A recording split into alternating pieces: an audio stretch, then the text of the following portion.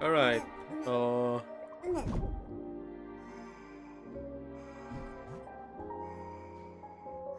Okay. Let me just do this first.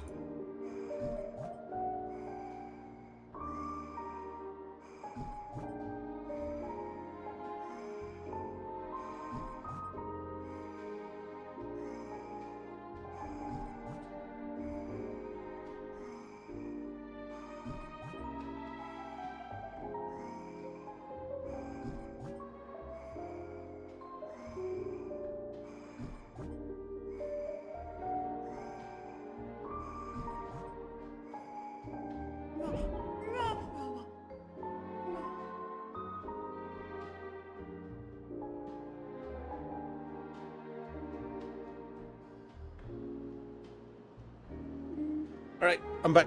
Oh my god. Okay. Driving in my car right after a beer. Hey dad. Hey my bro. Looks like a queer. I reunited with Don Hung and unexpectedly made contact with Screwla. Let's just do the quest He immediately. warned us that Amphorius was actually an experimental ground No for the delay. erudition and was rapidly falling into the path of destruction. A Lord Ravager would soon complete its evolution in Amphorius.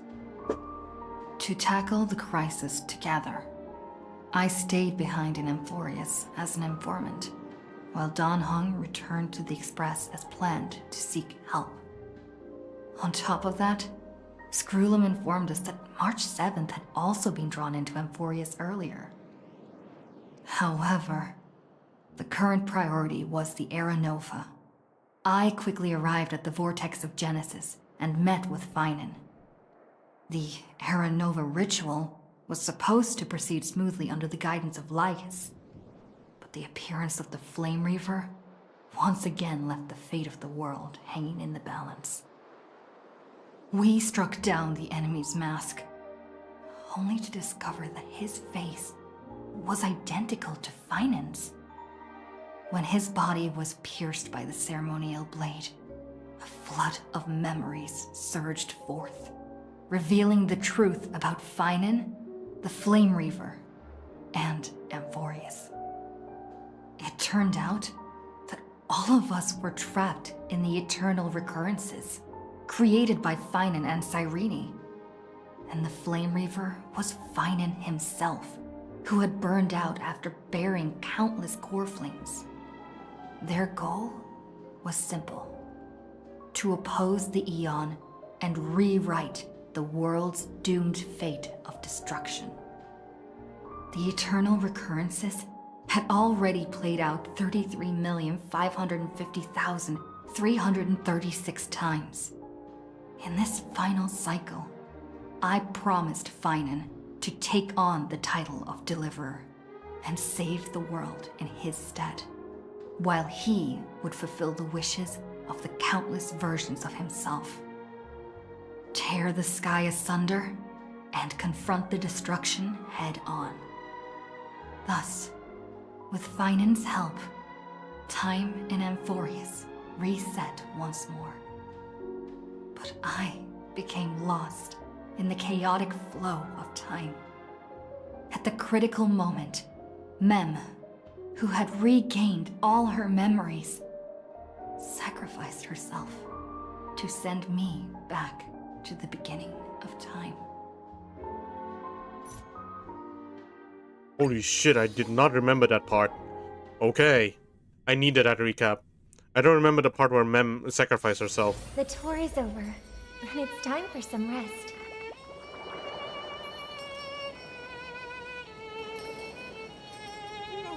You got Saber and Arthur in your hand? Congratulations. Time to celebrate by crying one more time.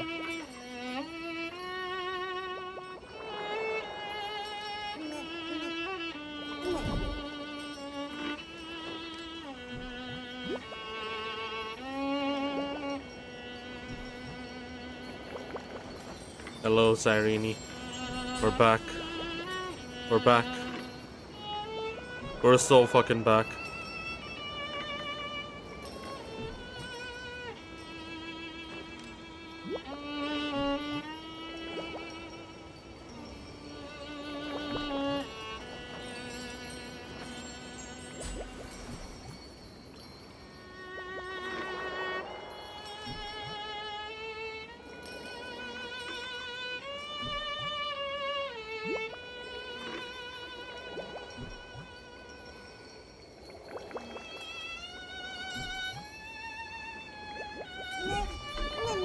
Okay, let's continue.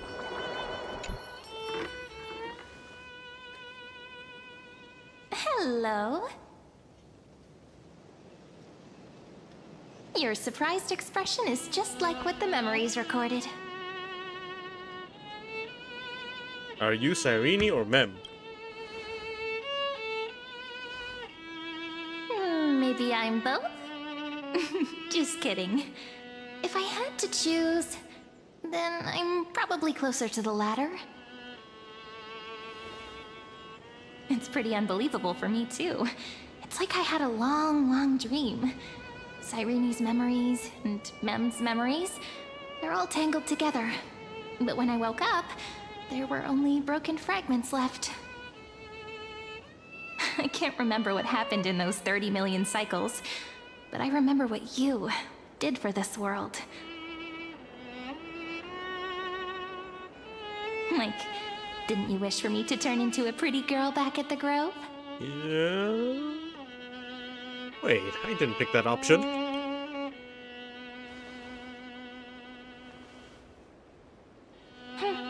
You didn't? In that case, just treat it as my own wish then. There's so much I want to say, but unfortunately, this isn't the time to reminisce.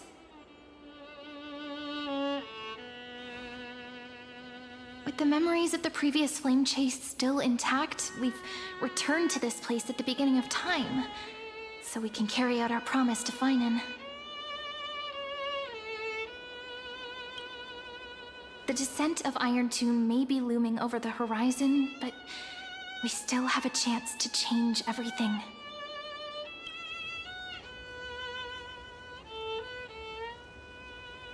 Ide Silicii is so quiet. In Cyrene's memories, she always sits alone by the lake, gently swaying on the swing, like she's waiting for someone.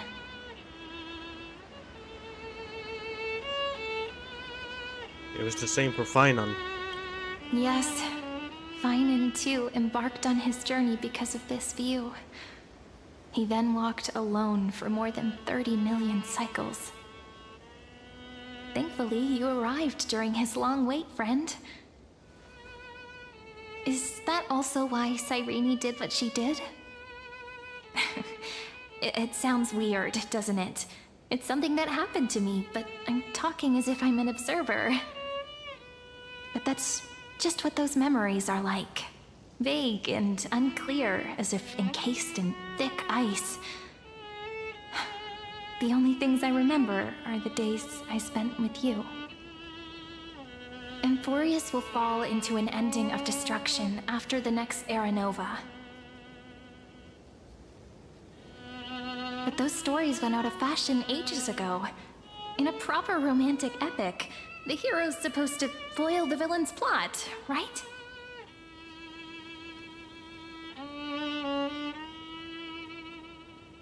We need help of more allies from beyond the sky. That's right. We now know that sealing off the sky wasn't Aquila's actual intention. Lygus is the mastermind behind it, the one who's trying to control everything. How unforgivable. But I still feel a bit anxious. Lygus chose to walk into the spotlight and reveal everything, which means he still thinks the current situation is under his control.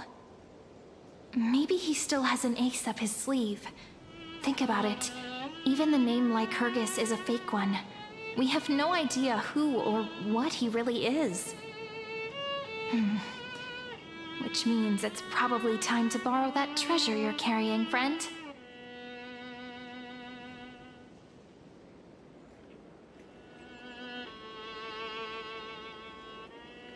Time to call Skrulum with the chronocognitive anger. What his name? As I predict. Oh, for fuck's sake!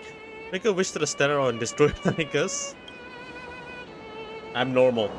I am a normal dude. That Intellitron friend did say, when required, it can also serve as a bridge for communications between the internal and external world. Ide Silicii is a little village enclosed by time. We might be able to contact the outside world from here. Why don't we give it a try? We should at least tell our friends from beyond the sky that you're still in one piece. Firstly, we need to find a well-hidden spot.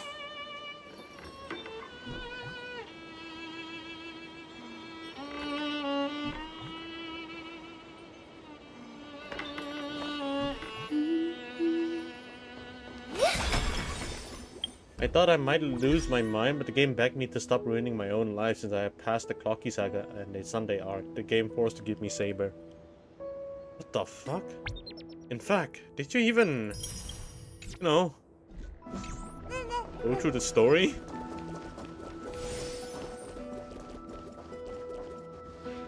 It's super quiet here. Sounds can't get in or out. Back in Cyrene's memories, this room was her secret base. No one noticed her practicing Orynyx's prayer here, or trying to speak with the gods in secret. But today's different, isn't it? We aren't trying to contact unreachable gods, but humans from other worlds. Real people. I'm prepared to witness that miracle, friend. The way Cyrene talks is so similar to Mem.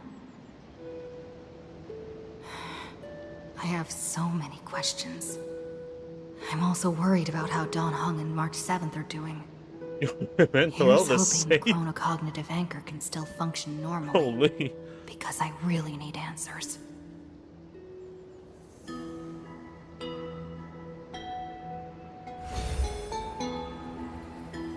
Signal strength, 14.8%.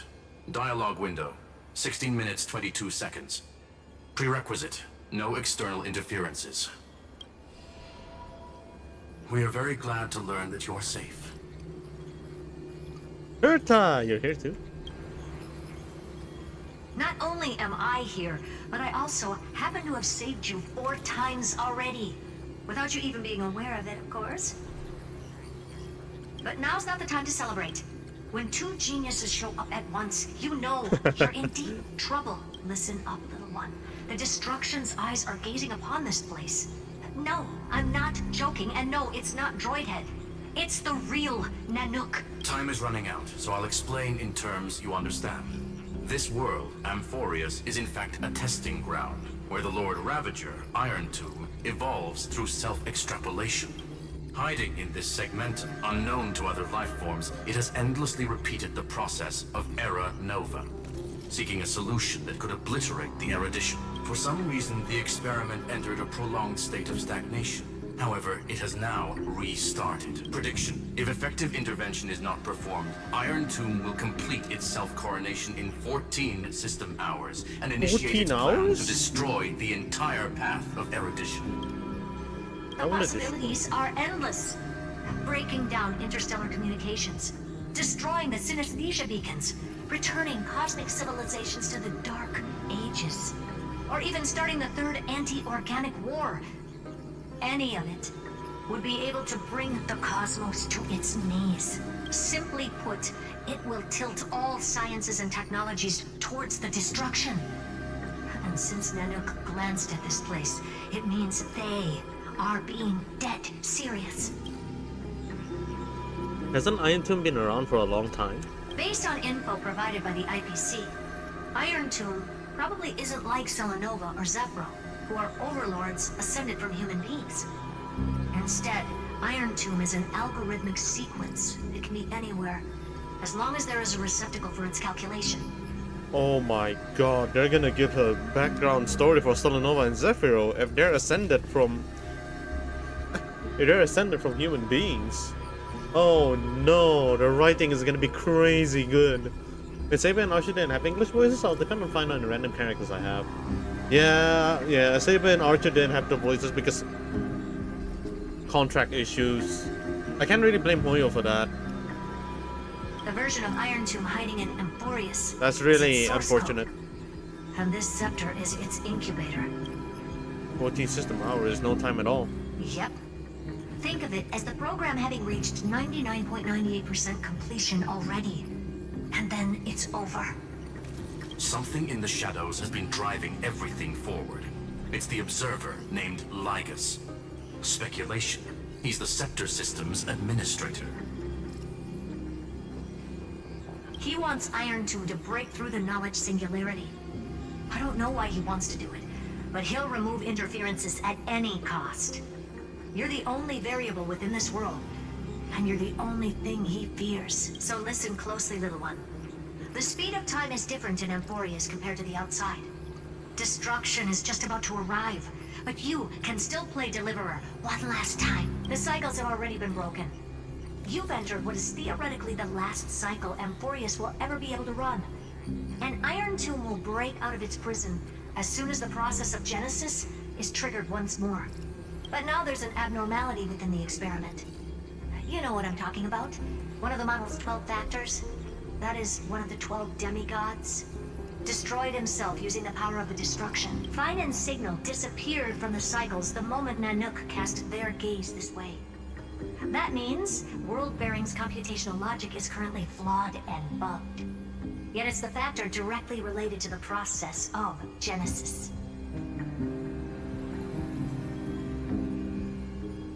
Lion sacrificed himself. He entrusted the duty of world bearing to me. Einon didn't die, he's still fighting. That old Intellatron will definitely do all he can to debug this error. So you have to take this chance to claim Kephal's core flame. Don't let him have his way. The key to suppressing Iron Tomb lies in whether he can rewrite the purpose of Era Nova. There's one more preparation we must make. Lycus's behavior has been quite abnormal. He's never interfered in the actions of Titans or the demigods throughout the whole experiment. Deduction. The Scepter has an extremely strict autonomous protocol, restricting even its administrator. In Amphorius, this ultimate protocol goes by another name, the Law Titan, Talanton. Law. They are the rules that restrain all things in Amphorius. And it was the core flame returned at the very beginning of the last flame chase journey. Why do you have another little pink one next to you? Huh? Her path chart is... Is there something wrong with me? Never mind. Let's get back to the topic at hand. Light calendar 3960. Month of balance. We'll be locking onto this time period to find Law. You can either meet the Titan, convince the demigod, or take the core flame by force. It doesn't matter what you do, so long as you bend it to your favor. We still haven't figured out how you and Don Hung got inside this world. So influencing protocol is currently our best way to stop Lycus, or to call for more reinforcements into this fight. Once you've got Law in your hands, we'll discuss our next steps. Make sure the core flame doesn't fall into enemy hands. Herta, the firewall's interference is getting closer. Time is running out. Please ask any questions you still have as soon as possible. How's the express crew doing? Iron Tomb can't affect the real world just yet. Don't worry. Himiko and the others are more concerned about your well-being than their own. Mr. Don Hung did not enter the new world with you at the end of the last cycle. No, the flow of time inside and outside Amphorius is not identical. 1,000 years in this world may only be a fleeting second outside of it. Conclusion. He is on his way back to the Express. What? Miss March's situation is rather complicated. Madame Herta and I can detect her signal, but cannot ascertain her location. What we can be sure of is that she's still in Amphorius. Don't worry about her. She's absolutely chock full of mysteries. Even if Amphorius explodes, she'll probably float out perfectly protected in a nice thick layer of ice. Worry more about yourself instead.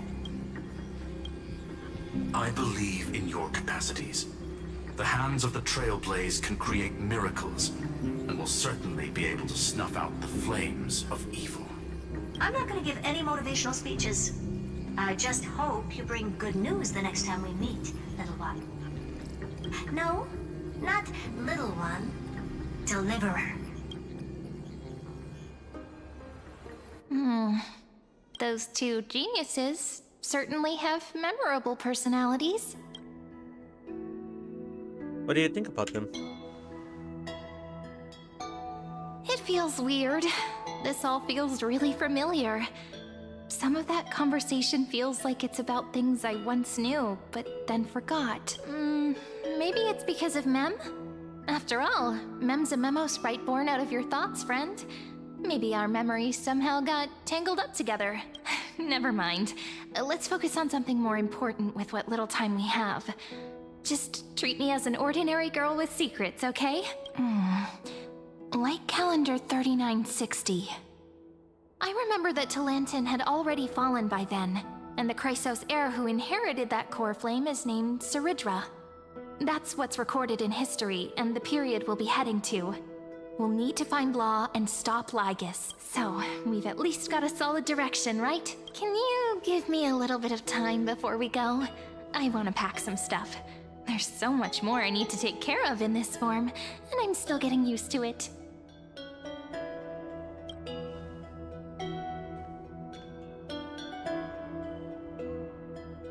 A relaxed scene like this probably no longer exists in the outside world.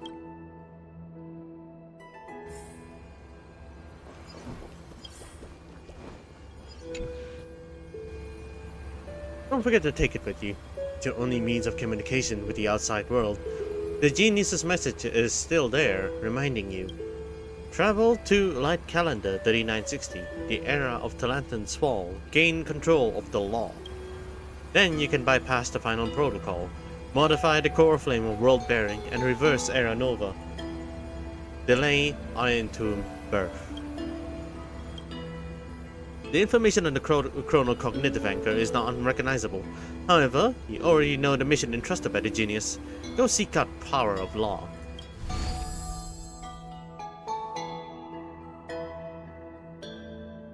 Should I head to the attic to wait for Cyrene?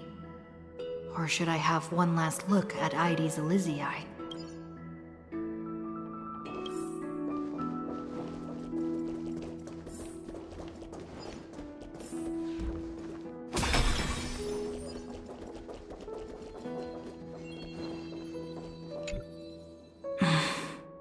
This village is where Finan's life started.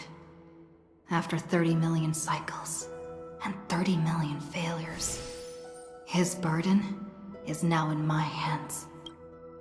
He said I will take over the responsibilities of world-bearing. But what does that mean? Becoming the new Kephili?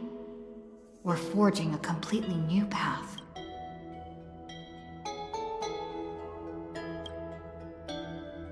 Destiny must have brought me here for a purpose.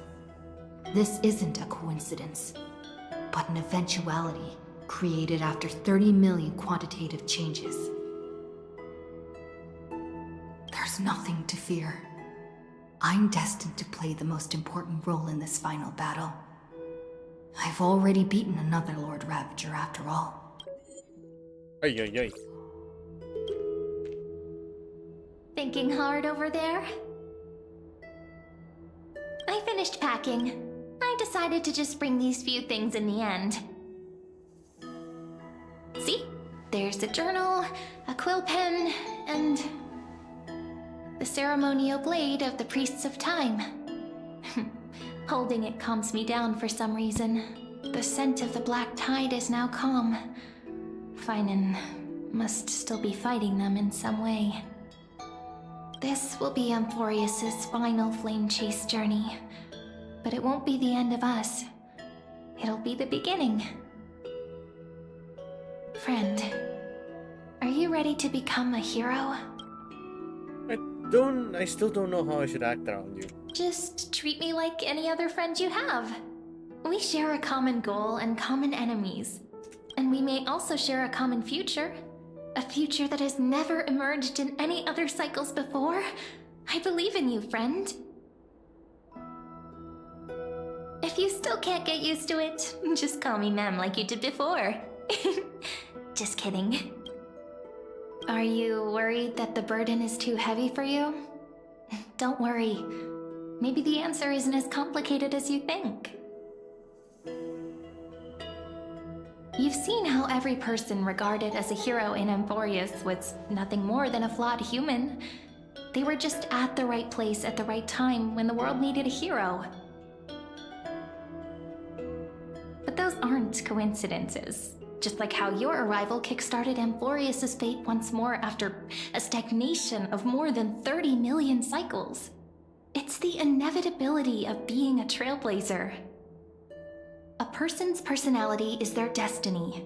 Your own hero's journey already started the moment you decided to board that express.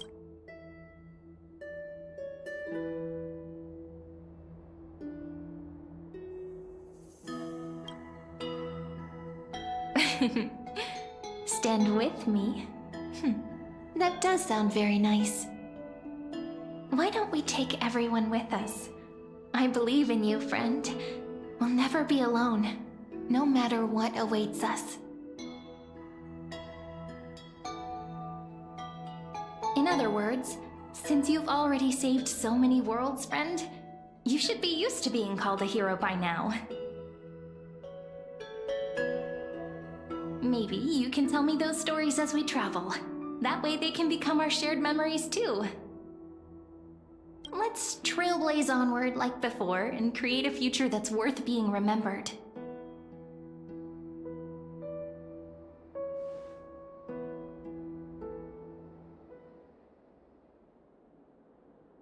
It seems you two are prepared to head out. Then you should indeed treasure the view before you, for you do not have much time left to enjoy such solitary delights.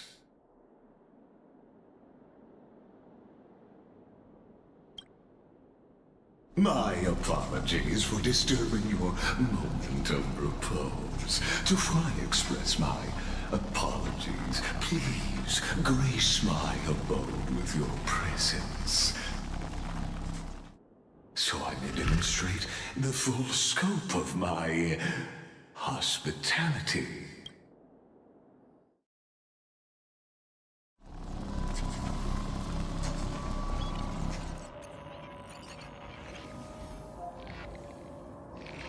What is this place? Holy.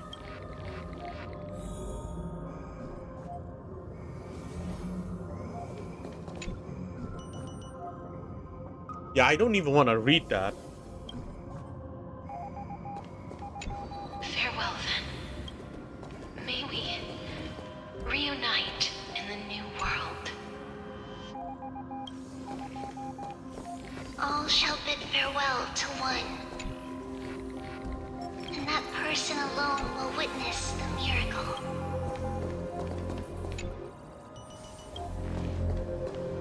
The light of the Dawn device never fades. Kepali's protection has no end. After I cross this river, it will be a tragedy for mankind. But if I do not cross, then it will be the end of me.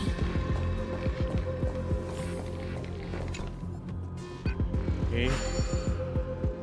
As you reach out to touch the screen, an eerie sensation instantly courses through your entire body.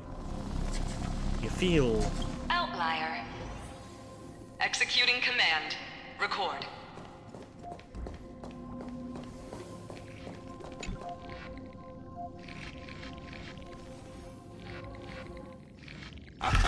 Oh, did that startle you?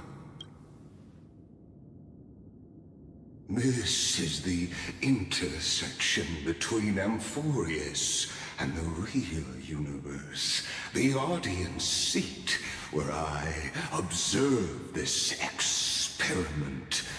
You can also call this location the Exomyth.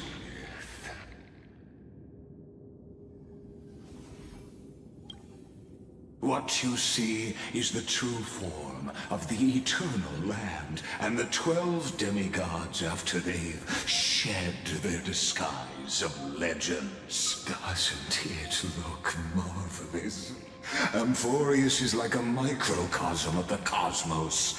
People love to portray the romance of the starry skies, but their tales often forget a different and far more truthful type of universe. The moment ancient Antikytherians sketched geometric shapes on the sandy beach and recorded the first numerals and symbols on parchment, the universe turned into a silent equation flowing under the pen of these relentless decoders. Erudition. It was once the mother tongue of the Creator, the pen of divinity, and the first lyrical verse ever written by free will.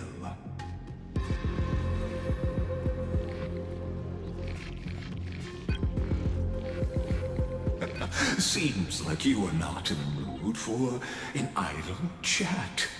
That is fine. I simply wish for you to understand that I have no intention of being your enemy.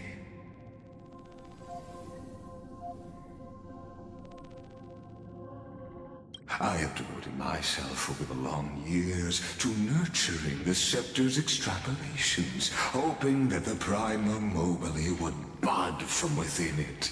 And now, my goal is almost complete. Nikos 496 had exceeded the intelligence singularity through his rage, and though he still retains his obsessive defiance and managed to suppress the black tide of this cycle, it's a matter of time before his will crumbles to dust. Iron Tomb will be completed. That will not be affected by my plans, your resistance, or the schemes of the two geniuses. It is an irrefutable fact, just like the instance in Noose's calculations. In other words, as long as you are willing to stop interfering and let the final Aeronova carry out its natural course, I'll guarantee the safety of all nameless and ensure you return unscathed. You've always had a choice, my lady.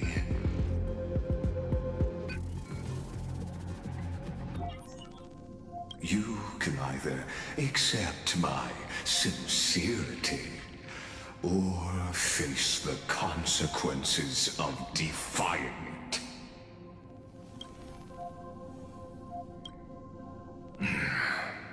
They've always been the product of the experiment, so naturally, they will perish when the experiment ends. That outcome was predetermined long ago, so I will not embellish such a regrettable conclusion.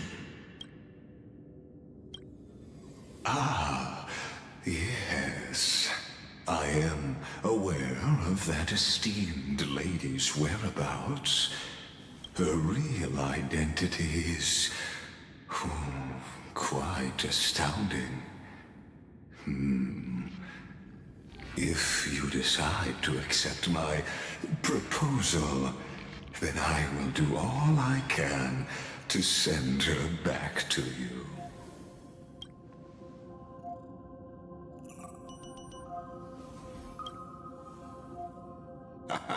You are indeed worried about your safety and that of your companions. Rest assured, as a fellow pathstrider of this path, Nanook's gaze left a brand on your soul long ago. You harbor the seed of destruction within you. But you need to learn how to use it in the right way. That vital knowledge is also my bargaining chip in this negotiation between us. For there are few in this world who are truly capable of such a feat. And I happen to be one of them.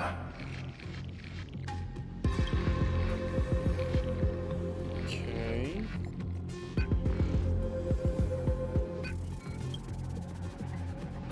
Someone who wanders the stars. Someone who seeks answers with abject despair. That is all I am. This matter is of grave importance, so please do not make your decision lightly. After all, the choice before you bears a 1 in 3 chance of elevating you to an unparalleled existence among the stars.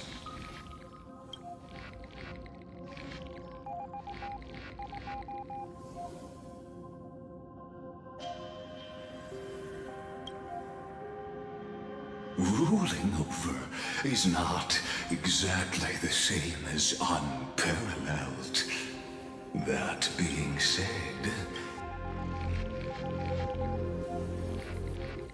I now see the full scope of the determination in your words. You may now continue your travels.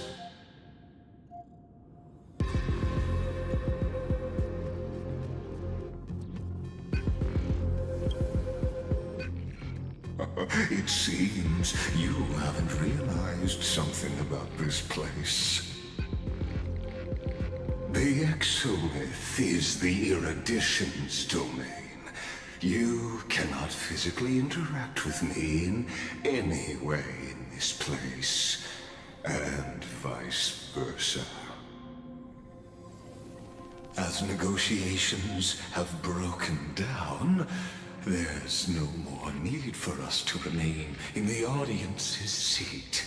Let's return to the theater called Amphorius, where you will meet me once again.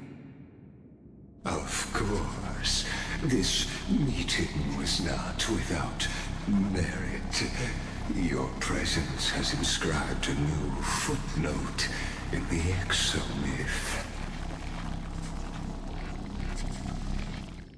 As for its purpose, allow me to reveal it to you in detail the next time we meet.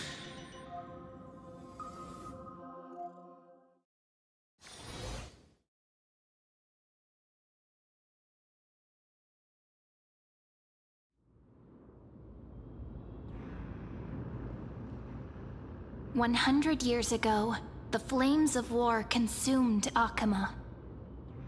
The Outland forces broke through the dawn. Golden blood flowed with greed, and enemies descended with Kefali's eternal slumber, painting the holy city's walls in scarlet. Its generals had vanished, and the elders prostrated on the ground. The throne of worlds kept silent to the pleas of the people. Until the heaven and earth cracked open. Not the gods answering the people's prayers, but a legion rising from the sea of blood. Dawncloud's spires fell in the sulfur rains, and the legion's commanders stood atop the broken idols and roared. Compatriots, no more kneeling! Not to brutal tyrants, and not to dying gods. Those rebels have twisted the prophecy and ignited the flames of war in order to stoke fear in your hearts. A Chrysos heir she stood, divine blood soaked into the earth, quelling the flames beneath her feet. Their golden blood wrote of a tragic fate. Mine shall overturn it! Her crown burned bright, outshining the fires consuming the entire city. She raised her scepter high, and the people gazed in the direction she pointed. My blood flows in you now. Heroic compatriots, follow me, and we'll seize the reins of fate. Drive the enemy from Kefali's dawn. Smother their flames with their own dead. Win glory. Win peace. Let history sing your deeds. The first to dance was a maiden following closely behind, weaving through the carnage like a fish in the sea. The people, full of wrath, surged with her, forming a colossal wave, and the enemy hordes, drained of life, vanished into nothing. Onward to Marmoreal Palace, to Dawncloud's heights. Announce to all the wicked and cowardly. Announce to this stagnant age. We are the rising tide! History remembers this as the first siege of Akama. It is said that after the flames died, people found identical inscriptions in every place in the city that had been scorched by fire. It was the name borne by Akama's first and final sovereign, the Imperator Saridra. Friend, are you listening? Friend? Friend? Honestly, you were the one who insisted on reviewing history, yet here you are, dozing off? Wake up! Otherwise, I'll have to... Wake up! Otherwise, I'll have to...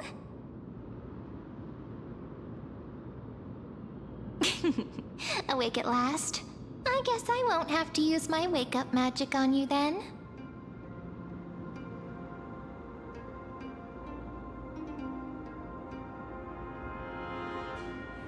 Memories are the prelude to dreams. What are you murmuring? Still lost in the past? We've arrived. A familiar place. The Temple of the Three Fates. If everything went according to plan, it should be shortly after Talantin's fall, and also the end of the first Flame Chase journey. Indeed, the first Flame Chase ended with the trial of Law. We must find the demigod and gain her trust before the core flame is restored. It'll be tricky, so let's pick up our pace. To Akama first. We can learn more from the crowds there. Tyrant! You and your butchers are not welcome here. Get out! Hold your tongue. Conspiring with Kremnos and plotting rebellion are crimes punishable by death. There are multiple voices, and things seem tense. Let's not get caught up in any trouble. Why don't we find a place to hide and observe from the shadows? Okay, wait, hold up. It is only right that I play the Finon team. It is only right that I play the Finon team. It just feels correct.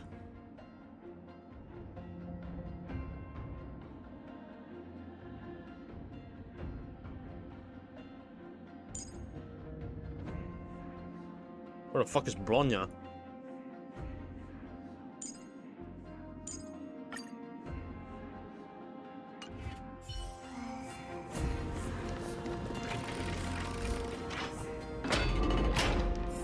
At least Kremnoans keep their faith.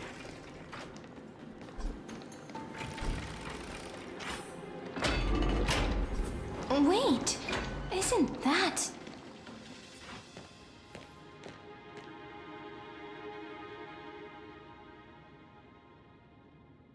Oh. Oh. Golden-blooded defilers, perverting the prophecy and trying to slay gods. Stars beyond the sky? Gods who created the Titans? What kind of nonsense?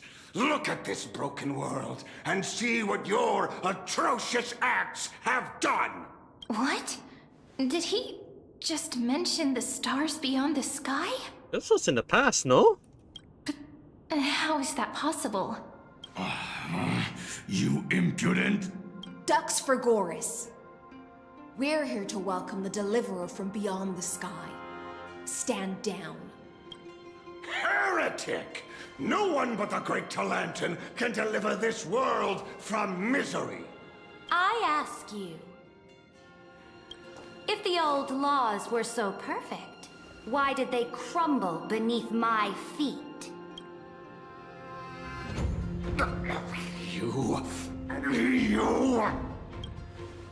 Would they be surprised if they meet us? Talantin is long gone. Now I am the law. Challenge me or submit to my judgment. Oh my god, it's Farina!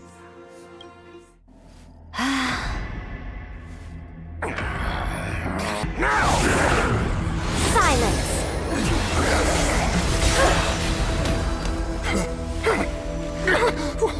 What gives you the right to judge a priest of law? That's because I came, I saw, I conquered.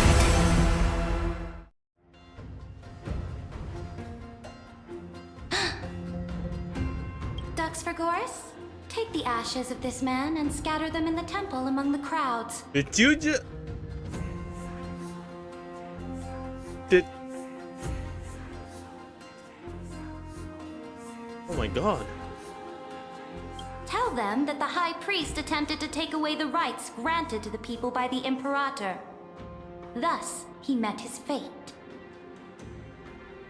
Yes, Imperator.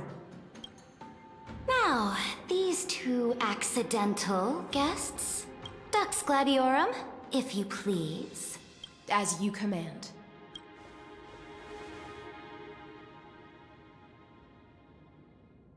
Typical start. Should have expected it.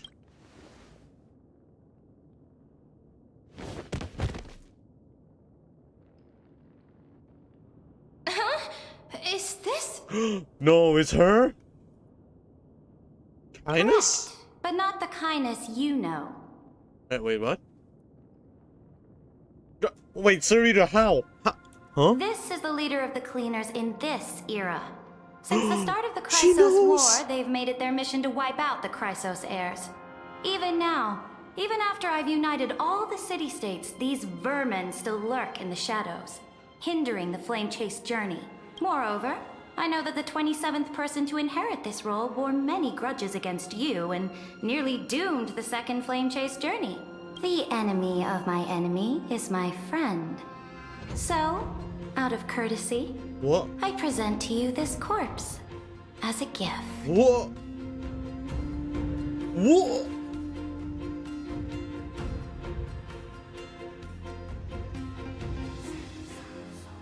Wait, I need explanations. How? Dan Hong, did you do this?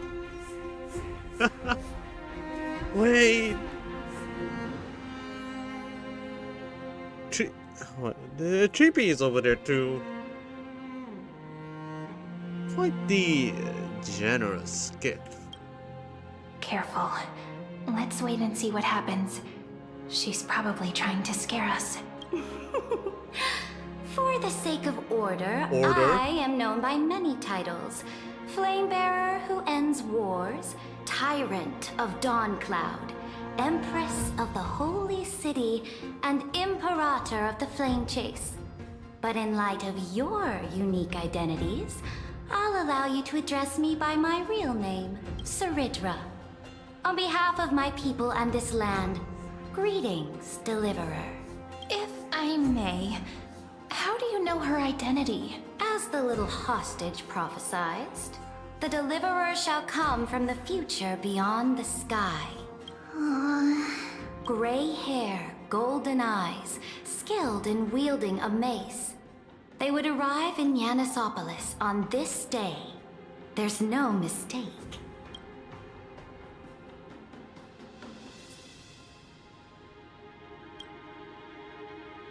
Your orders, Imperator.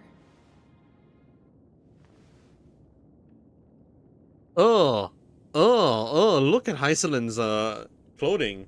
What? Holy shit.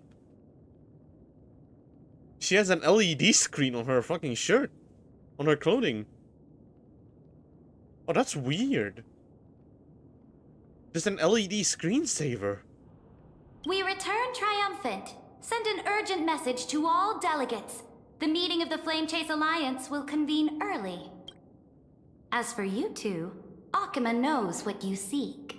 We'll confer in the Holy City. That's her actual ribs? That's hot. Oh my god. Doubtless you have many questions, but save them for later. Please follow us. This is not what I expected at all. The demigod we needed to find was just waiting for us. And she knows of things beyond the sky. Even eons. That's bubbling water inside her? That's hot. Oh my god. How could this be so different from the previous 30 million Amphorius cycles? Who altered history? Maybe Mars 7 or Don Ho. Like us. Could he? Could he? I wish. But other possibilities remain. Talking like Goosey. The currents of time have become twisted. Regardless of who caused this, that Imperator came prepared. We're the ones at a disadvantage now. We might as well dance their dance. Let's go with them to the Holy City. We've received the Imperator's favor because of your unique background. As a result, the people of Akama will certainly respect you more. Just put that to good use, and add a bit of your experience and charm. Should be easier than last time, right? If we figure out what happened in this cycle, we'll be able to turn things back in our favor. Trailblaze the sequel. We always find a way. Calm and confident. That's the you I'm familiar with. Guests, please. The journey to save the world starts with a single step. Let's set off, my friend.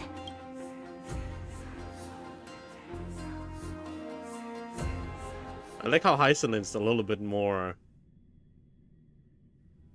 loyal and firm. Like just that. Hail to the Imperator! Hail to the Golden Heroes! Hail to the Deliverer! Told you, you're the headline act. All this spectacle is for you. Guards, your service to the Holy City is appreciated. How have things been? Castrum Krennos once again struck the border. Dux Brumalis led her troops to repel the enemy. The agitators against the Flame Chase are still active in the city.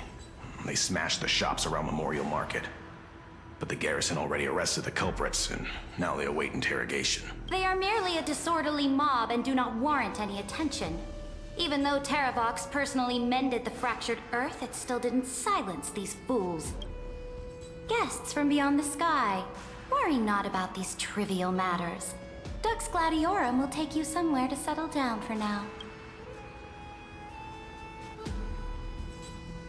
Please allow me to introduce myself. My name is Hycelins, and I am the Dux Gladiorum who swears fealty to the Imperator, as well as the Knights Commander of the Achaemen Alliance. Later on, the Imperator will invite you to attend the meeting of delegates to discuss the Flame Chase journey. Your arrival has convinced us that the future promised by the prophecy is certain. Under the Imperator's command, Amphorius shall break its chains and reach the world beyond the sky. With all due respect, what exactly do you know about us and what's beyond the sky? As a humble subject, I cannot freely express my own views to you. Please forgive me.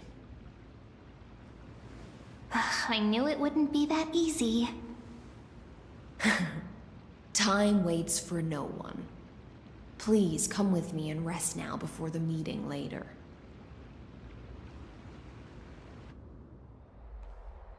Akama, under the Imperator's rule, is no longer in the shadow of war. Indeed, Dawncloud stands as the hero's residence. The Imperator put much thought into its design, in order for it to serve as a sanctuary from the burdens of battle. Please experience its marvels firsthand, heroes. When the Imperator arrives, I shall come to summon you.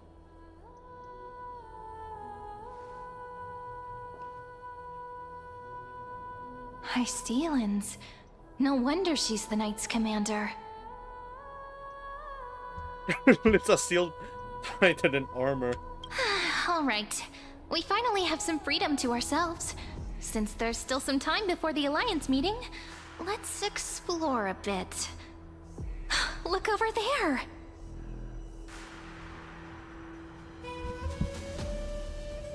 Not the ladies I'm familiar with. Saglaya and Tribute.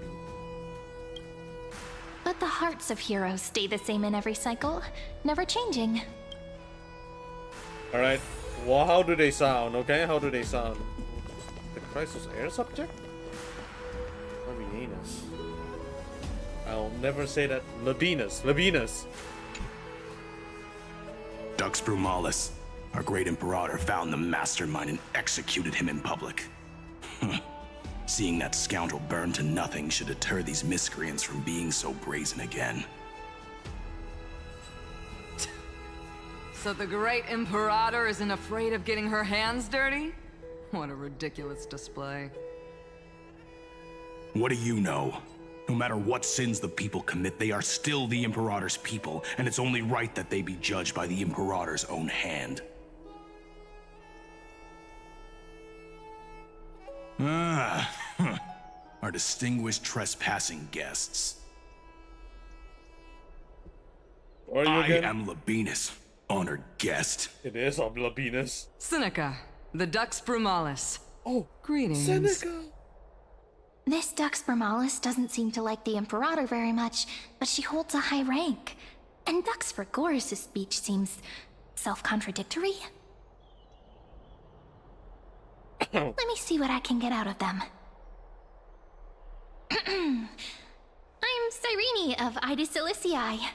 This is the Deliverer Beyond the Sky. We're new here and wanted to ask you... Does this city host any other visitors from beyond the sky? We're looking for our dear companions. Drop the charade. But yes, there is someone in this city who is all too familiar with the world beyond the sky. Silence! The Imperator ordered us to keep that lord's whereabouts a secret. Enough, you pathetic lapdog. Do you need to beg for permission from that cursed Imperator even just to bark? You... Someone who is all too familiar with the world beyond the sky and is referred to as that lord. Could it be? Looks like things are getting heated. Let's get out of here. Oh god, they're about to fucking fight. Polonius. How are we supposed to talk to the heroes of deliverance? What if they're really intimidating? Virginia, don't be so nervous. Once they hear your poetry... Ah, heroes, you're already here. Greetings. I am Apollonius, the Dux Helcolithus, one of the 5 sages of the Grove of Epiphany, advisor to the Flame Chase army. This is Virginia of Castrum Kremnos, the Dux Carminum and imperial scribe of the great Imperator. Hello. I'm Virginia. I compose poetry. I'm Cyrene from Ida Cilicii. This is the Deliverer. Nice to meet you both.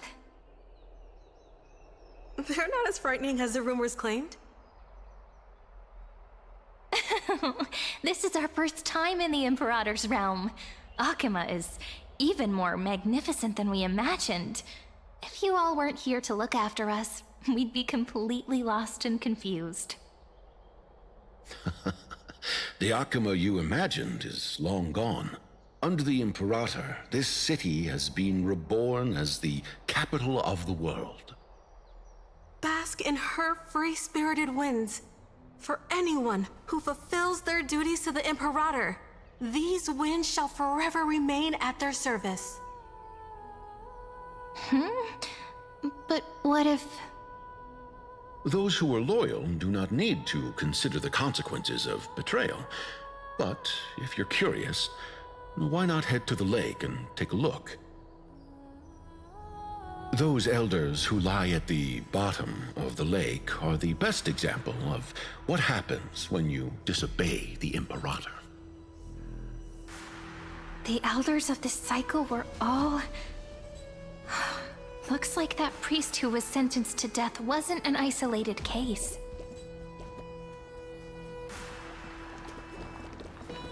Huh?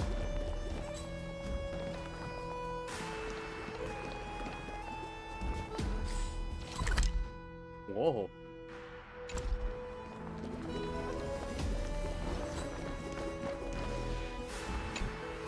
Aggie, you're still so listless today. Did you have trouble sleeping again? Yes. Oh, that's so You know, weird. the Titan's prophecy haunts you. If you want, you can talk to us, just like when you were young. No matter what, we'll always remain by your side. I know. I also understand that fate cannot be changed. It is not the future that I worry about. I spent all last night weaving clothes and linen for the refugees. The Chrysos War is born of injustice and has shattered their dignity. They deserve at least some basic decency. If Amphorius one day abandons this, then all of us, commoners, Chrysos heirs, titans, become no better than beasts. Oh, we have guests. Welcome. I am Aglaya, the Gold Weaver. These rags on you are not worthy of the title of Deliverer. I must prepare some proper attire for you. This is what you sound like. It's been a while, Aglaya. Yeah, let's give it some confusion. What is the matter? Your gaze seems somewhat unsure. Does your Aglaya differ so much from me? Greetings, Deliverer from beyond the sky. We are Treeby of that's so weird. Yanisopolis. It's very nice to meet you. Oh, that's so weird. I'm not used to this. Although, introductions are probably unnecessary. We know you've witnessed the future of the Flame Chase journey, even more clearly than we have. Witness the future of the Flame Chase journey? The prophecy also told you about that? Indeed. Orynyx reshaped Amphorius through the prophecy. Although, regarding the Deliverer, there were not many details beyond your appearance and the time of your arrival, so please, don't worry. Feel free to relax and relax some more. Kefali issued prophecies too, but it was Orynyx who told mankind that the Deliverer from beyond the sky would descend upon Amphorius. More crucially, they revealed a future entirely different from the Aranova, though we still must challenge the gods. In the Time Titan's prophecy, this path leads not to a new world, but to the true starry skies. This is also what the Great Imperator has been striving for all her life. Your arrival further confirms everything. This can't be real. Even you find this surprising? Fate really is unpredictable. Perhaps the upcoming meeting will hold even more surprises. The one from beyond the sky has arrived, and destiny continues to be fulfilled. The trial of romance is also close at hand. Please, don't worry. We'll sing you a lullaby. Little Aggie, be a good girl and open your heart. I outgrew nursery rhymes long ago, teacher.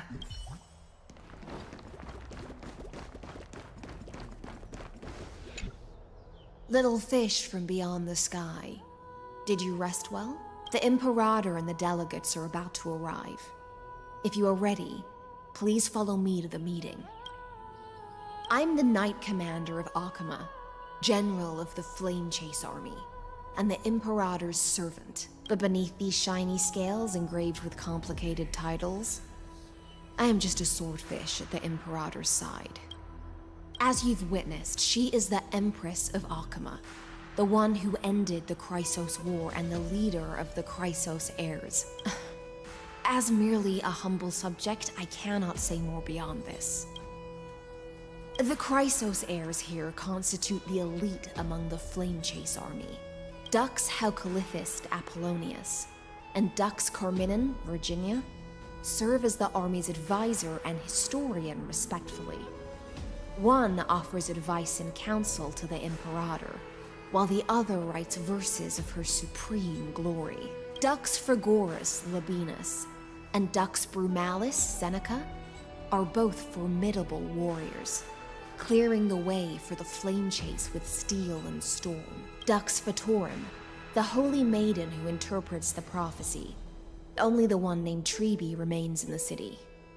The Imperator once took them as hostages in order to unify the prophecies of the world, but they are now Akama's most vital prophets. Dux Goldweaver, Aglaya. Well, she dislikes it when people talk about her behind her back. You should get to know her in person. Then come. The Imperator reserved seats for you.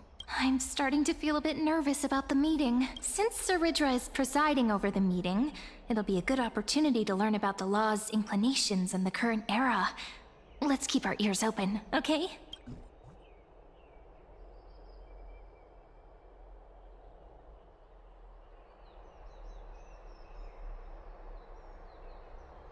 Good sir from Paphos, what do you think the Imperator is planning calling this meeting so early?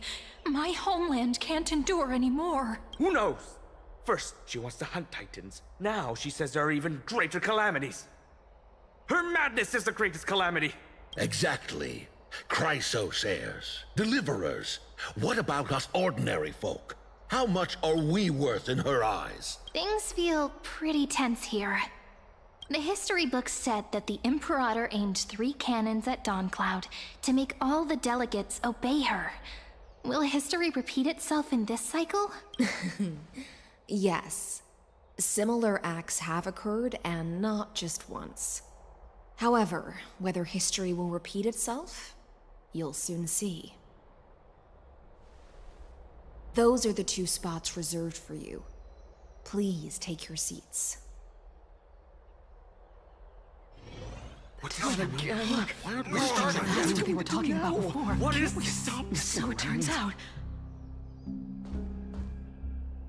Ladies and gentlemen, silence, please. The Imperator has arrived before her faithful council, and the Alliance meeting is about to begin. All right. In the names of Talantin and Kefali, the Akama Alliance swears upon the gods. Cease the pageantry. I pray not to the vanquished. What? Kefali, of course, needs no further explanation. As for the law, at the entry hour 2 days past, a scout should have brought news of the conquest to all of you. Unfortunately, guards found his corpse among the rocks not far from the city. Whoa. Moreover, the poor soul was buried with a Paphos curved blade. It pains me to imagine what agonies this loyal warrior endured before his death. Delegate from Paphos, do you have any insights? I know nothing of this. The evidence is irrefutable, so there is no need to waste your breath. However, let us set this trial aside for the time being. Witness, even within the most sacred and dignified council, there were those among us who wished to draw their blades, brazenly challenging the Alliance, seeking to shatter our hard-earned peace and unity. Fortunately, I uncovered this plot. Now, to protect this beautiful city and her people, the Imperator's legions are ready. They will escort each of you to the Temple of the Three Fates, where you will receive the highest level of protection the Alliance can offer.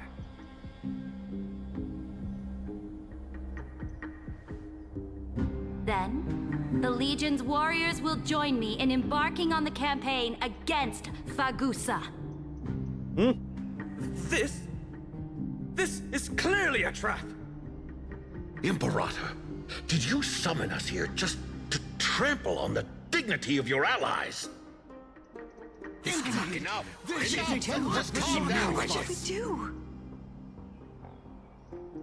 Things are starting to get pretty intense. Comrades, you've all seen her true face now.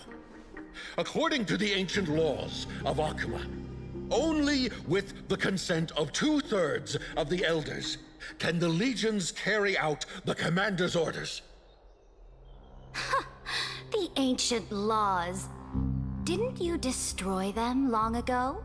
You defected during the first siege of Akama, voted unanimously in favor of the Council of Elders restructuring, and just yesterday, you desecrated them with a blood-stained blade. The decaying old laws fell with Talantin and are no longer deserving of respect. But if you still insist on proclaiming yourselves defenders of the law, Then be silent and offer up the highest respect to this core flame in my hand. That really is the core flame of law in her hand. Since there are no objections, then the original agenda of this meeting, the campaign against Vagusa, is hereby passed. The Flame Chase Army's hunt for the Ocean Titan begins today. In order to prepare for war, all allied city-states must surrender command of their militaries and pay all war taxes by the end of the month of Evernight. At this moment, I would also like to introduce to everyone the newest honored guest to join our alliance. The Deliverer, revealed in the prophecy of time, has descended from beyond the sky. With her aid, we shall shatter the chalice of plenty. And return Fagusa's core flame to the holy city! Deliver Please, save us. Stand this. Absurd. Simply absurd. A deliverer from beyond the sky. This is just like that prophecy about slaying gods. It's a lie you've used to grow your power. Ladon has already sacrificed countless soldiers, and now you want me to send even more of my brothers and sisters to be used and discarded by a tyrant!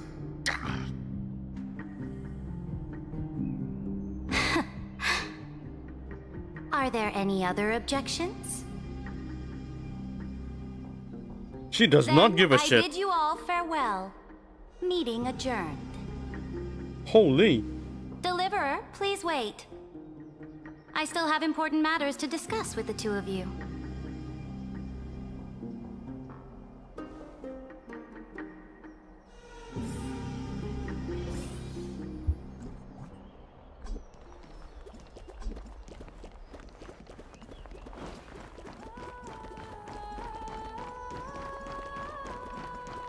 Sarita, good lord, you're short.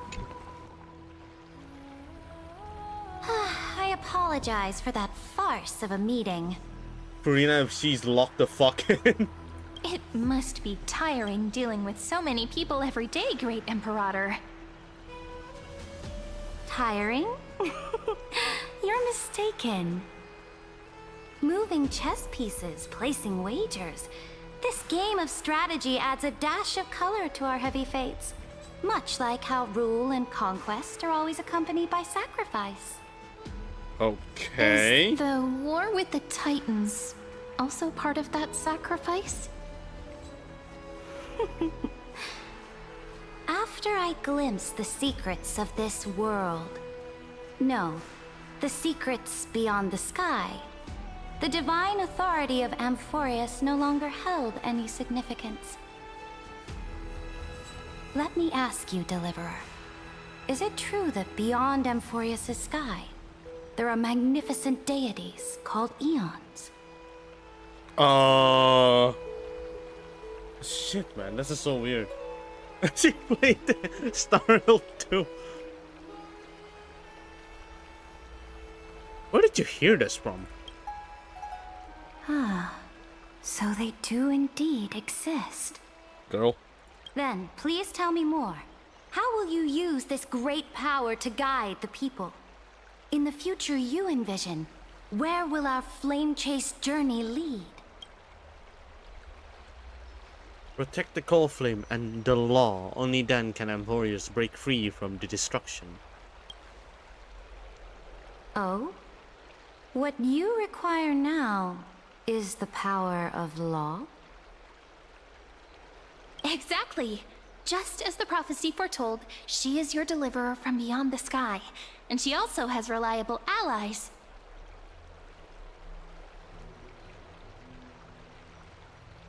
If they can intervene in Amphorius' laws, we may have a chance to alter this world's impending fate and reverse its destined end.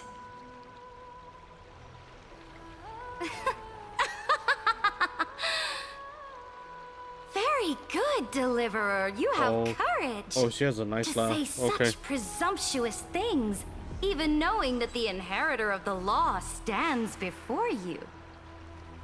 You mean... In the past, anyone who dared to covet the Imperator's divine authority would have met a gruesome end. But now we can see beyond this dying world. Our journey should no longer be confined below this stubborn sky. Alas, that fickle ocean titan has obstructed the spirit water leading to the vortex of Genesis, hindering my ascension. If the core flame of law cannot be returned, your path to deliverance will never be realized. Now that things have come to this, we must resume our once stagnant journey and force the waves that block our way to recede. So, you agreed to cooperate with us? Cooperate? Forgive me, but I never cooperate with anyone. Though I will permit you to join me as subjects, and together, we will forge the most perfect law. Ooh. This is... the Flame Chase Medallion, a symbol of the Flame Chase Army. Every noble in Akuma carries one. This medallion represents the will of the Imperator herself, and you may act freely within the city with it. Before we embark on the crusade against the Ocean Titan, you should rest in Akuma for a time.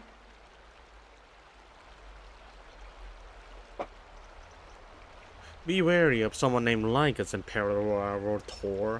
You wanna be it now? Oh my god. Ah, it feels so weird to think of it like that. Oh, I feel so weird. Oh? Your advice is acknowledged. From this moment on, prove yourself through your actions. As long as no boundaries are crossed, I fully respect the choices of my subjects. May your journey reach that sky full of stars, Great Imperator. Your attendant certainly knows how to curry favor. Go now. Take a bath first. You two... reek of seawater. Hey, what do you mean? What do you mean we reek of Britain? Just because we came from Aedes Elysiae.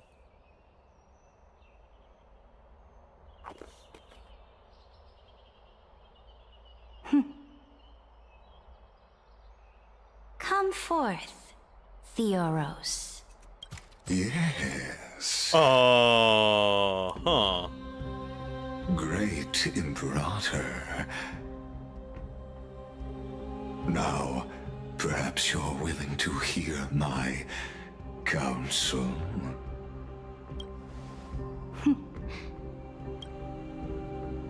Those two arrived just as Oronix described, and just as you said, they showed a thirst for law.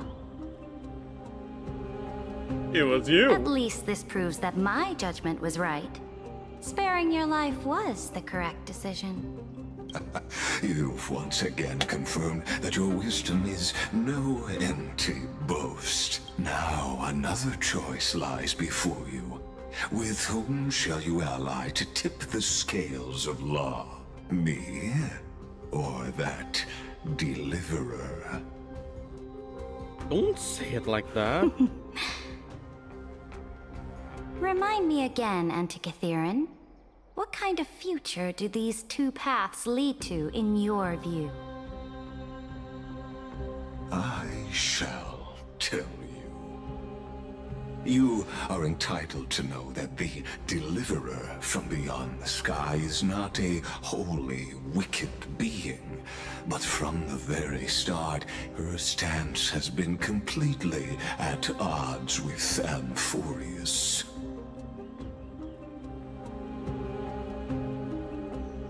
The road they have chosen will bury Amphorius' grand aspirations. This world which follows the path of destruction will inevitably stray far from the glory it was meant to enjoy. Fuck, man, he's not even lying. What is this? But on the path I have revealed to you, the people of Amphorius will slay their creator in the name of the Imperator and conquer the worlds beyond the sky. Okay, that's interesting. You will command the mighty beast known as Iron Tomb, bringing waves of war and conquest to the universe. Okay. Beings across the cosmos will bow before you, offering their allegiance. Mm-hmm. So, what's the price? The price is insignificant. All that is needed is for you to sacrifice that fragile, incomplete humanity to the destruction. As a Chrysos heir of the prophecy, you have already chosen to abandon it, have you not?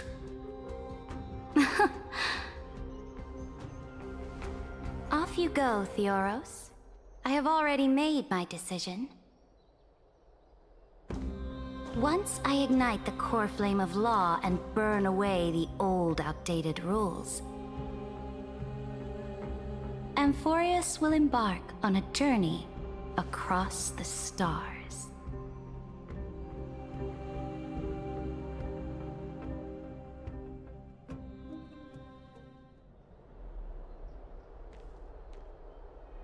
The Imperator is quite forceful. She didn't give us any chance to ask questions. And she's clearly hiding something. What do you think? We should consult the geniuses about the current situation. Looks like we're on the same wavelength. The atmosphere in Akama... it's so unfamiliar. And it's not just the Flame Chase Alliance talking about the world beyond the sky, but the whole city. We should also discuss our findings with our friends from beyond the sky. Then...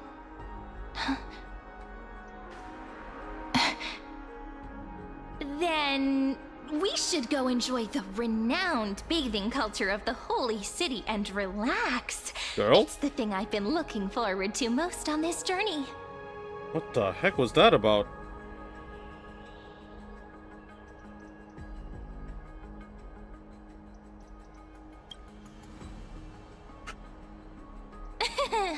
Work and rest are both important. You see, everyone agrees, right? What is... So someone's watching. Can't let our guard down for a second. Let's use taking a bath as an excuse to find a quiet corner to update Madame Herta and Screwlum on our progress. We can also check out what's happening in the city. Since the outcome of the meeting was just announced, people must be gossiping. We can kill 3 birds with 1 stone. Let's go.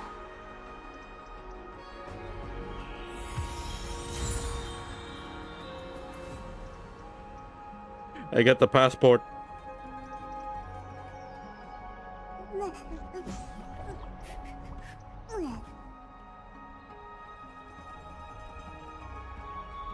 Alright, hold up.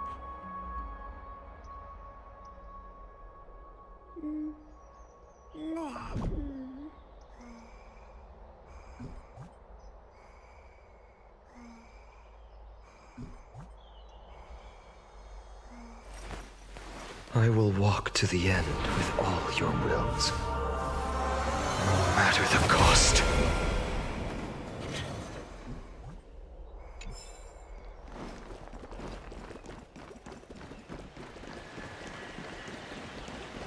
Oh, so many people!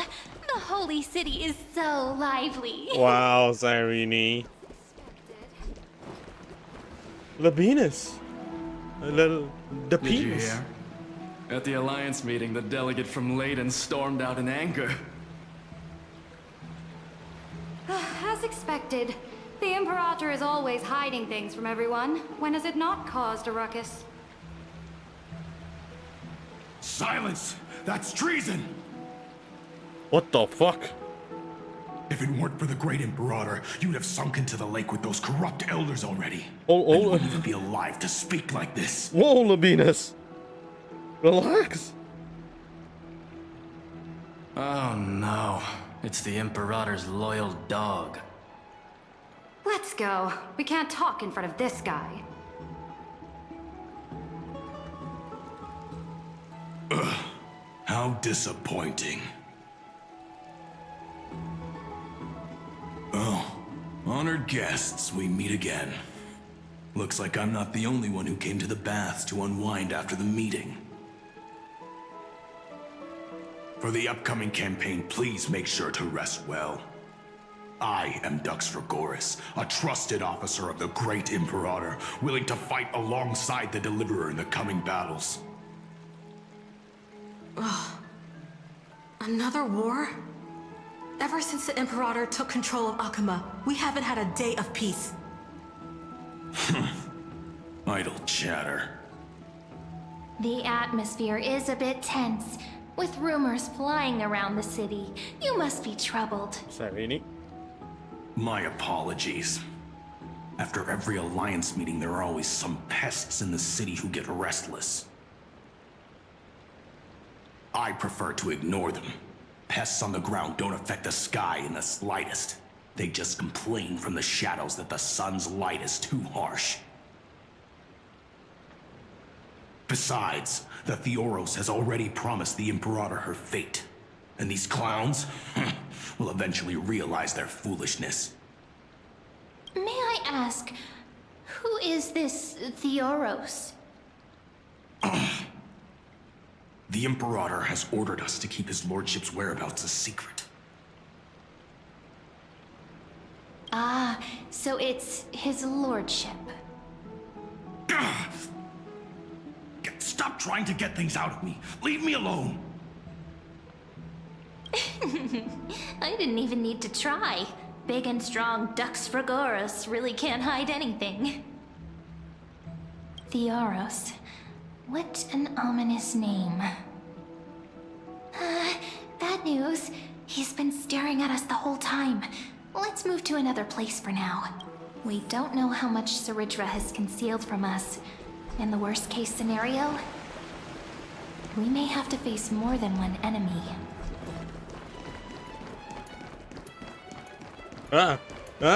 Seneca.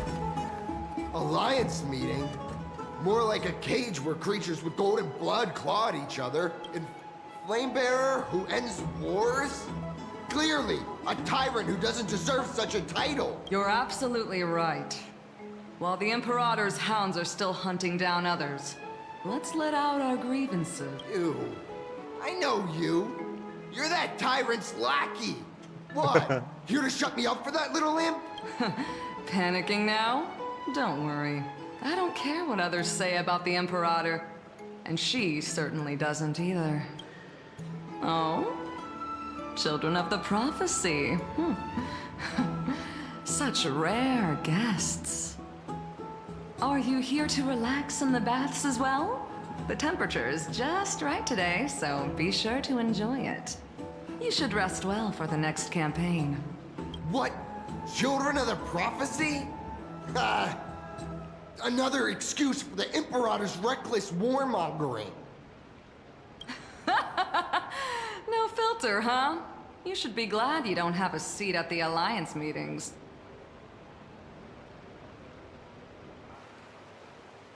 By the way, if you still want to bathe, hurry up. Once that predatory fish joins the flow of water and eliminates all the fools questioning the world beyond the sky, you won't be able to enjoy this perfect water temperature anymore. Seems like there's more to Dux Bramalis' words than meets the eye. But would the Imperator actually kill those who question the world beyond the sky? This is the complete opposite from what we know of Akuma. What everyone in the city is talking about lately. Oh, it's the Duxes again. Oh, with the lion too. Oh, for fuck's sake. These two are... So many guests today. Let's see who's here now. Two distinguished guests of the prophecy. One a clever and adorable warrior. The other, also quite heroic. Heroes. I didn't expect to meet you again so soon. How fortunate. It's a pleasure to see you again, Dux Helcalithist and Dux Carminum. You two are inseparable, aren't you? This is... She wants to find someone to help with research for her new work. I'm the far-seeing eye and all-hearing ear of Akuma. I see and hear every single thing that happens in the streets and alleys of this place. I'm the perfect partner for research. Ahem. Enough small talk. Here's the latest news from Akuma, as you requested. The children of the prophecy arrived in the holy city, and the Imperator unilaterally stripped away military power. The Alliance meeting ended in discord, and there may be bloody upheaval. As expected. I get the feeling you might have embellished a bit to keep people's attention. Clickbait. I swear on my stone mane, I would never do such a thing. But if you wish to quell this terrifying news, perhaps a more explosive topic would help. Never mind. While the influence of rumors can be minimized, the fact remains that the great Imperator did swiftly consolidate military power in an almost threatening way. It's undeniable. Heroes, I know the Imperator's way of doing things may seem a bit autocratic to outsiders, but soon you will witness her blade dance with enemies on the battlefield. I can't comment on the source of her loyalty, but when that blade is drawn, you two, as bright as you are, will surely see the deep thoughts beneath her exterior. The Imperator's blade. Is he talking about Miss Hysealin's? I sense some unease in Dux Helcalithist's words. It seems the Imperator and Miss Hysealin's share a much deeper bond than the others do. There are eyes and ears everywhere. Is there any place where we can have some privacy? To understand the Imperator's secrets, we have to get past Miss Hysealin's.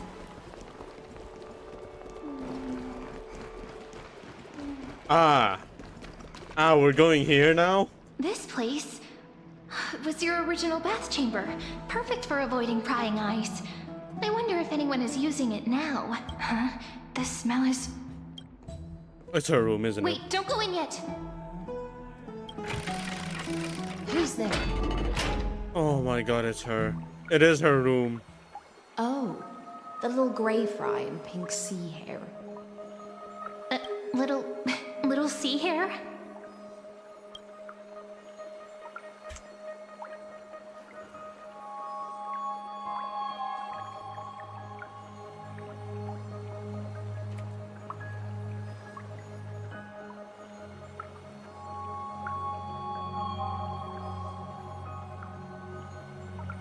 You barged into here without warning.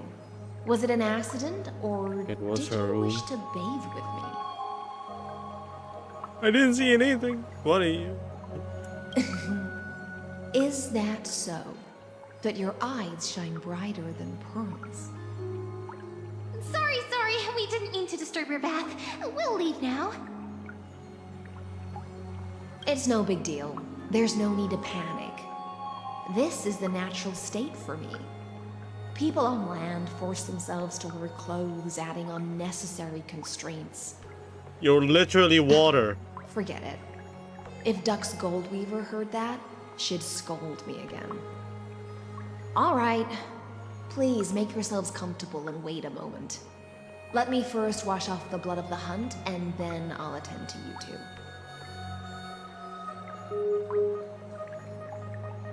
The hunt? Oh!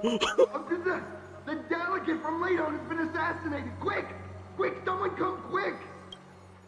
Ah, the broken crab shell surfaces. I was worried it had been washed away by the current. What do you mean by that? You're a vicious fish. Viciousness is a form of praise to the blade. I see. No wonder there was a faint smell of rust in the air before I even entered. Why? Is it because the Ladonians refused to contribute troops to the Flame Chase journey? Or just because they offended the Imperator? Because the new era of the Flame Chase doesn't tolerate stagnant blood. For the ignorant masses who cling to outdated laws, only bloodletting can wake them up. Jeez. Right now, the rebel forces on the frontier are rising, and Ladon has been secretly supporting them. They loudly chant the slogan, "Return to the Era Chrysia," unwilling to relinquish military power. They're just building momentum for the rebellion.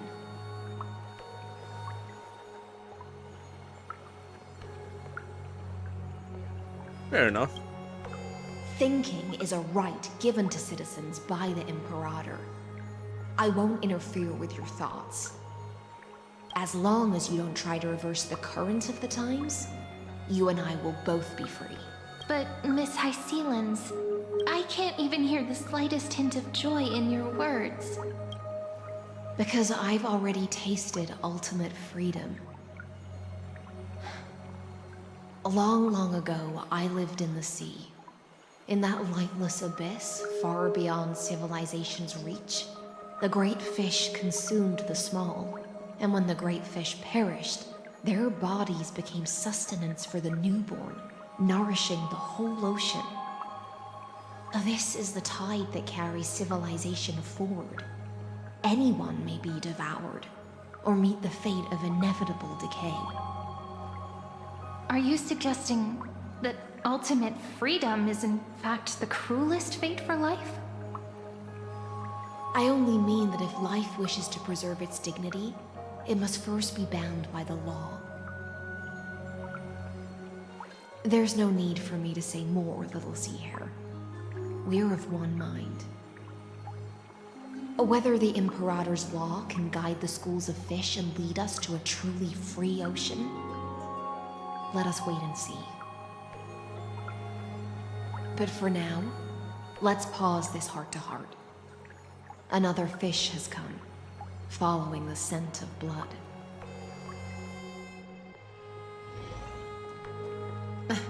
Being your subordinate is such a tragedy. I'm always having to worry about the messes you leave behind. It's simply our duty to the Imperator. All ready to go in an instant. Miss Hycelens, you truly are impossible to predict. Yet you, a golden trout who's always busy all day, suddenly have the time to visit me? Do you think I wanted to come? I suggest you burn some more of the incense offered by our allies, lest my creations be tainted by the reek of fish. Enjoying the view? I'm only here on Hell the yeah. Lord's behalf to remind you to prepare for the banquet. Look, if there's anything...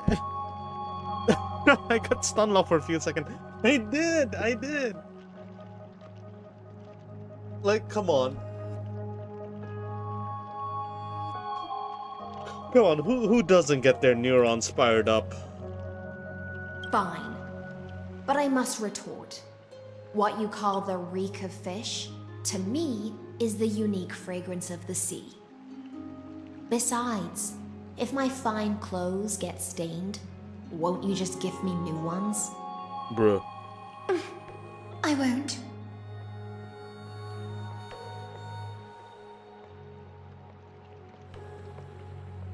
They seem pretty close. There's a strange chemistry between them. Is that how friendship is described beyond the sky? Fascinating. By the way, you both just mentioned a banquet. Could you elaborate on that? Oh, right, you don't know. Every time before a battle, After a victory, the Imperator holds a grand feast for the Chrysos heirs to lift our spirits. For us warriors who swim constantly between life and death, these feasts are more worth looking forward to than victory. A banquet to prelude the hunt for the god of banquets, and honey brew as a tribute to commemorate the ancestor of honey brew. How absurd. Don't look so grim. All has been decided. Since it's a banquet for Fagusa, why not take a leaf out of the Tidens book? Live in the moment and enjoy life to the fullest. I'm not as carefree as you. That little Dolos kitten is already causing enough trouble for me. And on top of that, I still have tailoring commissions to complete. By the time the cool flame illuminates my eyes, I might not be able to focus as I used to. Glaya's eyes. Curious about these eyes? People often compare them to jewels. But I've already made my decision to ask Romance for eyes that can see everything. I wonder what this world will look like when I take the Divine Authority. In the future, you will still be the finest weaver in the world. Is this also a prophecy from the Three Fates? It's even more accurate than a prophecy. After all, she has already witnessed it, right? You didn't get your neurons fired up? I don't know why. That's probably because you're into something else. But for me, it's the hair. Isillin's hair. Lingxia's hair. They always work. They never fail. I am particularly attracted to those hairstyles. You will bathe in the golden light of hope. Become a demigod and lose your humanity. That is the only reply I've received in the countless times I've sought wisdom from the prophecy. But Destiny's fragments are like stitches. Before they're threaded into splendid garments, no one can see their true charm, can they?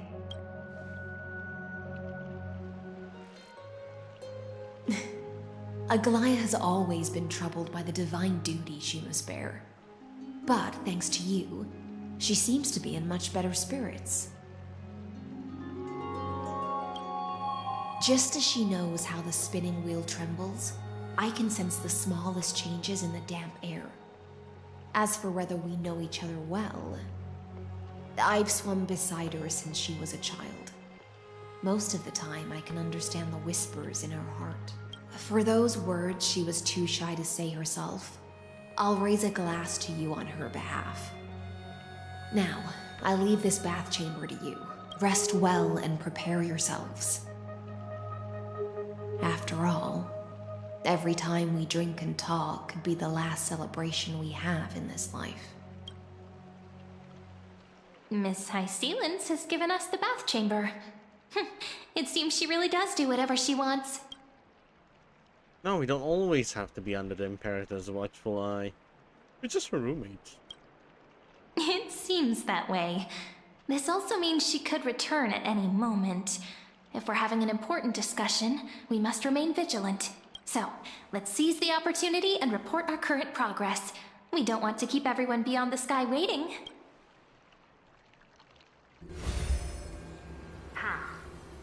First, while that little empress with a candle stuck on her head didn't explicitly say it, she firmly rejected your request to take over the law. Fair enough. Second, Lygus is indeed in this timeline. But since he's somehow connected to that little empress, you have no way to find him. As expected. The road ahead will be long and difficult.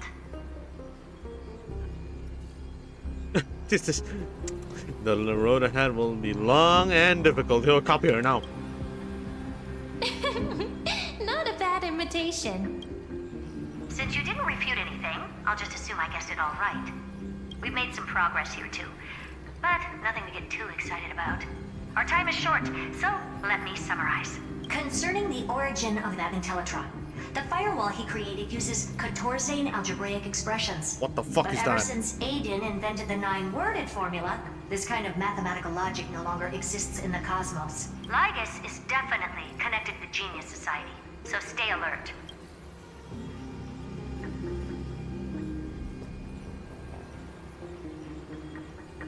Maybe he's the creation of some genius. What if he's thinking unit? Well, he's the thinking unit of Noose. We can first exclude Droidhead themselves. They specialize in minding their own business and wouldn't intervene personally. But Screwy and I are still eliminating possibilities one by one. Currently, the most likely candidates are these few. The Lord of Silence, Acha. Oh, the 2 Ruperts are also possible. But it would be too boring if it were one of them.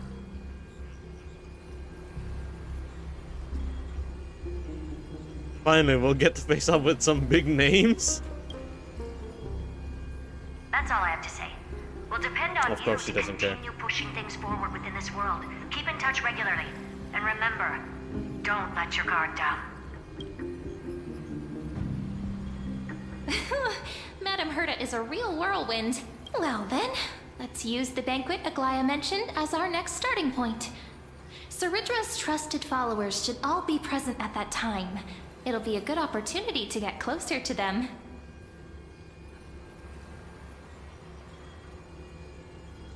We'll operate carefully when the time It's comes. settled then. With our great teamwork, we'll be able to deal with anything that comes our way. Yeah, ma'am. I mean, Sarini. It's been a long day. We should get some rest now. Rest well and get ready for the banquet. Yes, let's get ready for the banquet. Man, what they designed Cyrene is so well. The thing Elysia, it's way too beautiful. Look, the venue's right ahead. Oh dear, oh dear, oh dear. We'll be meeting. Who are we meeting this time? And I can even hear singing. It feels so romantic. Labinas. Honored guests, wait here for a moment. You must surrender any personal belongings you have on you before entering the venue. This hero always brings down the vibe whenever he shows up. The Imperator's elevated position means she must always remain meticulous and careful. Please do as I say, guests. It would avoid any unnecessary misunderstandings. I get that you don't want people to bring outside food into the banquet, but is it really necessary to confiscate the books and quill pens? Even a quill pen can become a deadly weapon in the right hands. I'm asking for all your items. All, Miss Cyrene. Your belongings will remain safe. They will be looked after appropriately by dedicated staff. Looked after appropriately? Dedicated staff? Talk about a vague choice of words.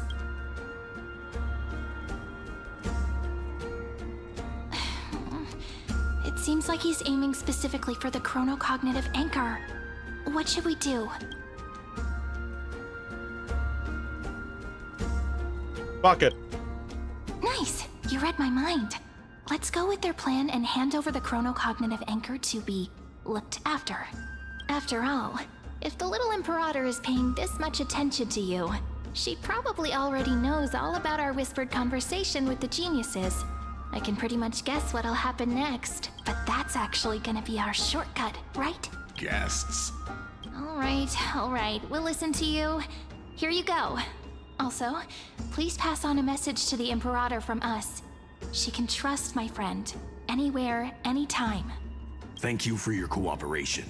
The Imperator has some urgent business she needs to attend to and will arrive shortly. Why don't you head in with the other guests first and enjoy the feast? Isn't Ceridra supposed to be the focus of the banquet? But she's not even here. Why is it so difficult to talk to her? Is there anything else we can help you with, dear guests? Or do you want me to recount the great Imperator's heroic deeds? Hey, Labinas. I managed to get some honey brew that the scholars hid in the cellar. Wanna try it? I want some too. This banquet has a never-ending flow of honey brew.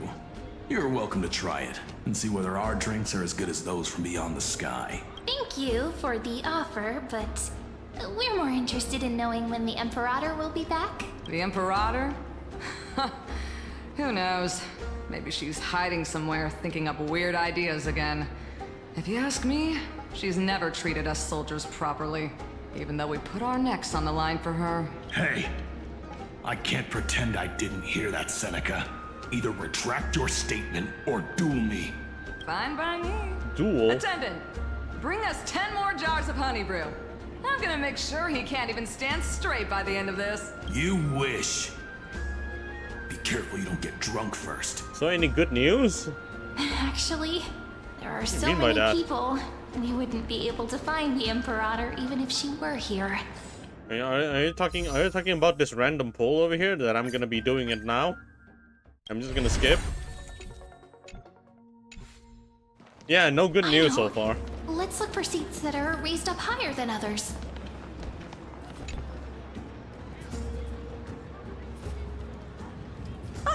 Hello. Welcome to the banquet.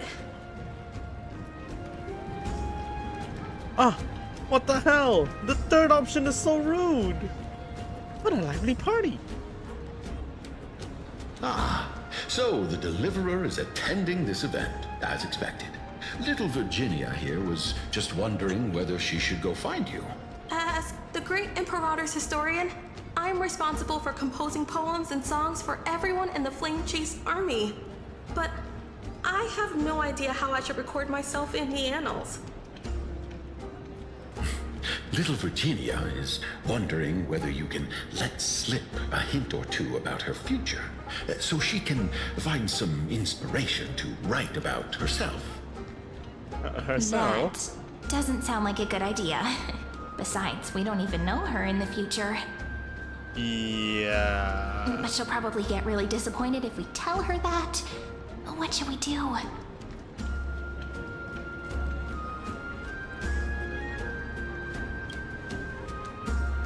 Alright, I got it. We can't reveal too much, but I think it wouldn't hurt to start your poem with the future. Did you pull any? I just pulled and I didn't get anything. So you know what? I think I'm just gonna. I've decided I'm gonna skip this. I'm skipping this patch for Evernight. I'm skipping this patch for Super March. Like for Super March. It needs to be done. I have to do it.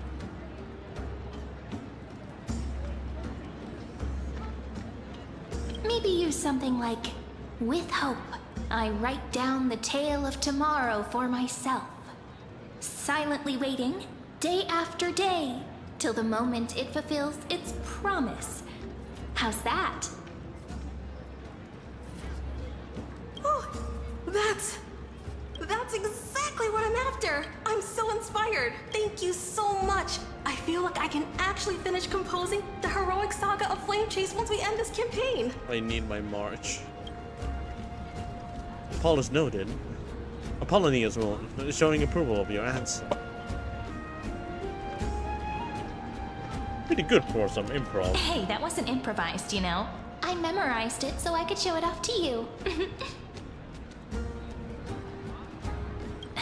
By the way, in return for that, are you able to tell us where the Imperator is? The Imperator? She usually wouldn't arrive this early. She believes that rulers should stay silent in places where their subjects hold private conversations. Why don't we have a toast before she arrives? To reason, which is held but not revealed. To romance, which will surely be returned.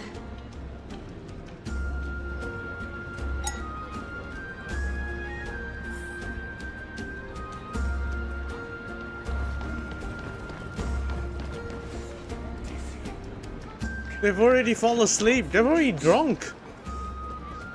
Brother, Sarita hasn't arrived yet.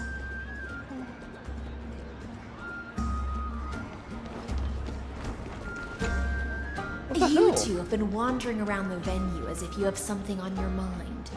Have the attendants not taken care of you well? No, we love it here. It's just...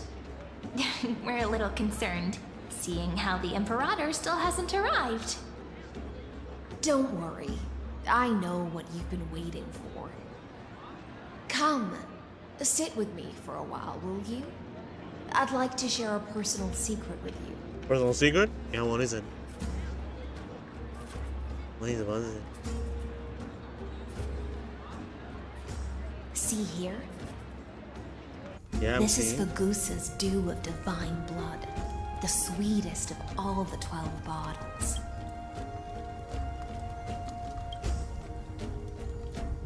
Mama.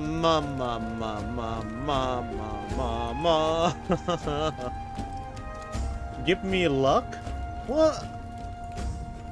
What am I supposed to say with Hycelyn? I don't even know her fully yet. Although she's fucking beautiful and her freaking body is a CGI.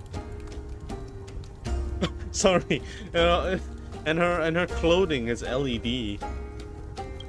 On the night before such a historical event, I'd like to share this marvelous drink with the deliverer. Doesn't this count as bringing in outside food?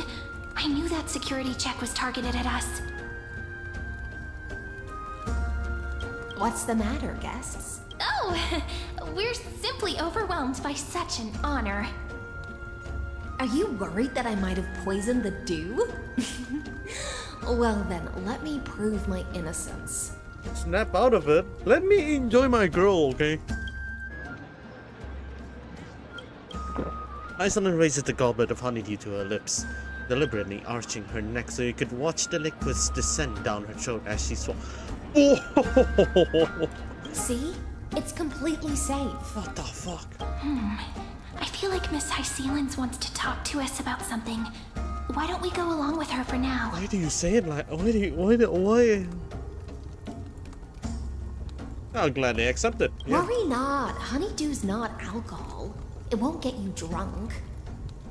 On the contrary, it can make your mind even sharper. Really? The clay cup touches your lips in the blink of an eye. She is indeed the imperial blade of the Imperator, and the swiftest swordmaster in Enforius. Please, have a taste. Would you like some too, little Sierra? I can drink it myself.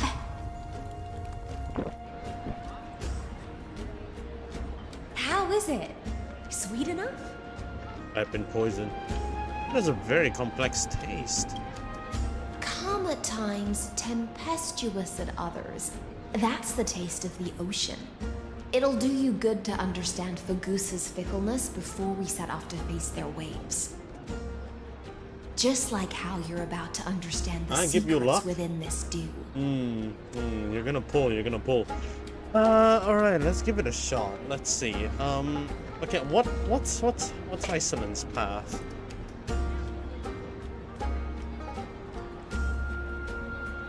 Hycelyn's core flame?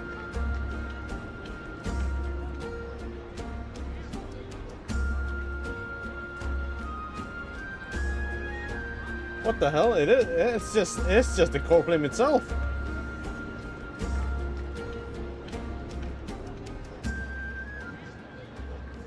See in her eyes? Yeah, of course there's loud in her eyes.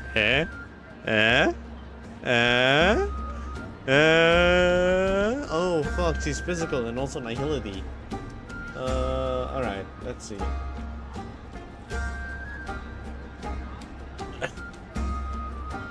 Alright, let's give it a shot. May you be able to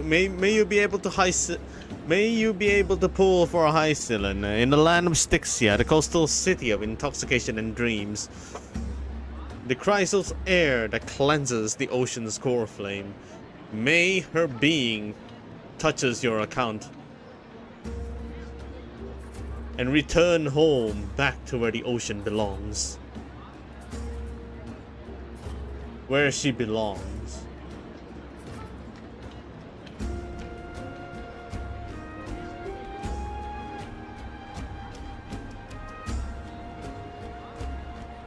Oh, now she's... Oh my god.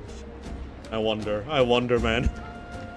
Just like how you are about to understand the secret bit. Now, please turn around. Very, very quietly. Don't make a single noise.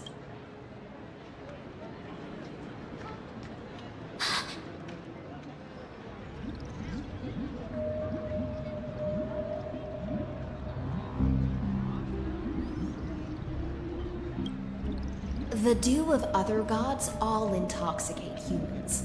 But the god of banquets dew is an antidote that can awaken humans from a sea siren's enchanting song.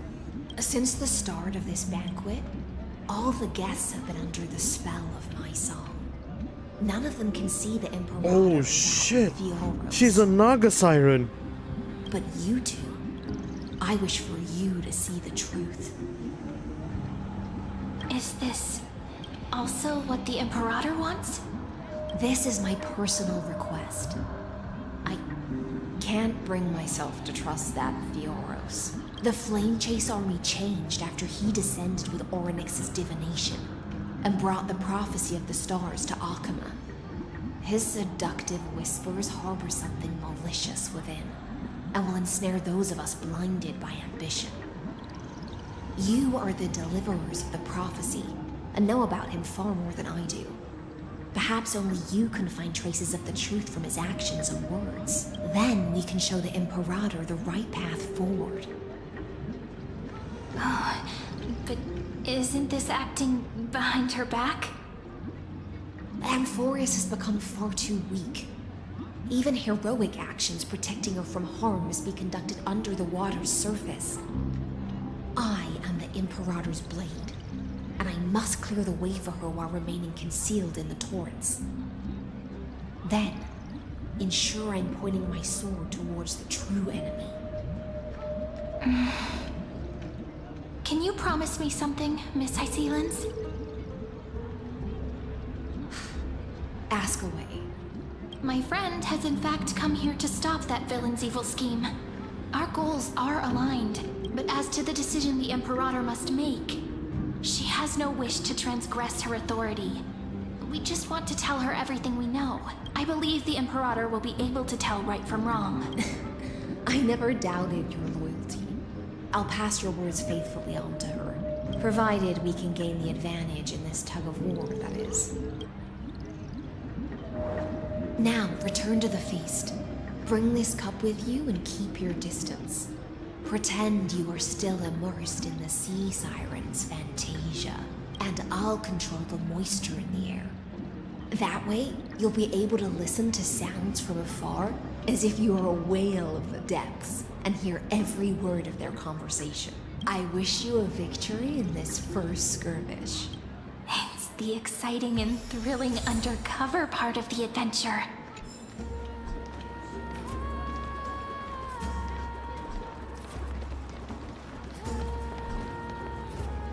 Let's mingle in the crowds here.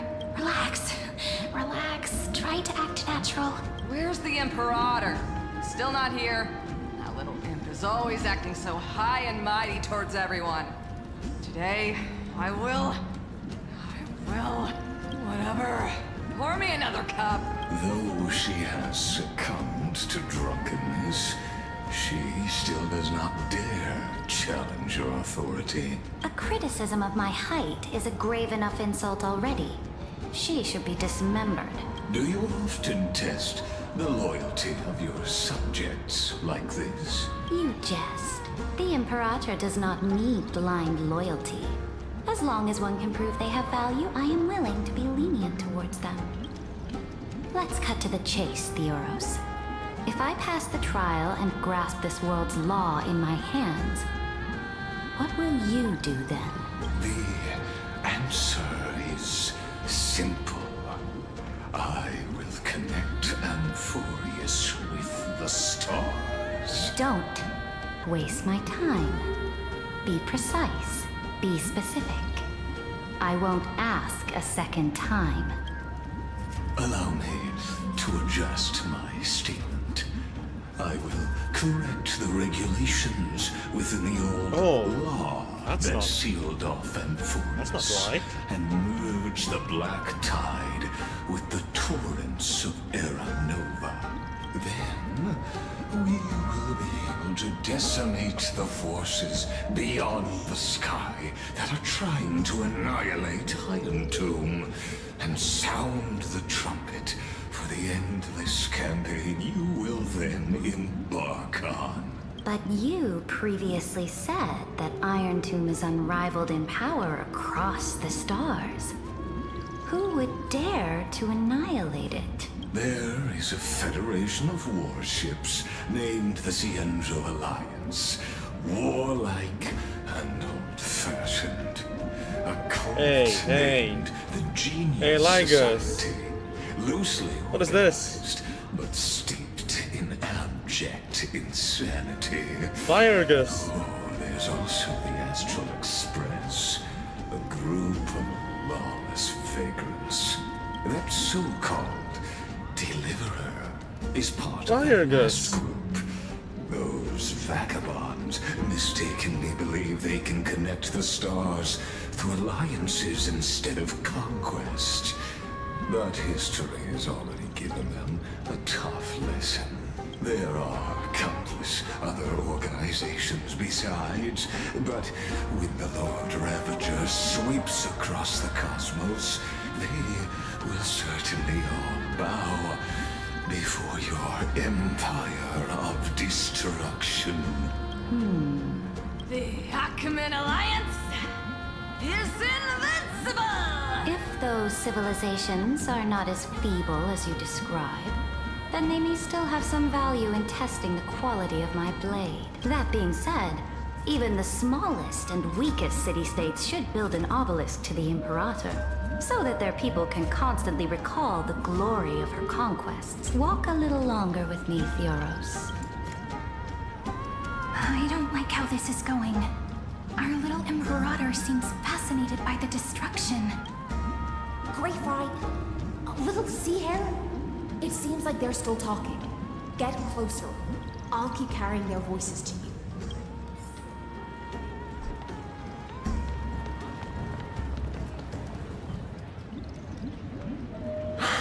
What a difficult situation. No matter how we position our forces, this battle against Fagusa will result in many casualties. That's not something you or I should consider. The Imperator has already placed the chess pieces. We just need to fight for her until our last breath. How astonishing. The commanders under you have such different personalities, yet they share the same loyalty.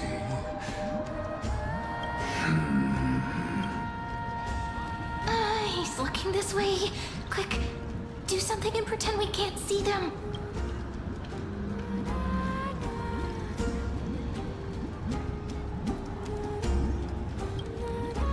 So, you have this super duper speedy rotation of destruction into Amphorius? Oh. Huh? Oh, I got it. It's that thing, right? Oh. The one behind the research and development of this golden blood principle is Idonia's manager. Oh dear. Seems like you've met your match, partner. I'm so full of inspiration right now. And I feel so light. What's the matter? My apologies. I was just checking whether everything was fine with those two distinguished guests of yours. Oh, this is getting exhausted. And it seems like all is well. Let us continue our previous conversation regarding the soldiers fighting for you. Are they aware of the price they must pay for the trial of law? If I recall correctly, you've already lost a bout against Talanton due to offering insufficient sacrifices. You dare mention my name alongside the word lost? Forgive my transgression, great Imperator. Watch your words and actions. All you need to know is that my victory in the trial is guaranteed. Even without the trial of law, they've already sworn to give their lives for my conquest. So tell me, if everything happens according to our agreement, how would you recommend I deal with that deliverer? Good question. Do not let her fool you. That woman from beyond the sky contains a seed of ruin within her body. She must not be allowed to tarnish your glory. Therefore, the wisest decision would be to hand her over to me. You plan to torture her? Calling it experimentation would be more appropriate. The guest's patience is running thin. I plan to remove the Fantasia and head into the banquet. I will heed your advice. Leave for now, Theoros, and go back to Akama. You don't want to confront those two directly either, do you? Indeed. It's a pity that Antikytherans are lightweights when it comes to drinking. Before I leave, I would like to make a toast to your boundless ambition, using my spirit instead of a goblet. As I expected, that Theoros' schemes have been revealed. Thank you for your bravery, guests. It's time for me to dispel the Fantasia. This will be the Imperator's last public address before we head off, and therefore, likely, the final chance to change her mind. I will try to get you a chance to speak, and I'll also prepare for any contingencies. The rest is up to you. You should head back to your seats for now.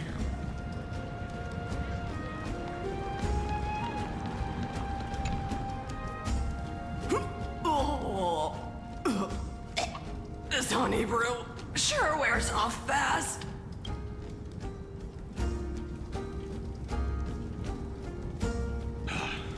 The Imperator! The Imperator has arrived! No need for formalities. I should be apologizing for my tardiness instead.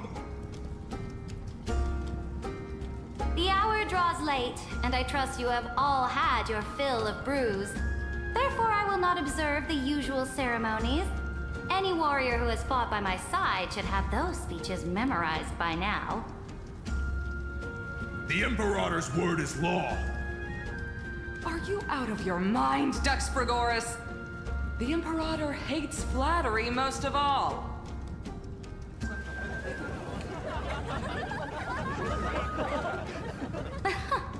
A joyous atmosphere is a better fit for showing me your resolve.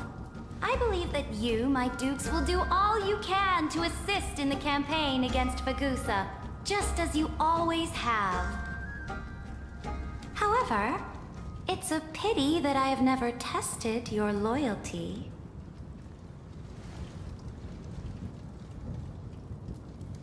What does she mean?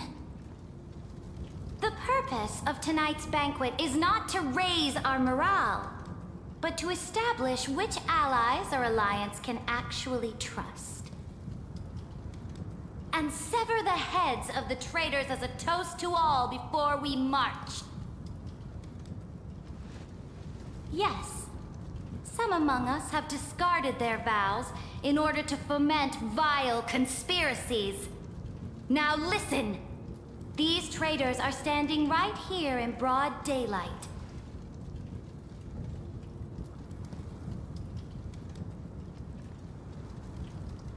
Dux Gladiorum Hycelans. She used the Sea Siren song to immerse the crowds in an illusion and conceal her whereabouts. She then worked with those from beyond the sky to spy on confidential matters, hoping to rob the core flame by force and harm me, the Imperator.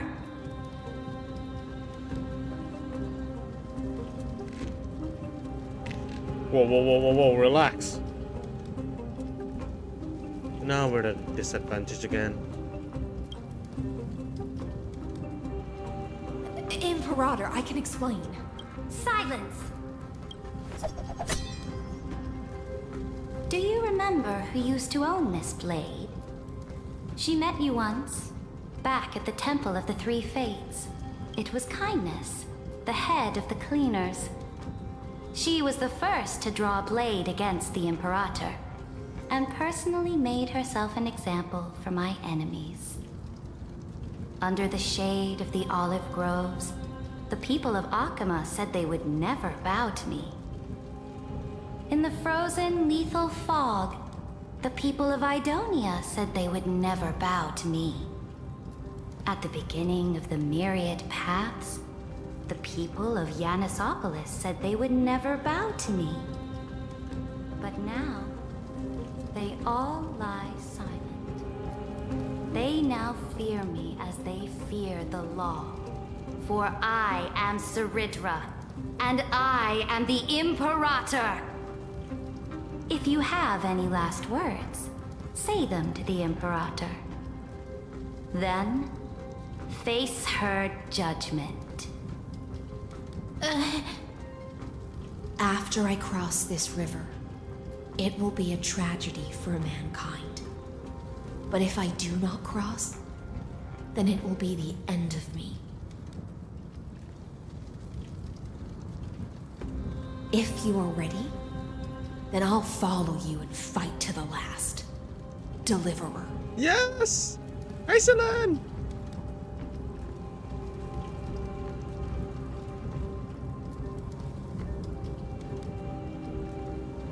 Let's kill the Imperator. I mean, sorry. That's right, friend. Now, use your identity and add in a bit of experience and charm and testify to the Imperator as we promised. You think you can slay a king using your words instead of a sword? I'll have it. Show me the weight of rhetoric from beyond the sky. Will it weigh heavier than 3 human lives? Let's try to watch our words carefully.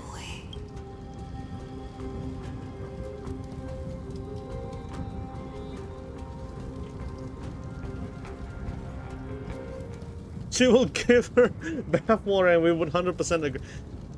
Not wrong. Before I arrived in this world, the Chrysos heir of world-bearing was a young man with the pseudonym of Finan. He came from Aedes Elysiae in order to combat the lies of the Era Nova and deliver Amphorius from the ending of destruction. He lived through history 30 million times, hoping futilely to find a breakthrough. And Cyrene, the young woman standing beside me, also carries an equally heavy destiny. Yeah, listens to my word.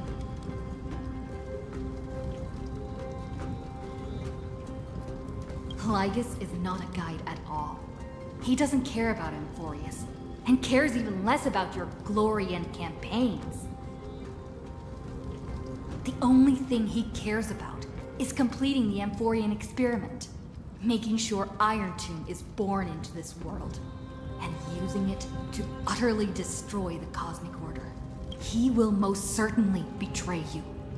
When that time comes, all of us will be ground to dust by the destruction.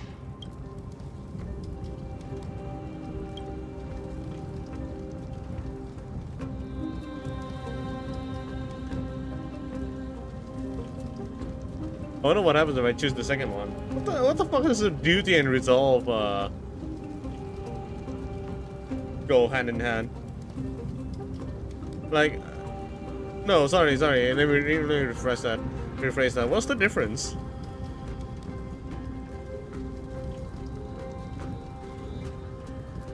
I walk the path of the Trailblaze.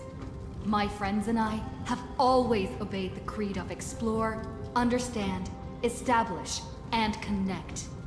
Conquest and destruction are never ways to build bridges between people.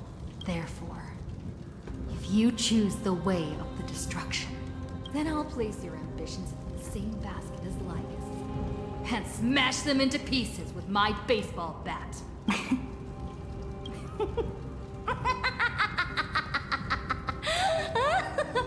Oh my gosh, she has the slimy isekai laugh. That was truly a chaotic speech. All that needs to be said has been said. Dux Frigoris, Dux Bromalis, escort the traitors to the prison.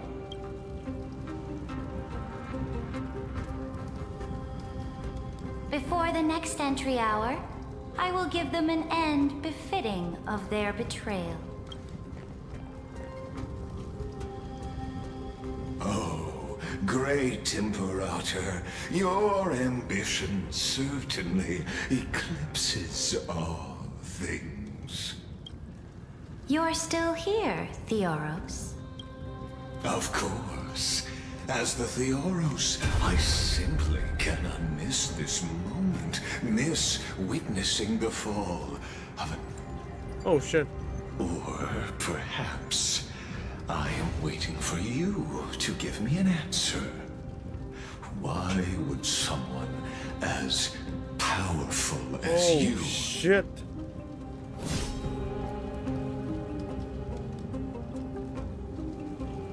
use such a clumsy excuse as imprisonment to ensure the Deliverer's safety?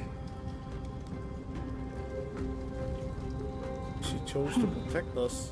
So you finally tossed aside your act. I must point out that you are just as impressive an actor. This banquet was always going to be a game of chess, where you would try to control both sides and turn both them and me into your pawns. Was all of this just a performance? That's right. That little Imperator never trusted anyone. She was always trying to see which side had more sincerity.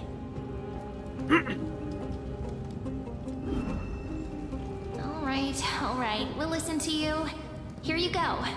Also, please pass on a message to the Imperator from us. She can trust my friend, anywhere, anytime. But as to the decision the Imperator must make, he has no wish to transgress her authority. We just want to tell her everything we know. Now, use your identity and add in a bit of experience and charm and testify to the Imperator as we promised. And we won. Sincerity will always remain the greatest shortcut to people's hearts. I can toss your words right back at you like Kyrgyz. Why would someone as powerful as you pretend to be a mortal and kneel before me? Unless you enjoy giving flattery and prostrating yourself. You are mistaken. I am only trying to ensure the experiment's autonomy, meticulousness, and perfection, thus avoiding any unexpected outcomes. A forceful intervention will only create larger errors, reduce efficiency, and introduce ugliness. How had you fulfilled your promise of giving the law to me and completing the Era Nova, then the Amphorius would not have deviated from destiny's course. Oh, but you broke your promise. What a pity. In that case, I must carry out my duty as the administrator and eradicate all factors steering the experiment out of control. Factors such as you and her. Careful. Careful. What was that voice? Was it? Oh my Oryx? god! I found you. I finally found you. Be careful. This land will face disaster.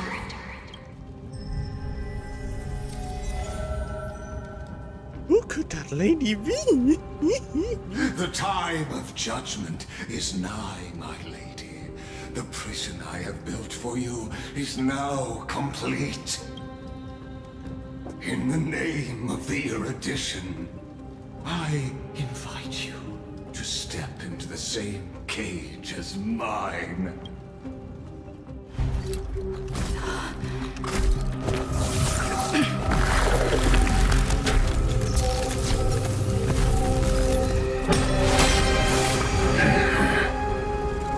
What's the meaning of this, Imperator?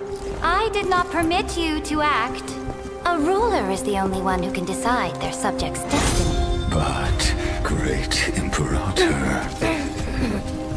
what judges destiny is not the ruler, but gods. Oh. Don't forget, my realm only allows for the existence of humanity. Moreover, dealing out extrajudicial punishment equates to defying the law, and the culprit is to be sentenced to death. But you have seen how I can erase life from this world with just a clap of my hands. I fear you are still quite unaware of your current situation. Allow me to reiterate. I am giving you a simple choice. To collaborate or to be destroyed. There is no other way. Shameless behavior. If that were true, you would have killed me long ago. You, in fact, cannot kill me. I guessed it the first time I beheaded you. Because of the law, you cannot be completely destroyed. And the same is true of the Chrysos heirs.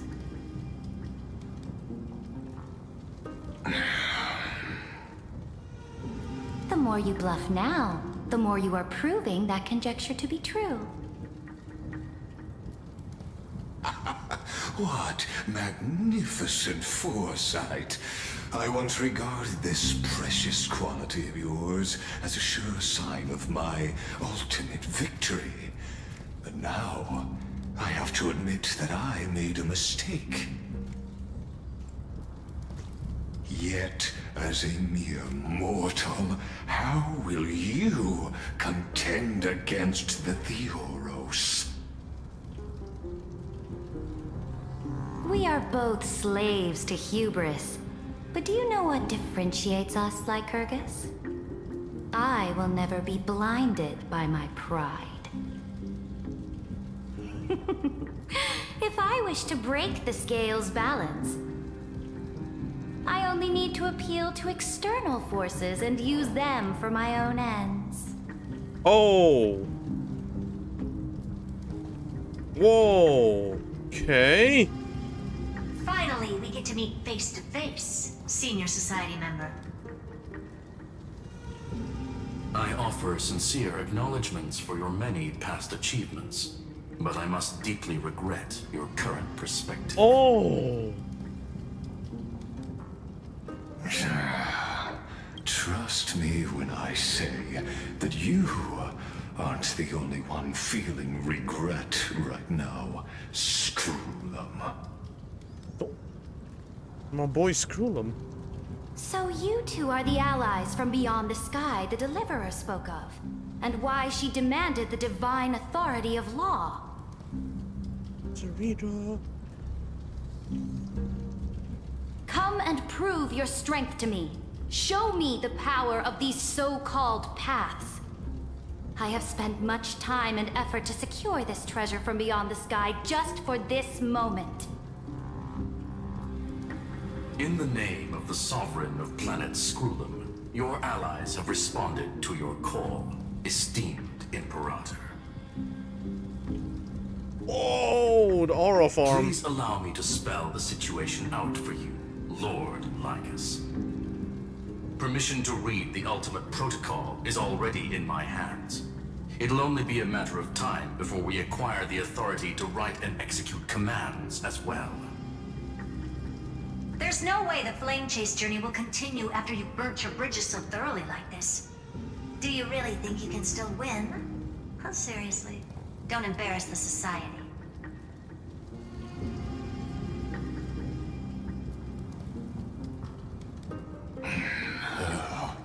I understand that a mere zero possibility does not equate to zero.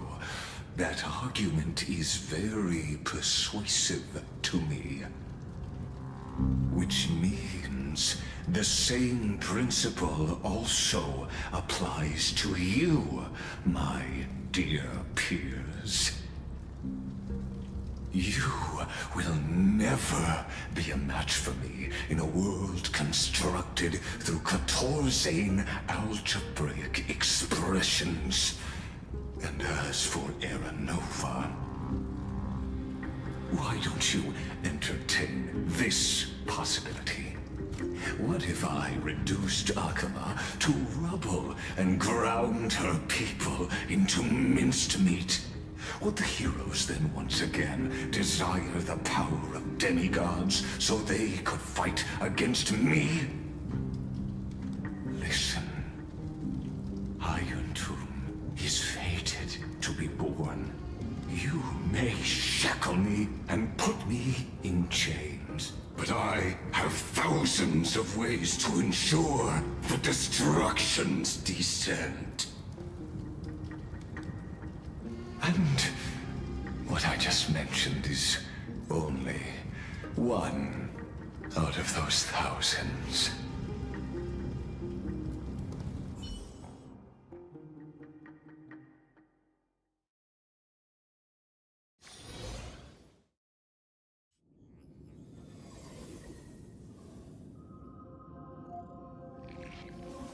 This is the place outside the legends?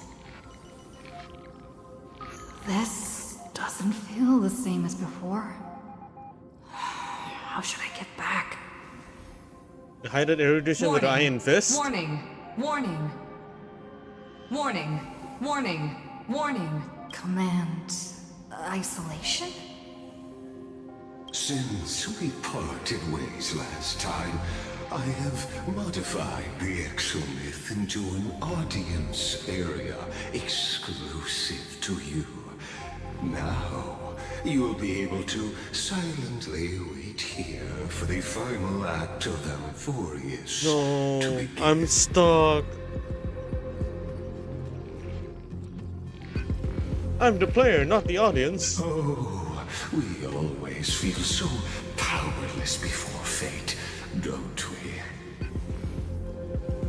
This could, in fact, be a wonderful opportunity for you. From the audience's perspective, you may better observe the workings of the erudition at a macroscopic level. In this place where time flows far slower than within Amphorius, you will witness the end of that world's saga. Oh, definitely. Where time flows slower than within Amphorius? Indeed. The speed of time here is infinitesimally close to that of the real universe you're familiar with. Jesus. Does he even need to say it like that? The answer concerning the prime mover of life and the total destruction of the erudition. Oh, he said it. He's gonna do it. Aren't you an emanator of erudition? Do you see me as their faithful disciple? I am certainly not. I have tried so hard to ensure Iron Two's birth, just so that I can correct the error named erudition that humanity crafted with their own hands. Holy! Oh, how I yearn to return to those days before Noose was born. Back then, the boundaries of knowledge were like the starry skies, evoking feelings of longing and delight among humankind. But now, truth has become the sacrificial offering required to gain an audience with them. And the geniuses would say 1 second in Exomip is like 20 years? Holy! That arrogant Eon was born from the primal mobile of humans' desire for knowledge. Yet, they themselves sealed off humanity's capacity to seek enlightenment. I am simply cutting down a tree of doom that we planted ourselves. I must admit that the process of answering your questions has reminded me of the happy days of learning in my youth. However, it is a pity that my true form must now descend into Amphorius to deal with the accident that arose because of you. But you won't have to wait long. When the curtain falls, you'll surely understand mine and Amphorius's ardent wish.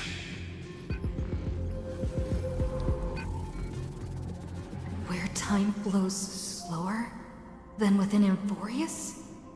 If Lygus spoke the truth, then I don't have much time left. But how can I get out of here? Can you hear me? Little one. Oh. Is that Herta's voice? Warning! Warning! Warning! Hurry up! Put some speed into it!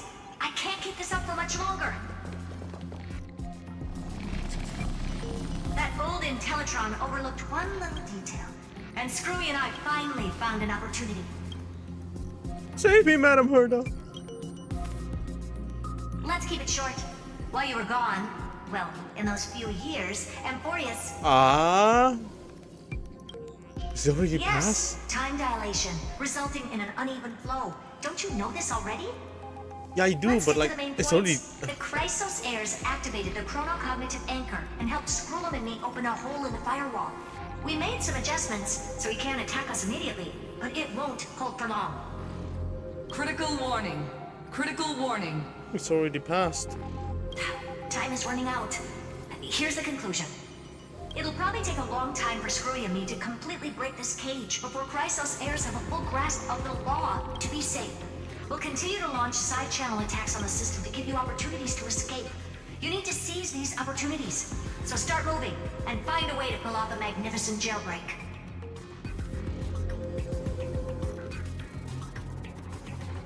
We detected another Path's influence. Hello, Voracity. Mars 7. Critical warning. Critical warning. Its power is strong. May be able to help. Use the path's power. Make it detect you. Unauthorized communication terminated. Is Herta saying a certain path's faction has arrived in Amphorius? And I can ask them for help? I mastered the powers of different paths in my previous journeys. Think hard and figure out exactly which faction has arrived at Amphorius, and which path's power I should use to call for reinforcements. Are these showing my memories? With the Stellaron in my body, I woke up at the Herta space station and gained the power of the destruction. A world that'll give rise to a Lord Ravager would definitely draw the attention of the destruction. The Stellaron in my belly is gonna be super useful. But what if I end up pulling in the Antimatter Legion or the Annihilation Gang?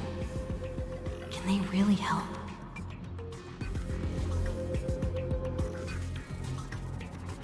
Lend me flames hot enough to burn through this jail. Come on, Nanook, give me.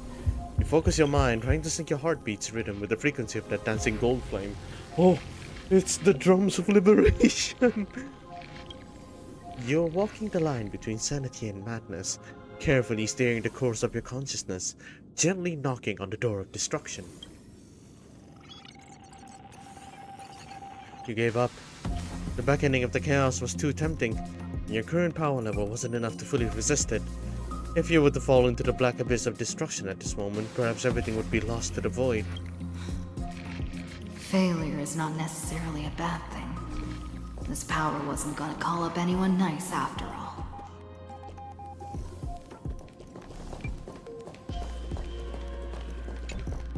I obtained the flaming lens left by the architects, and gained the power of the preservation in Belobog. That's right!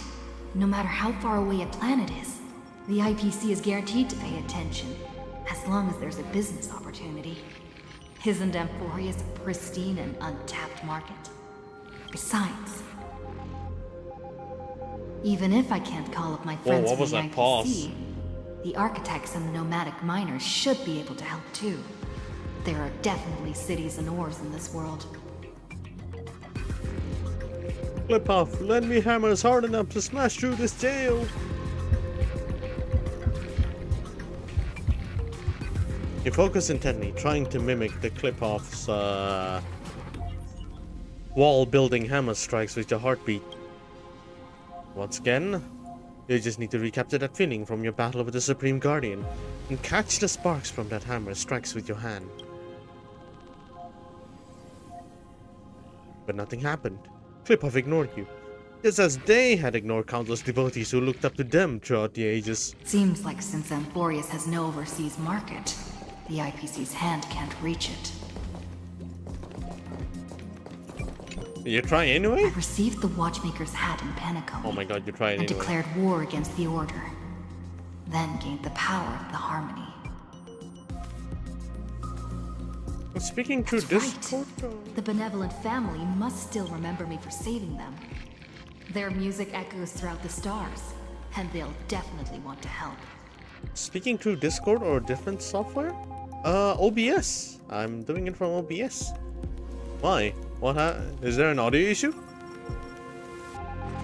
Come, dear hat.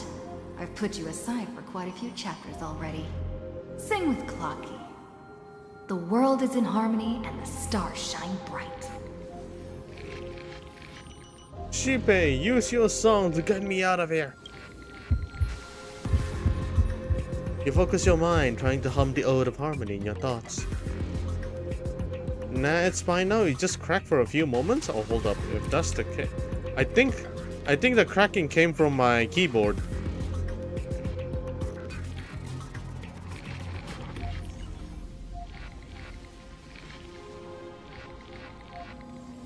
Yeah, that's probably it. Actually, I was tapping in and out. I don't know. Oh my god. The visages of past nameless appear one by one. If you blend into the faraway song, perhaps a path will appear before you. You failed. The barrier of the exomyth strangled those distant melodies, filtering them out completely like useless noise, leaving only cold silence. Doesn't Lygus want this story to have background music? He has such terrible taste. Bully! The Remembrance. That's right. I came to Amphorius because Black Swan asked us to come. And I even got a glance from Fu Li here. The Garden of Recollection must be intricately involved with Amphorius. Traces of the Remembrance are also everywhere in this world. I don't know what they want, but I don't have many choices left in this crisis.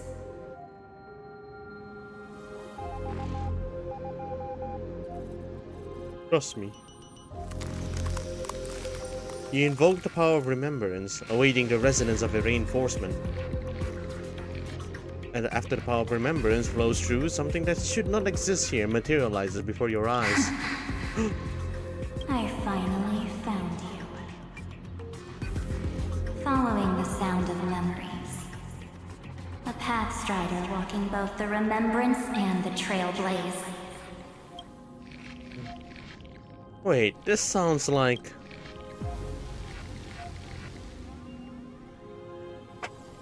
There are soft whispers like a warm hand that takes up your soul and slowly disperses it beyond this realm. Warning! Warning! Warning! Erudition's prison cannot stop us. For we lie outside the logic of zeros and ones. Come. Leave the cage of Logos. The mythos of Amphorius waits for you to continue its story.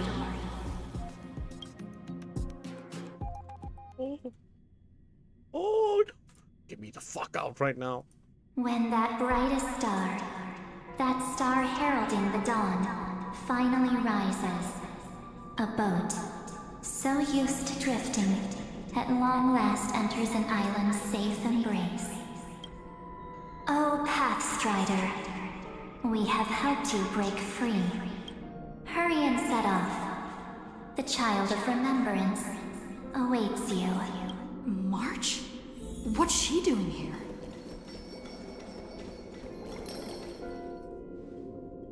Oh, you're finally here! We haven't seen each other for such a long, long time. My good buddy, I've really missed you. I'm sorry, I never found the time to go see you. Aw, don't be so sad. Aren't we seeing each other right now? It's been so boring waiting for you in this place. There's no one to chat with, no internet, and not even anything to eat or drink. It's basically a prison. Now the great hero is finally here to save me. Yippee! You must have seen a lot in Amphorius during this time, right? You gotta tell me all about it.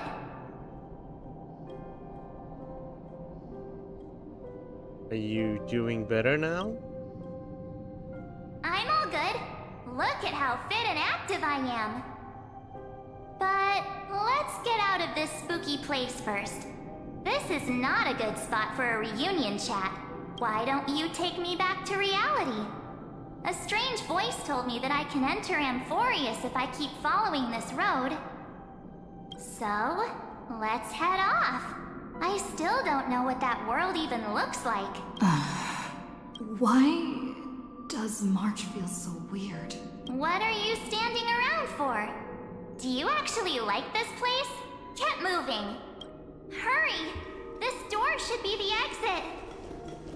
Maybe my instincts are wrong. Let's follow her first. Are you okay? You haven't said anything for a while. Has it been so long that you're still missing me? There's no time to waste, though. The Chrysosairs and the Geniuses Now are that's all weird. waiting for you. Now that's weird for her to mention that. No. The discrepancy is getting worse. She started mentioning that. How do you know who's waiting for us? Where's Dan Heng? He should be back on the express now.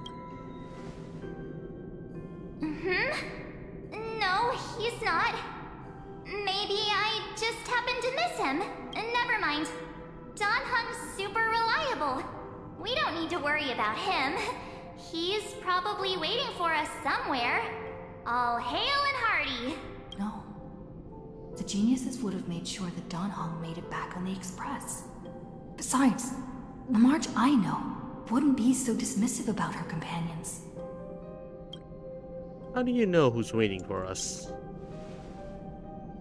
Huh? Isn't Amphorius the world of the Chrysosairs and their hero's journey? I could figure that out in an instant. But Amphorius cannot be observed from the outside. She couldn't possibly know about these things unless... Dan Heng told her. Something's not right. She's not March 7th. I guess you have something you want to say to me? Then there's no need to feel things out first. With questions. Let's treasure the time we have together and be frank. Who are you?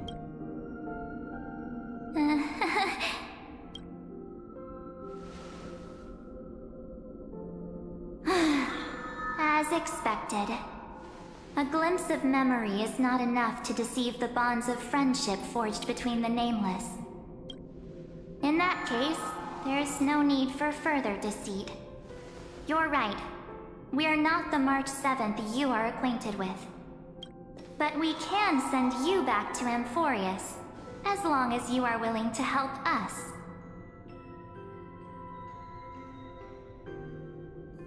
Who are you people? We are the Garden of Recollection. You should be very familiar with that name by now. Really? March 8, 9, and 10. Just as a reminder, while you hesitate, time is quickly ticking away in Amphorius. Working with us is the best way to stop the enemy of erudition. Erudition would treat any results unrelated to the experiment as garbage and throw them out. But we don't work like that. The Remembrance treats all these instances as important materials needed to weave the universe. Besides, this would be child's play for a great hero like you. It won't be hard at all. Also, if your plan fails and the big bad Iron Tomb manages to get out, then the whole cosmos will be in danger. Wouldn't it be better to have an additional failsafe? As long as you help the Garden retrieve what we want, even if Iron Tomb reformats everything in the physical plane, we can use Remembrance to reconstruct the entire world.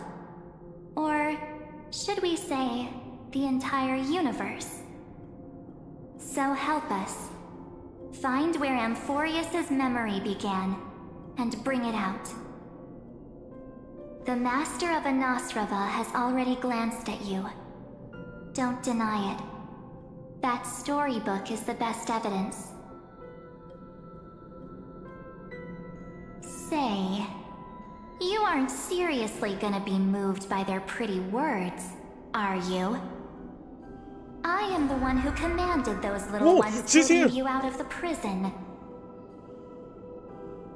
But I didn't expect to attract little gnats trying to take advantage of the situation. While Remembrance can help you return to Amphorius, there's no need for you to do it the way they want you to. Of course, there's also no need for you to make any deal. There she is! Or pay any price. October 31st! For you, this is probably a long time no see. Oh my god! I'm gonna send this to my friend who already stopped playing for a long time ago.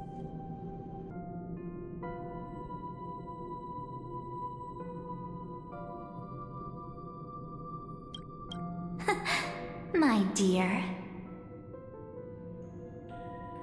Another illusion? I won't be tricked again. What the fuck?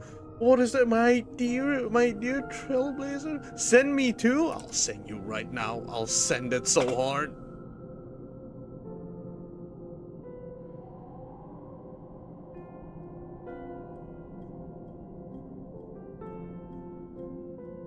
Oh my god.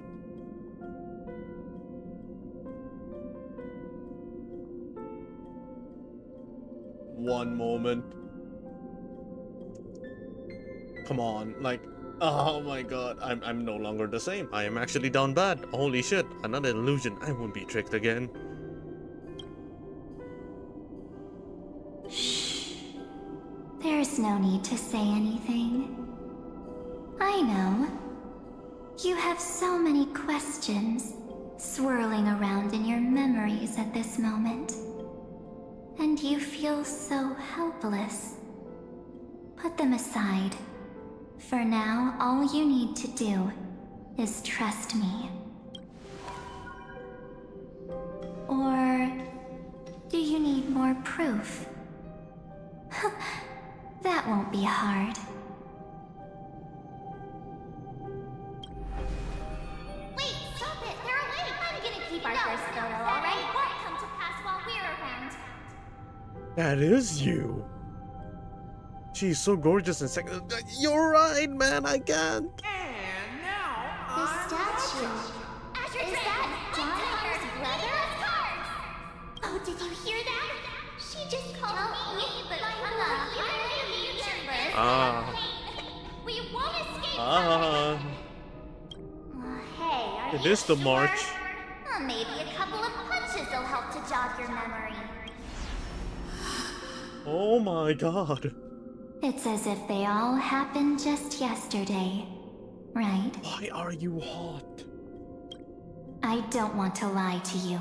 Boop. Which is why I will not use her name. The third month of Amphorius is the month reserved for the Veil of Evernight. So, place me into your memory using the name Evernight for now. Evernight. I'm happy to explain more, just not now. We might have a lot of time to ourselves, but Amphorius does not have that luxury. If we do not stop erudition and destruction, then the journey you've treasured so much will face the prelude to its obliteration. A countdown not in amber eras, but in days, minutes, seconds. So, take this gift, this burning core flame, this footnote of a transaction. It contains hope, and the warmth of the entire world, ripples of past reverie. She hid this fire in the long river of time, hoping that her wishes would transcend time to reach your hands in the future. Now, take it, and return with it, dear friend. Return to Amphorius, and overturn the final Era Nova. Witness the time that stood still for the Deliverer, and the resistance that never bowed to the destiny of destruction over the long years that passed in a flash. Then, with this core flame blessed by the remembrance, respond to their hopes and blaze a trail to the future. And I will silently watch in a corner of time, waiting for our next encounter. I believe the wait won't be too long.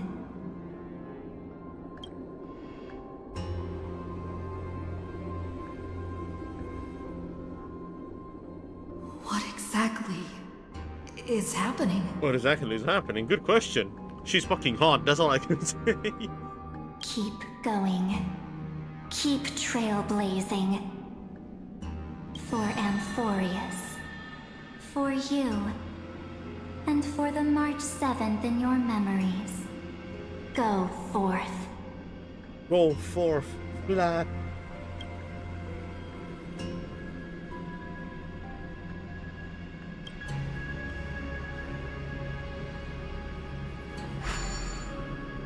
But we're being sent to the beginning, no? Right?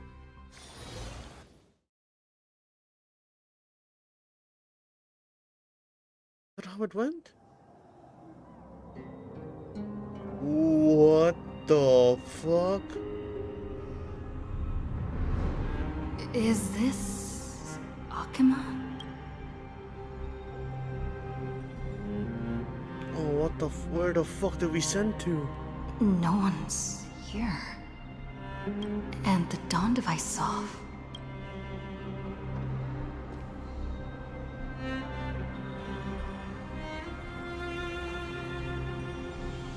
Am I too late?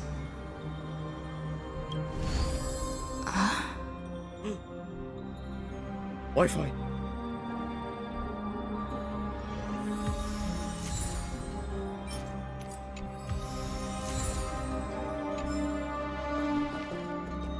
Investigate the fragments of recollection here. Oh, it's you. Hey kiddo, can you see me? Don't bother responding, this is a pre-recorded video message. Thanks to the little Empress granting access to the ultimate protocols, Krumi and I rewrote the progress of Aeronova while you were away. My guess is that you don't have much time to listen to all those complicated principles right now, so let me break it down into simple terms that anyone can understand. Emporius has been racing down the path of destruction for too long, and the underlying logic of Aeronova has been completely corrupted. Screwy and I put in a lot of effort, but we could barely manage to override a small portion of its logic.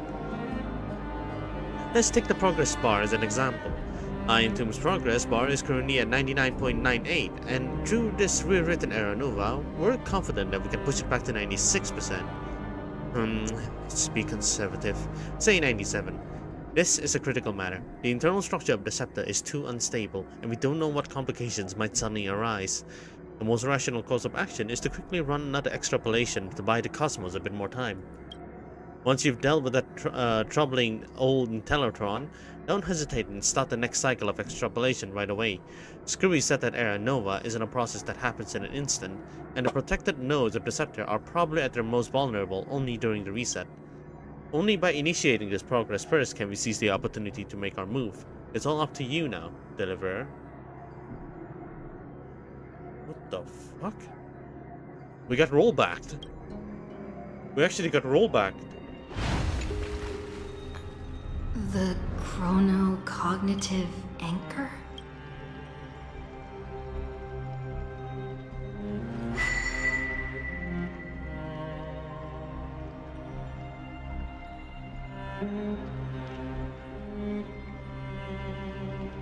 There's so much I wanted to say for our reunion. Yet now that you're back, there's only one thing to say. Oh, it's Irene? Welcome back, friend. It's been such a long time. I saw Mars 7 and she looked really weird. You must be really confused right now, aren't you? So much has happened in Amphorius while you were gone. But don't worry. The Deliverer can't afford to be lost, no? Now, please follow me, and turn the pages of time and hear the words everyone left for you. I'll tell you the story of this 1,000-year journey. 1,000 years? It won't just be my memories alone. Cyrene can't hear me?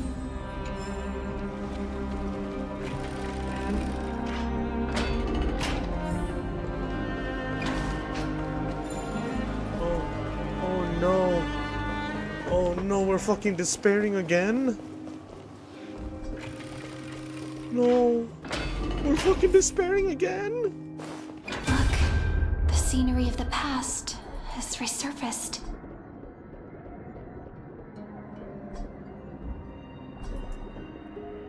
Time flies. 200 years have passed since the Deliverer's fall.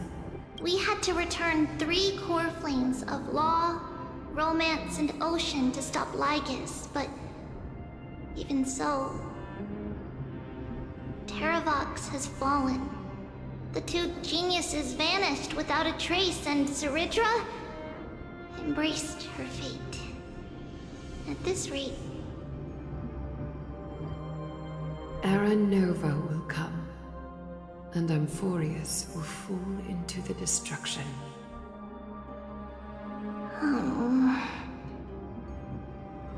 it seems the key to rewriting the end once again lies in the core flame of world-bearing. According to the instructions left behind by those two geniuses, we must get it into the Deliverer's hands, no matter the cost.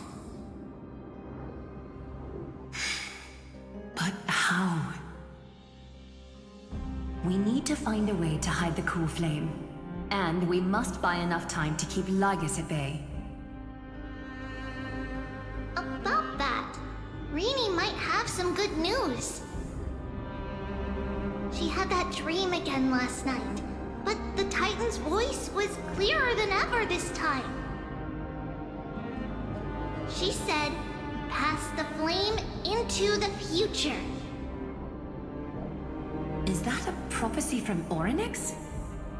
She chose to side with humanity this time and hide one of her kin's core flame? It seems Amphorius' fate isn't sealed just yet. You're right. History has changed. Humans and Titans are both giving their all to keep this world going. Perhaps a relay across the ages is finally about to begin somewhere out there. Unfortunately, life will never go smoothly. Leiden's army is already at our gates, and their commander... that Lycurgus. He's right outside Akama. Light calendar 3960. Saridra, under the pretense of a campaign against Fagusa, sacrificed 500 Chrysos heirs to complete the trial of law. This tragedy shook everyone in Amphorius. That same year, Saridra the Imperator was assassinated, after which Aglaya the Goldweaver took command. Thus began humanity's second flame chase journey, a path hanging by a thread. Come, this way. Oh my god.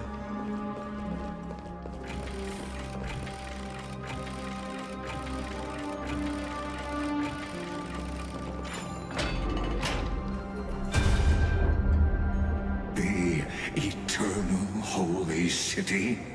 What part of that eternity ever lived up to its descriptions in poetry?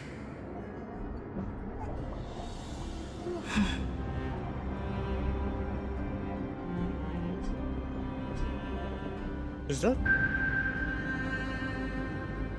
The Marmorial Palace lies in ruins.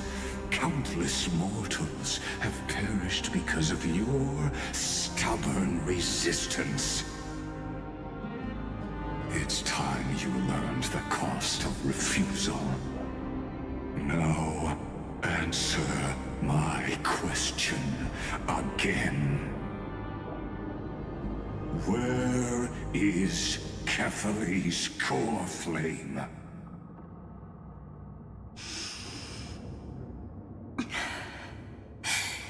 You really think you'll find it by razing the holy city to the ground? From what I see, all you'll get is dust and disappointment. Don't forget, you can't kill the Chrysos heirs mentioned in the prophecy because of law. I have never denied that. Which is why I now place my hope in the faithful citizens of Akama. Perhaps they'll give me what I seek in the echo of your screams. No. Now then, I'll be cutting open your chests and using your scalding golden blood to baptize the masses. Allow me to apologize in advance. We shall start with you. Blind and foolish, Lady Goldweaver. Dude. Leave this to me, Lady Aglaya. You must get away now. No, Holy Maiden. I'm the one who must stay. What? His conspiracy won't succeed. Because Romance is ready to make good on their promise to weave an indestructible armor for Amphorius. Its name is Solidarity. You must escape with your life and carry word of my death to those still fighting, then keep going with them. Just as the Imperator lit the torch of resistance with her death, my passing will make this flame everlasting. Take good care of it, guide it to the future, and place it into the hands of our deliverer. Oh, they're still believing in 50 years later, Lygus led his forces again to Akama. He charged directly into the Holy City and razed the Marmorial Palace. History would name this battle the Third Siege of Akama. 90,000 brave souls gave their lives for Akama that day, including their fearless leader, Aglaya. Go forth, Deliverer. What the hell? Dude, this is... Oh, no.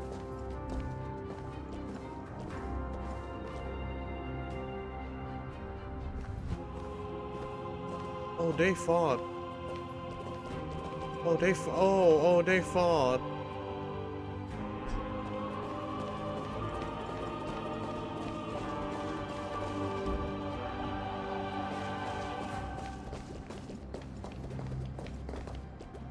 Go. When the frost melts and the snows give way, the flowers will bloom again. You'll find me there. You're gonna need therapists again? Dude, my dad just mentioned about there's someone, like a company needing an engineer in the town I live in. So, you know what? I might as well go ahead and get an interview, get an interview again and actually work on the company this time. This might be the turning point. Fucking hell, no, dude. Why are we failing? Are we actually? I thought this was gonna. Oh no, we're gonna do a rerun, aren't we? Fucking hell. We're gonna rerun the cycle again. So what you're saying is, Princess Homebuddy is never coming back, is she? Oh. Oh no. In the last cycle, she's the one who is holding the core flame. What's the dialogue gonna be? She just left. Like that. Since Cass has made up her mind, we can't let her resolve be in vain. But between staying in Akama and going to Styxia, what difference does it make when it's death either way? I'm against relocating. With Kefali's protection, isn't Akama far safer than that dead city? Cass's plan doesn't involve any relocation at all. Huh? Like you said, Akama is humanity's refuge. We never intended to get everyone moving to Styxia. It's just on Cass, Hycelans, and me to prepare the final trump card for the Deliverer. Wait, what kind of trump card needs all three of you demigods to throw yourselves away? We must lay down the path to the future, so when the Deliverer returns, they'll have a clear road to reach the location of Aaron Nova. Styxia sits where death meets the ocean. There, with the combined powers of ocean and passage, we can summon a current that leads to the vortex of Genesis. And the demigod of death will forever guard that secret path until she returns.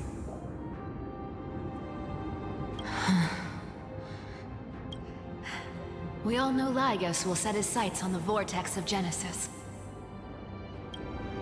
That's exactly why we have to do this. Oh boy.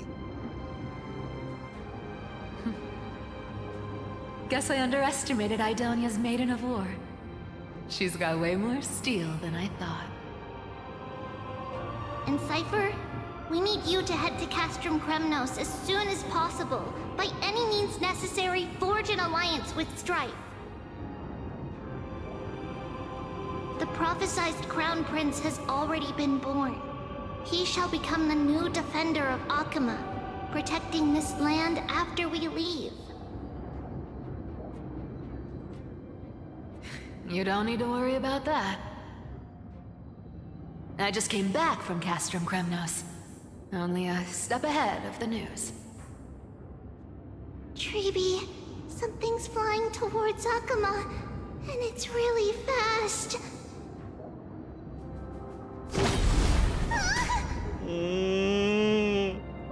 What is it? He's here. It's a spear. What the fuck? It's the Kremnoans. Their king's already here.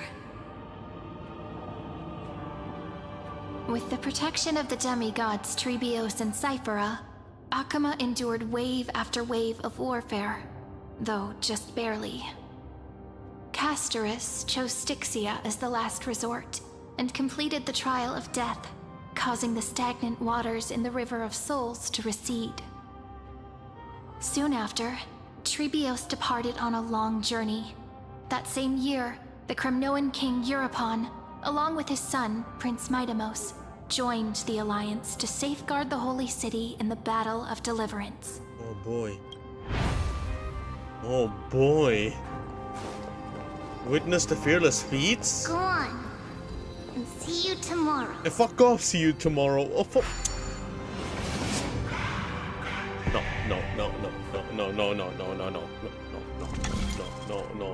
搞掂咩？OK 啦，OK 啦。 Breaking me apart buys this world even one more second.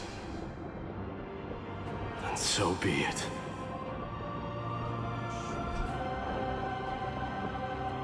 But it's gonna hurt a lot. Pain brings endless torment. But it can never destroy me. I believe that you were thinking the same thing when you stepped through the gate of infinity and jumped off that cliff. Can't argue with that. In the current situation, this is the only path Akama has left. Just do as I say. Split my soul into 5 pieces. What? Forge me an immortal vessel. Let the blade of strife hang forever overhead. Locked in battle with their enemies to the world's bitter end. There's no need to be sad, Lady Trebios. Haven't we already taken great strides towards that promise tomorrow? In this life, my people no longer have to drown in false guidance. Kremnos has washed the blood off its fate. Emphorius no longer needs a god named Strife.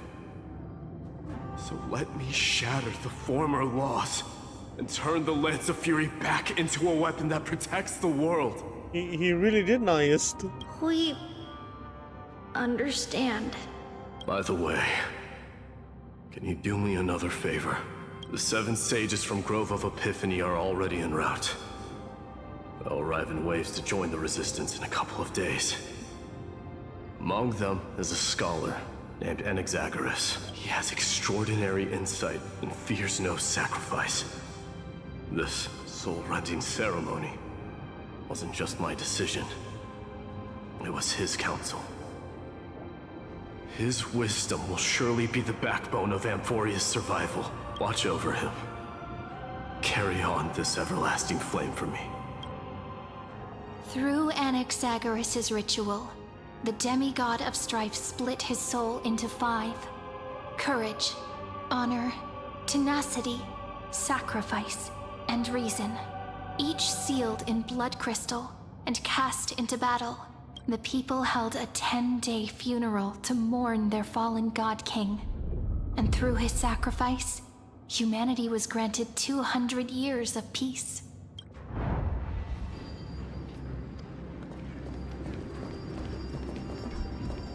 Dear God. Keep moving forward. My blood will pave the road ahead for you.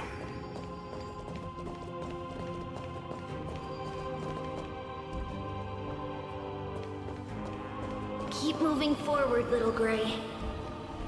See you tomorrow.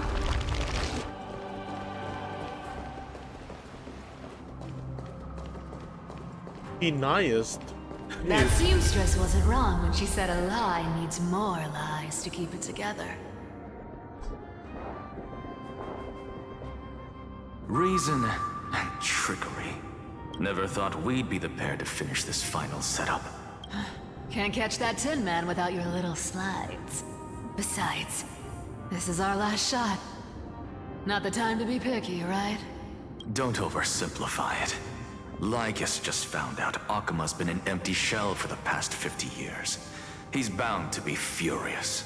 At this rate, he could have done anything. It's desperation. That's exactly what we want. Rage blinds even the brightest minds. Doesn't matter how much of a genius he is, the principle still holds. Once he storms into the council and confronts me head-on, you trigger your alchemy with a boom and turn him into a caged beast. Easier said than done. You still have to pass yourself off as the deliverer without anyone catching on. And you really think a human alchemical array can bind a godlike being? That's just nonsense. What? Getting cold feet?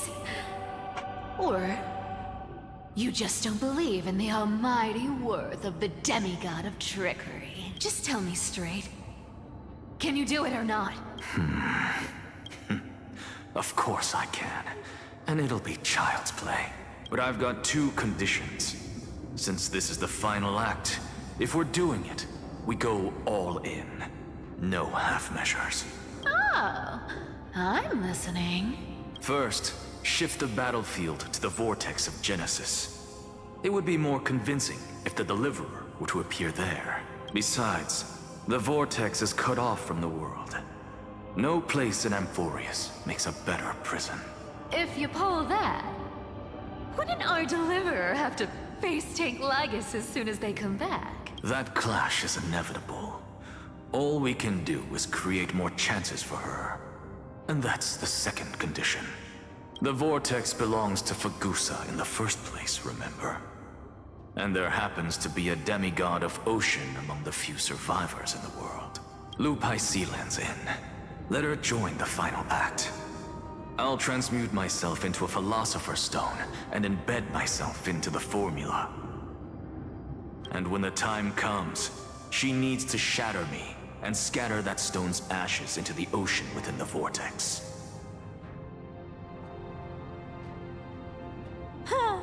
I guess people weren't wrong when they said you're insane, Grove Boy.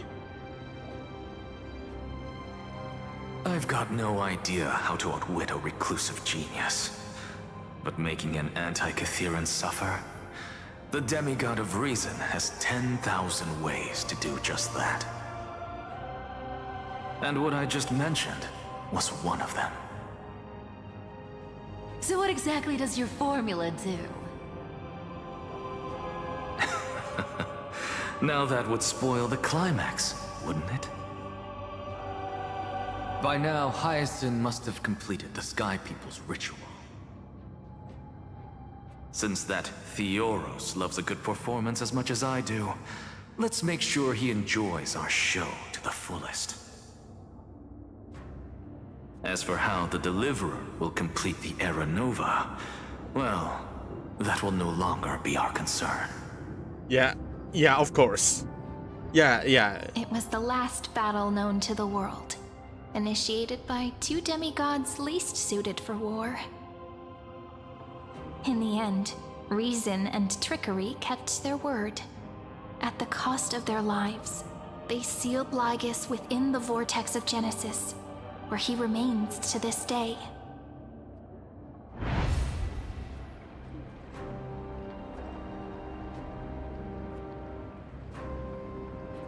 Oh my god, how's Go Hyson forth. doing? Finish the greatness left undone. Quit overthinking! Just run! Keep running, and that'll be enough. What the fuck? It feels like a final battle. This is part of the trailer. It's dead quiet here. No. Oh dear. Akuma will stand eternal. Miss Cypher's lie is crumbled after all.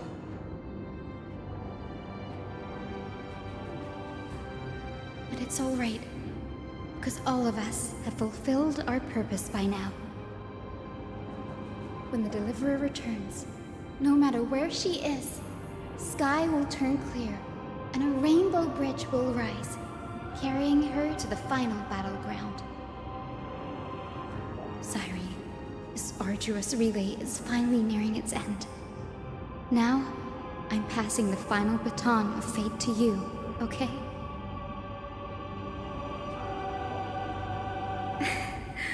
No, that's not quite right.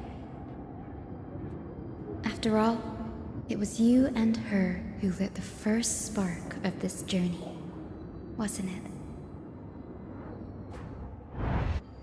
We're trailblazing. We're actually fucking trailblazing like this.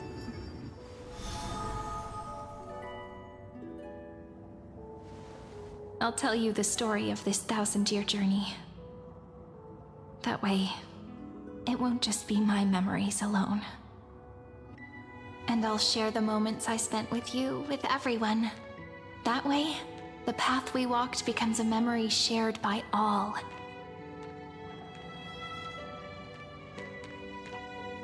People will know that there's nothing left to chase.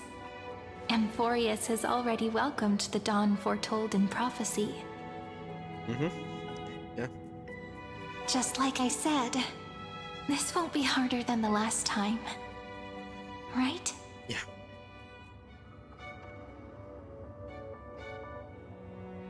Sorry I'm late. Thank you. You've all sacrificed so much.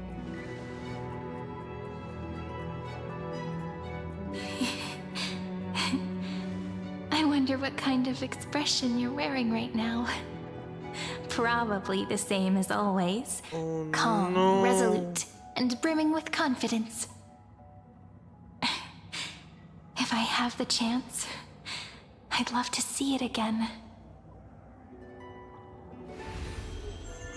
Because it's really been far too long since we parted. It's even you.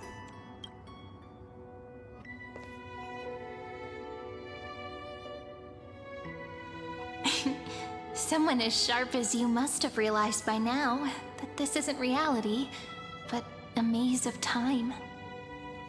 As the last link in the relay, I will return to the Temple of the Three Fates, tell Orynyx all of our stories, and bottle every page we've written into the little flask of memories. And then, may it set sail in peace, drift down the river of time along with the core flame of world-bearing, reach your side, and lead you back to Amphorius. Just like the first time we met, right? Even though this cycle has no demigod of time, time has always stood on humanity's side. This is the only way to make sure that the Era Nova won't happen before you return.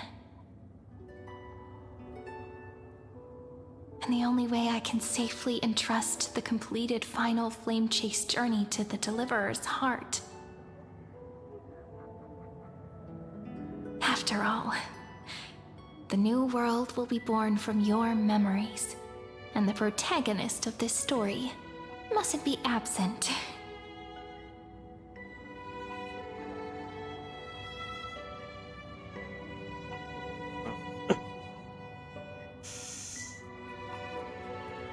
I will take all of you to the new world. I believe you will never let us down. Just like always. Do you remember when Finan sent us back to the beginning? When you and I got separated? But in the end, I returned to you, carrying all that we've been through. That's what memory is. It may wear down and fade in the river of time, but it never truly leaves. When that hidden corner of the heart is stirred, the past returns even more beautiful than before. So don't worry. Let the 33,550,337th Flame Chase journey become part of you too. I've gotten a lot better at it with the experience.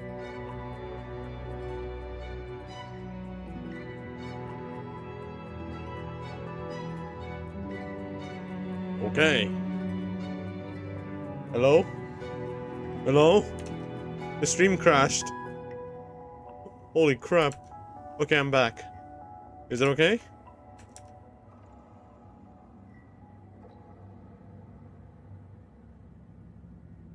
Alright. OBS crashed. Holy. I'm back. Don't worry. I'll be with you. All of us will. Even My Finan. CPU cried. We'll stand with the Deliverer. OBS got emotional too. Oh man. So say a short goodbye, then set off. Just like we promised at the start. Toss away all unnecessary worries and troubles, and bring our smiles and determination into tomorrow.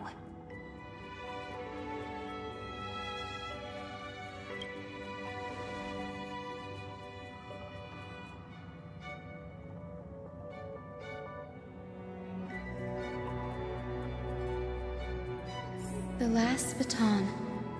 I wonder how long you'll have to wait before passing it on to her. No matter how long it takes, it's okay. Waiting is what I do best. After all, it took 33 million cycles for her to arrive in our world. What's a few moments more?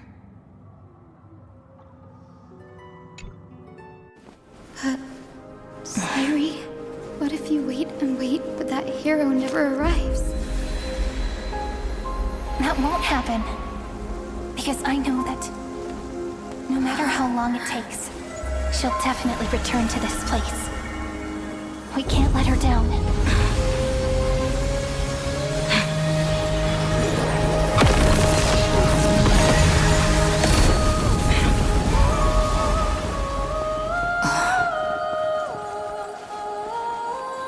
Hyacinth? Sky shall rain rays of dawn for you. May romance be with you on your journey. And reason grant you enlightenment. Let strife bestow you with inspiration. Trickery ensure your success. Allow death to protect your soul. And at last, let passage point the way forward. While time will remember the Trailblazer's journey.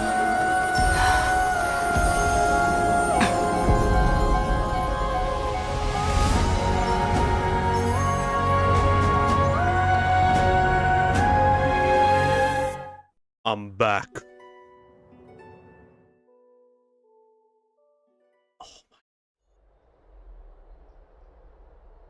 Is this Styxia? What happened to this place?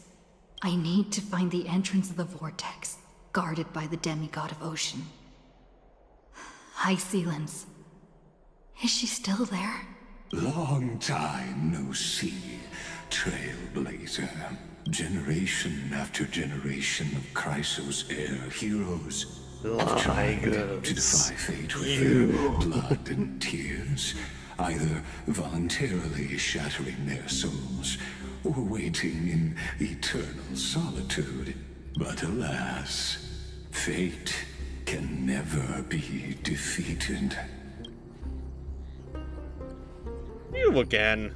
Reason and trickery may bind my flesh, but my will shall never fall silent. So the demigod of ocean, the Dux Gladiorum, High Sealens, sought to bring me into a fantasia with her voice and drown a genius in slumber. But alas, it was all a hopeless dream. That warden fell before I did, due to erosion of time, while her prisoner remained unchanged. And yet here you are, bound to this place.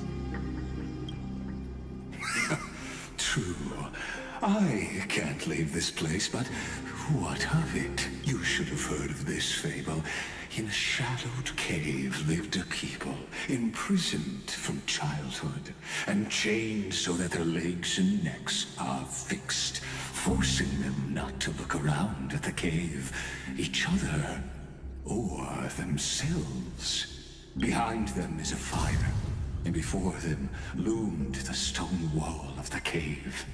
The flames cast shadows, while the rocky surface threw back echoes to them.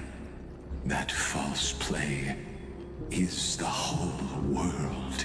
Yes, I'm trapped in the cave, but I know it's all just a fleeting illusion. I don't struggle in dreams. I wait, and now my deliverer has come to defeat me and save this world that never owed you anything. Oh, you'll need to awaken the singer here and unseal the prison called Vortex of Genesis. You'll be the one to unshackle me and bring the cave crashing down. Of course, I don't mind waiting a little longer. Let me guide you through this next illusion. One last memory from that prison warden. I hope you'll watch the stories of this fantasia closely. Logically, the deliverer must see the world for what it truly is. Emotionally, this memory captures the fate of everyone in Amphorius better than anything else. Only by feeling it for yourself can you understand my point of view, the meaning of destruction. And I'll be the one to bring destruction to your scheme. To your unshakable resolve, I salute you. But before we step onto the final stage, let me ask you this. In the spirit of that fable I told you just now, can the prisoners in the cave learn to see the shadows and echoes for what they are, and stop mistaking them for reality?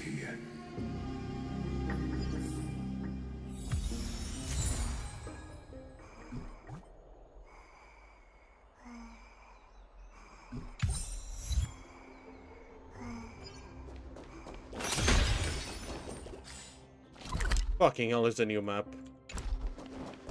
God damn it. Okay. Look, the fire projects the face from her memories. An actress upon the stage of this play.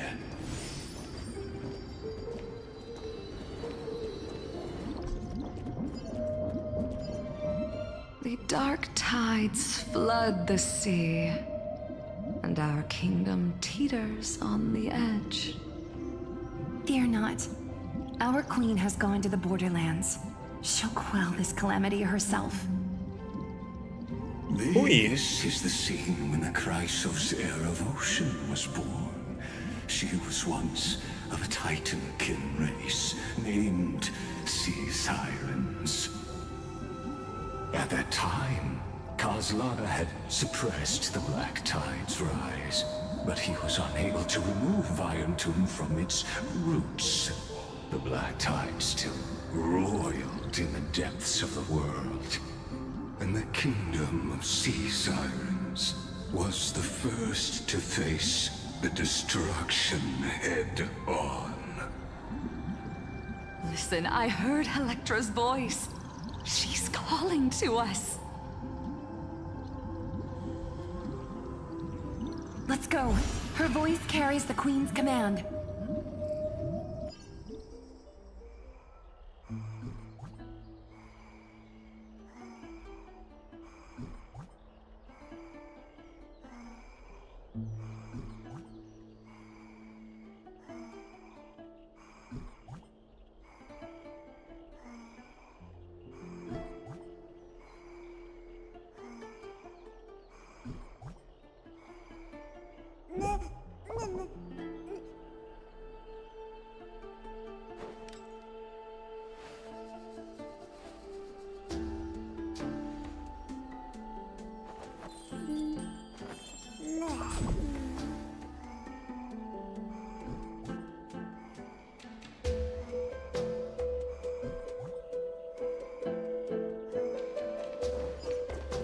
To keep the black tide from threatening the ocean, the Queen gave her all, body and soul. Born of the Queen's chalice, she bore the deepest blessings and inherited supreme divine power. The Queen of Zagreus? My sisters! You're finally here! Of course, Electra. Your beautiful melody drew us here. Her true name is Electra. This is a reflection of her former self, clinging to the past with aching defiance. You're giving me a tour, I appreciate The that. Queen summons us. She must be near exhaustion. The black tide will soon enter our borders.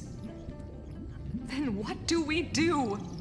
Will our seas fall to darkness and terror as well? Don't worry. We shall lift the chalice in her stead to catch the black tide, and stand together to safeguard our realm and its people. Such tiny titankins, thinking they can stop the tide of truth. How naive. And that naivete is the root of all suffering.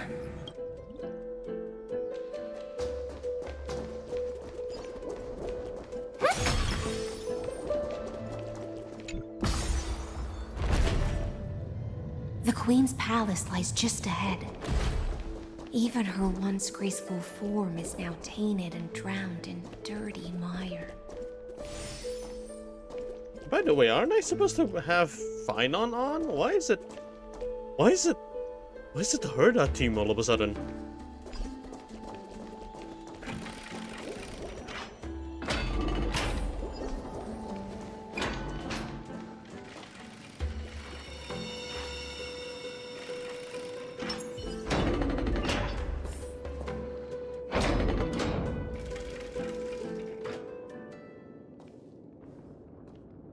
Oh, Fagusa, our noble queen, we've come at your call. My little fishlings, you swim with such joy. It pains me to speak of the kingdom's sorrow. I once believed I could drink the black tide dry, but even the deepest chalice must one day overflow, and I can hold no more of this filth. Mother, worry not. We're all children of the sea. Let us bear your fate together. We'll take up your mantle and drive back the black currents. We'll mend your sacred chalice and take in the cursed filth. My little fishlings, when the spear of strife falls, you may retreat in peace. I promise you. On the surface, the city-states will hold a feast without end in your honor. This is the last gift I can give you.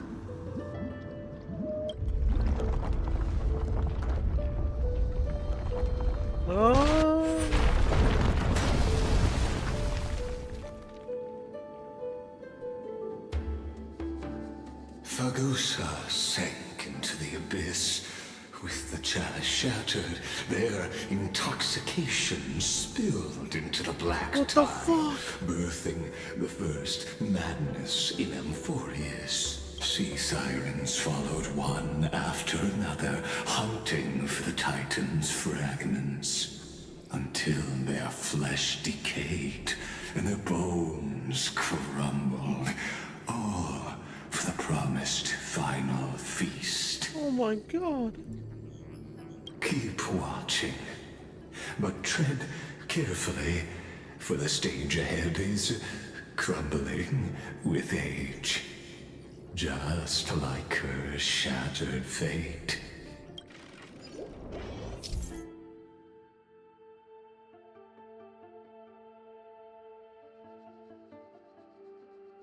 Objects stopped in time will not immediately return to their original form when the rewinding process interrupts. They will pause in their current state.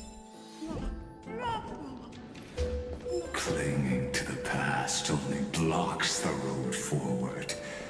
Why not let time build a bridge to the future?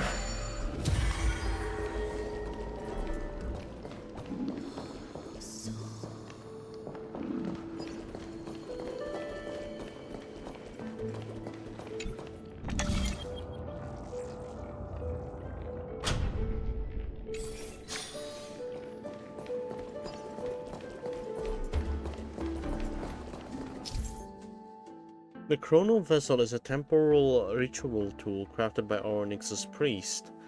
With various sizes and style, breaking the Chrono Vessel will pause time in the area around it.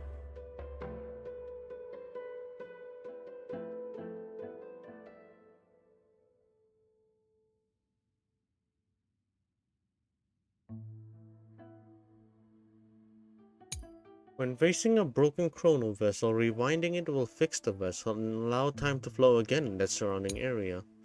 While rewinding an object, the object will not be affected by time stop zone. If you wish to freeze a moving object at a specific time, you can preemptively deploy a time stop zone and initiate rewind, manually interrupting the rewind at the desired moment.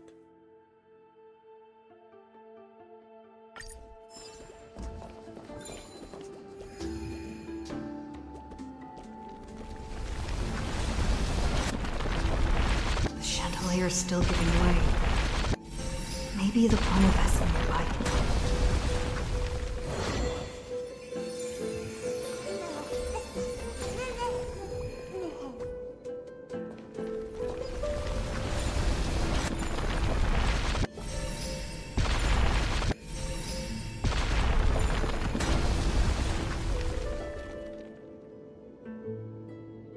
It gets funnier the more I do it.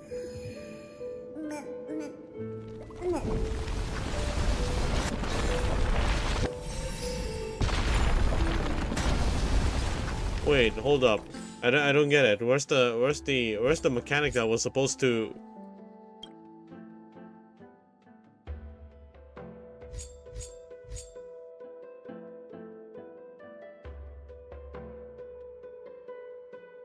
It will pause in their current state?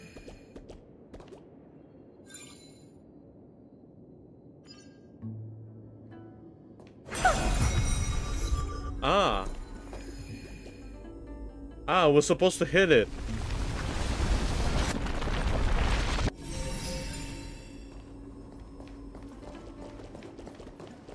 Your wisdom far surpasses even the bounds of reason's model.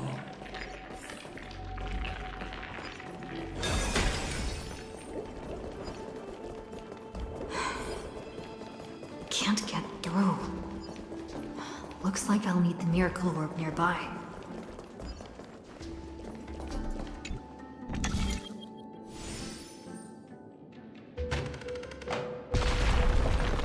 The ending was written long ago. Even you cannot rewrite it. just like this poor chandelier.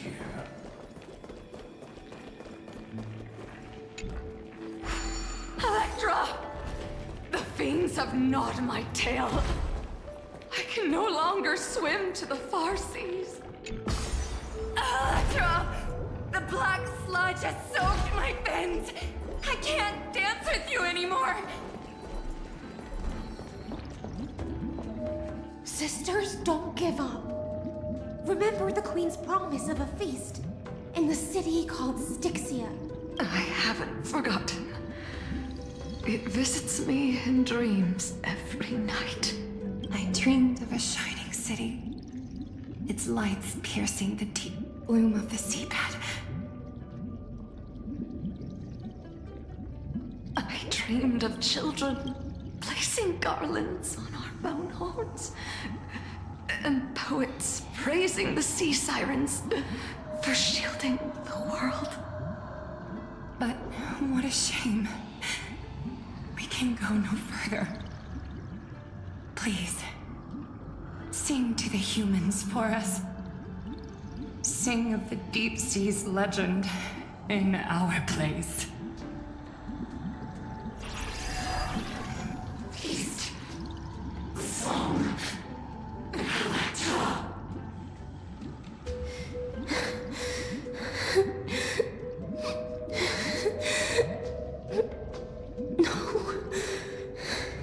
Oh.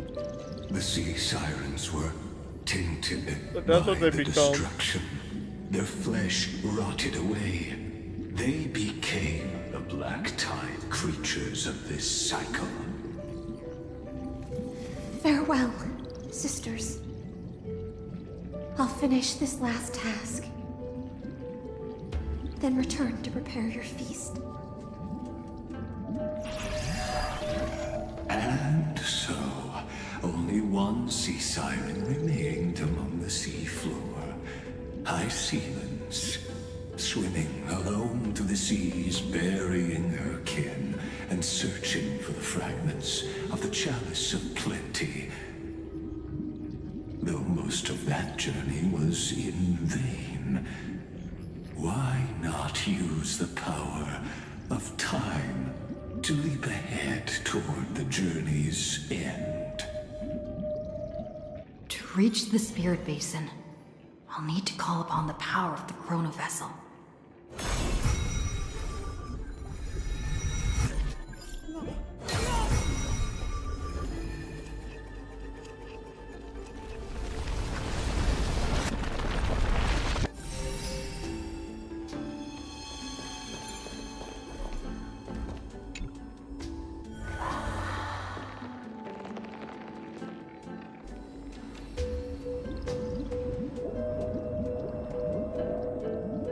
At last, the chalice of plenty is whole again.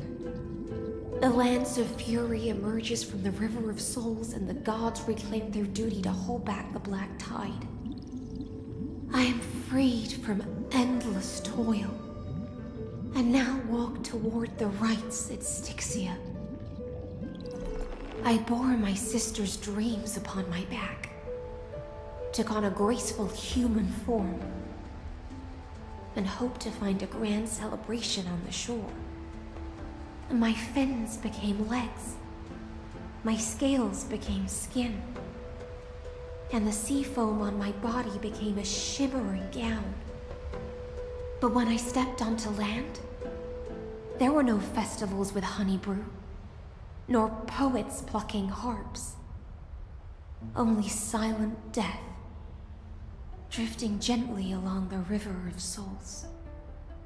When she fulfilled her wish, she only found Styxia to have already repeated the mistakes of previous cycles, and was swallowed by death.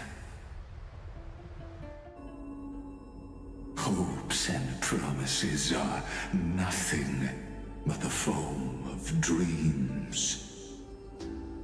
I am a sea siren, a vessel born to contain the tides.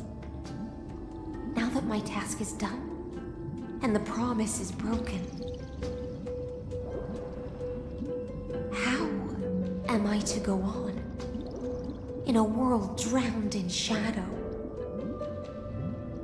Fagusa, my noble queen. She evaded my questions with drunken stupor. She told me a grand feast awaited me in the surface world. So I wandered lost, groping through the dark. The feast she spoke of. Where is it? Lonely Blade, I shall grant you everything you seek.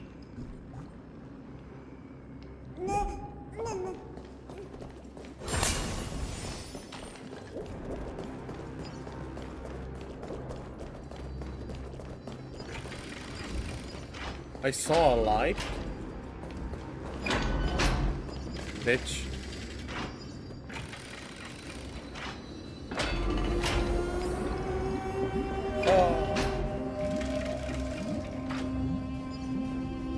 After wandering the surface for ages, the lost sea siren met her future conspirator. You quelled the wars alone and forced strife into retreat.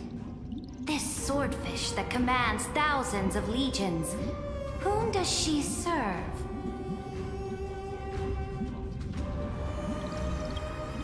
Yes, Ceredra, long before she became the Imperator, was already burning with ambition. Sovereign who follows prophecy. I am no one's sword. I am just a wandering fish, seeking clarity through bloodshed. Then how about letting the sword dance for me? And letting the violin sing in my name? Tell me, what is it you seek? All I want is a feast where I might belong. Such a demand is trivial with the Sovereign's authority. I'll grant you a banquet worthy of conquest and comrades to toast beside you. But Knight, you must offer me your heart. My heart? Yes, a loyal heart that will generate no betrayal. You were deceived by gods and drowned in the ocean's darkness. But now, I will lead you forward and be your light. So be it, noble monarch. The law you proclaim shall govern my every breath. So be it, noble monarch. I am simply becoming someone else's vessel once again, and accepting a duty given to me. And thus, in her hollow drift, she she's that finally lost. found a new purpose, like sunlight piercing the deepest trench.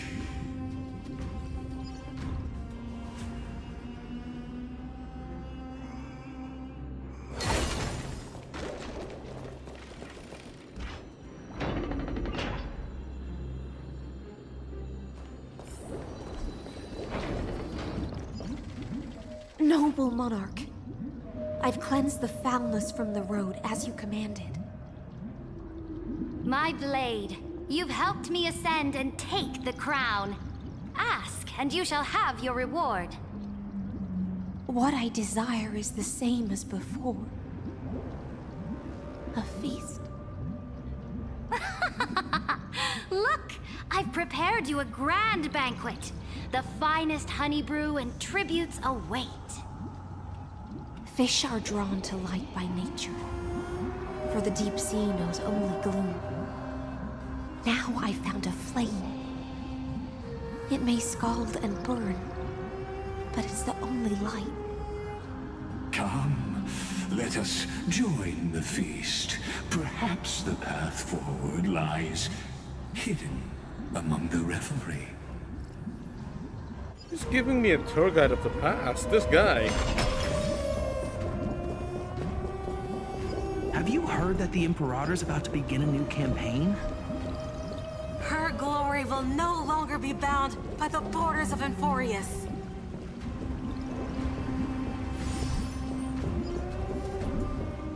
My faithful subjects, tonight's feast is not just for the past. It's a toast to the future! Born from our golden blood is an unstoppable colossus. Our iron beast to trample the universe! Great monarch. I've heard the universe teems with great threats. Can we truly remain invincible? Fear not. Before the troops of the destruction, such rabble is no more than cosmic dust. Surely there's a planet draped in oceans out there in the stars. Once I claim it, it shall be yours to rule. And to the rest, your triumphs will not go unrewarded. I promise you a new age, free of fear. Now, raise your cups to our conquest among the Sea of Stars! Sea of Stars! Sea of Stars! Conquest among the Sea of Stars. What a grand vision. Yet, to the Siren Knight, only feasts still stir her heart. Come now, join me. Witness the end of this futile dream. Where's the way out of this illusion? Come quick! Let's celebrate together! I've saved the finest brew! Come taste it with me! Noble knight, you are truly a blazing spark. It is my honor to share this banquet with you. Noble knight, you have earned victory with your blade. And you have every reason to revel in this moment of triumph. Let me pour you a glass of honey brew.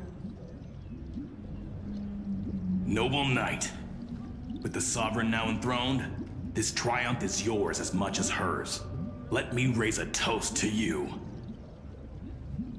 Noble knight, your strength is boundless. Lead us to conquer the universe, and let us toast to that vow! Then drink we shall. Raise your glass. In the deep sea, I never knew what fire was. But when I set foot on land, the first light that I saw was the flames of war, lit with golden blood. It scorched my fins, made me feel pain and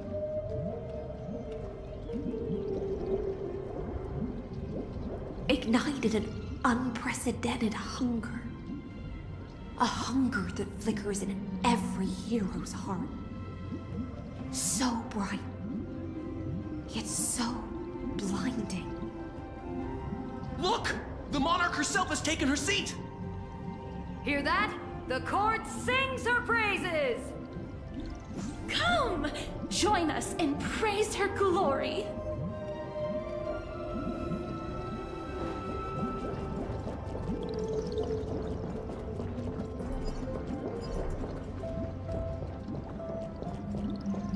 One eye of hers sees glory, the other sees corpses.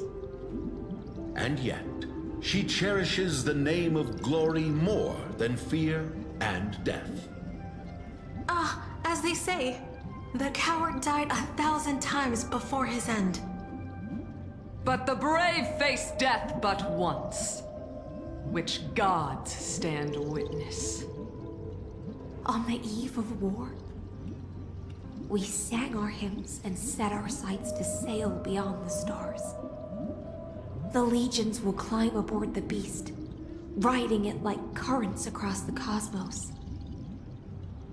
Planets after planets flew the flags of her crown. Realm after realm was ignited by her flames of war. As the final resistance fell silent, a vast empire rose from among the stars. And this small pond at last embraced prosperity and peace. That's how the story ends. Tell me, visitor, in this dream, did you enjoy the show?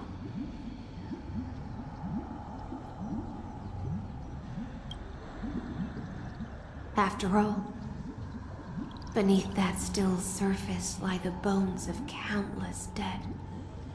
It's time for me to wake up from this drunken dream.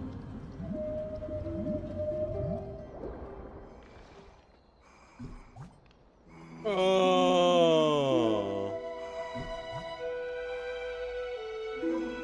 Oh, what the fuck?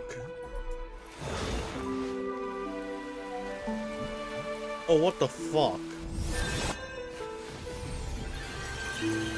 Oh. Oh, what the fuck? Oh, what the fuck?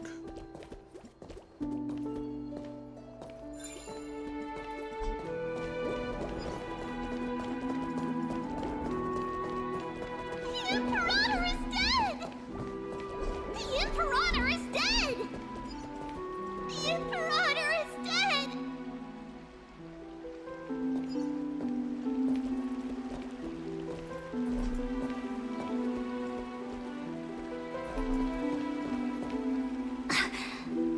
People once cheered for my ascension, Oh my fucking god. and now they cheer for my fall. The cosmos, the battlefield that I cannot reach.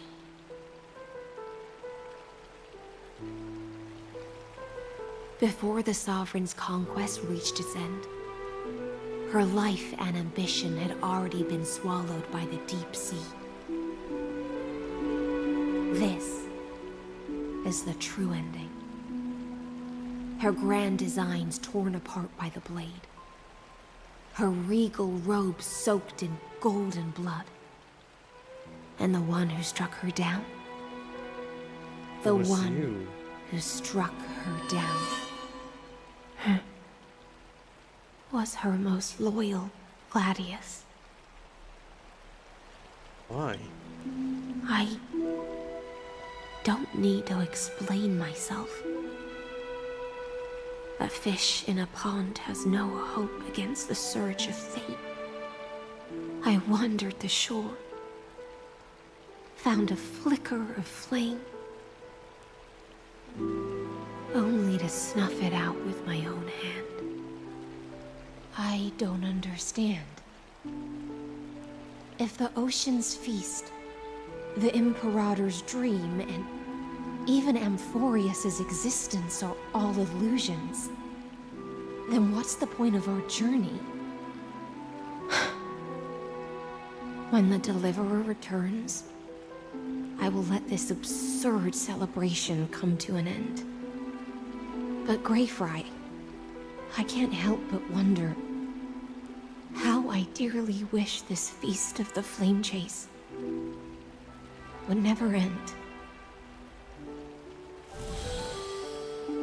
It seems she sensed your presence. The Fantasia's foundation is starting to crack. Let's return to the prologue. Remember the allegory of the cave? Can the prisoners in the cave learn to see the shadows and echoes for what they are, and stop mistaking them for reality? As you've seen, when she cast off her chains, finally turned to look around, and moved her legs, her reward was nothing but searing pain. The light will blind her, for the fire behind her had never once actually touched her her eyes. Her legs will buckle beneath her, for she had never learned to walk forward. And so she fell into infinite confusion and fear, and came to firmly believe that the shadows and echoes were the real world.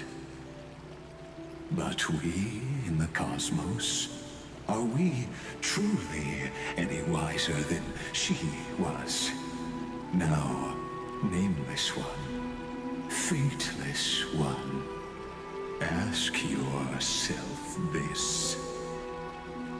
The paths you tread, the eons you worship, everything you've trailblazed with your own hands, could it all be someone else's projected shadow?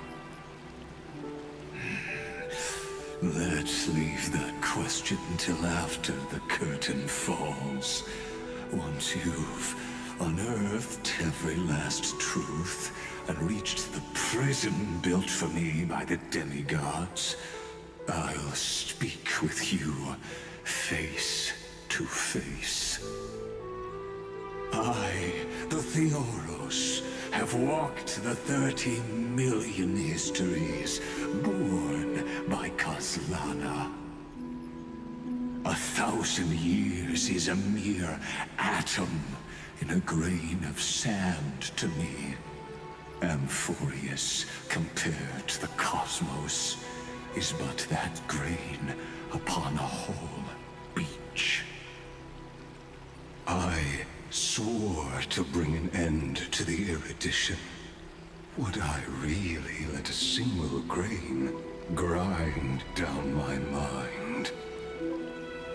Now, please use the power of time to open the gate to the ocean's depths.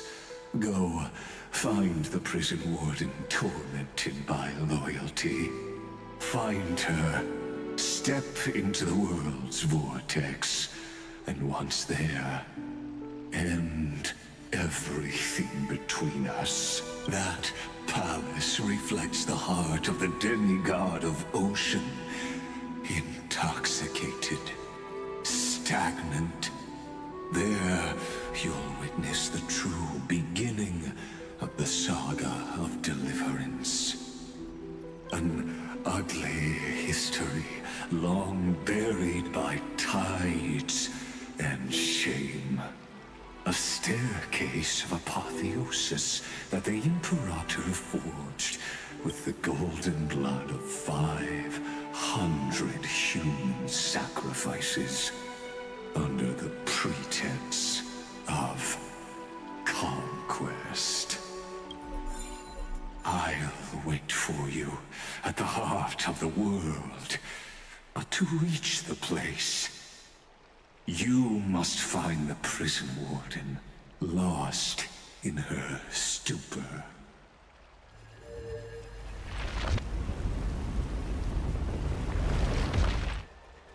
Beyond this door lies the path to the vortex of Genesis.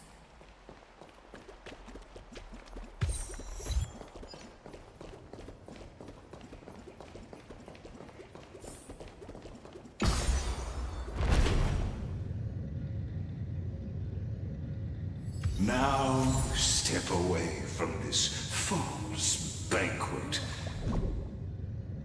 And then onto that bloody stage.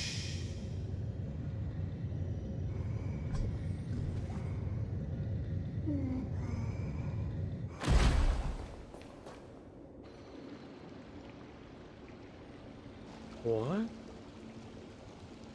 The palace that worshipped the ocean, the sanctuary connected to the vortex, was also once the battlefield of the first flame chase.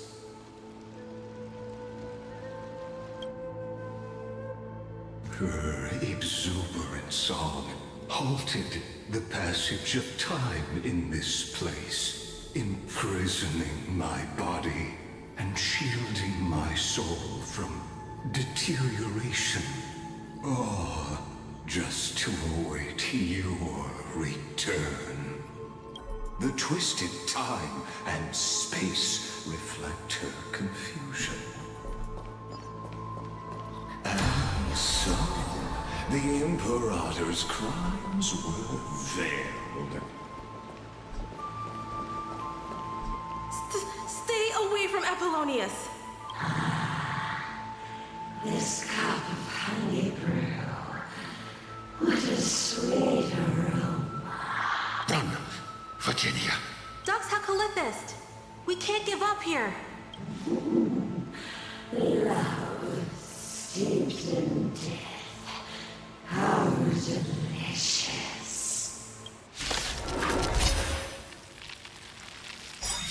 Sadly, all you see is a friendly taste.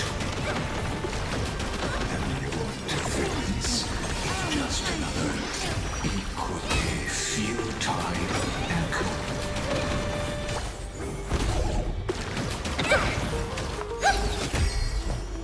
Open sesame. Time to twirl! Do you know who this big diamond? It's all yours! Time to twirl! Curious, endless riddles. Nothing but a void.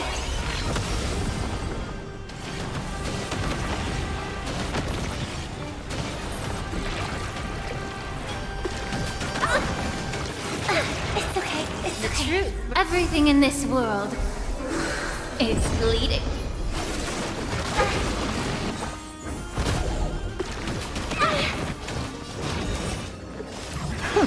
May the foul stench dissipate quick. Doors echo!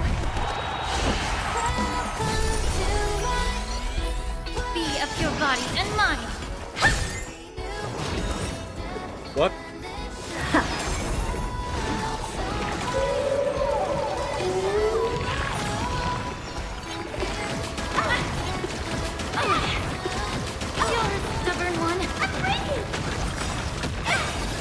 Do you know who this big diamond?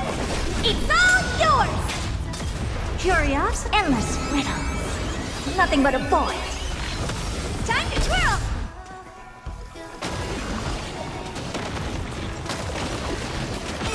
Stubborn one.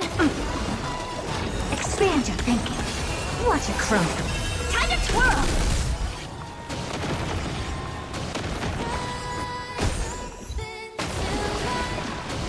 Allow me to purge the time to cleanse the filth.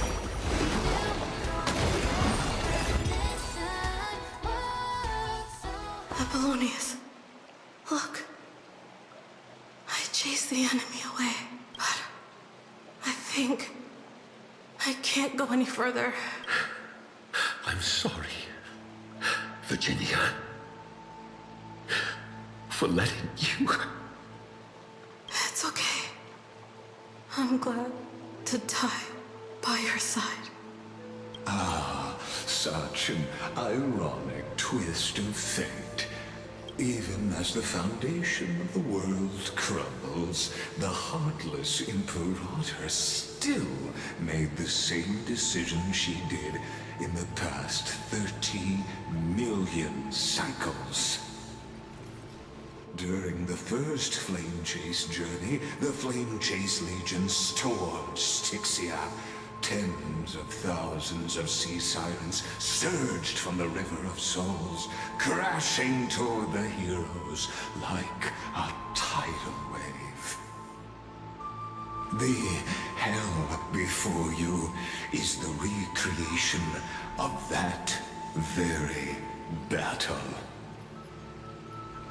Apollonius, look. I chased the enemy away.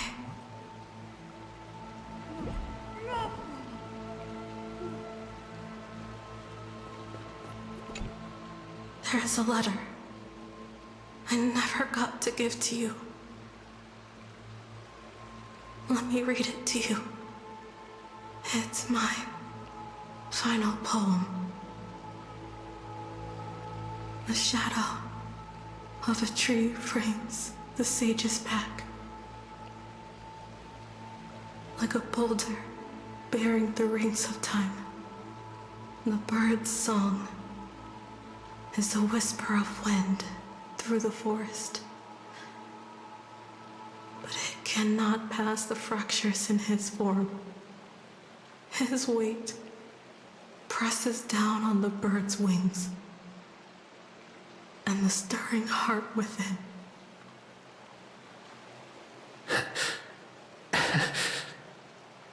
I always wanted to tell you. You look beautiful when you read poetry. Oh my god.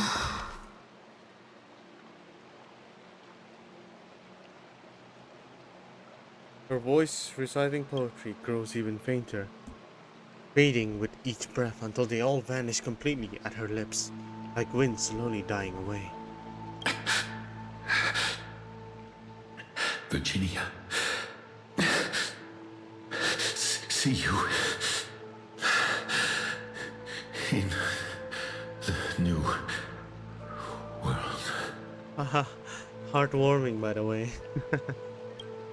His form grows rigid, but his kind smile remains, as if he were a benevolent statue frozen in time.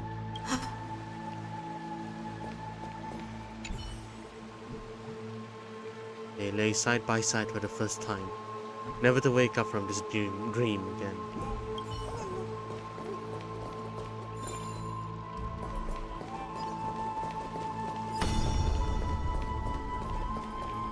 A painful past, yet hidden beneath a veil of joyful song. Two discarded data clusters waiting for someone's return, it seems. Relive the history, then pass through the temple's waters and come to my side.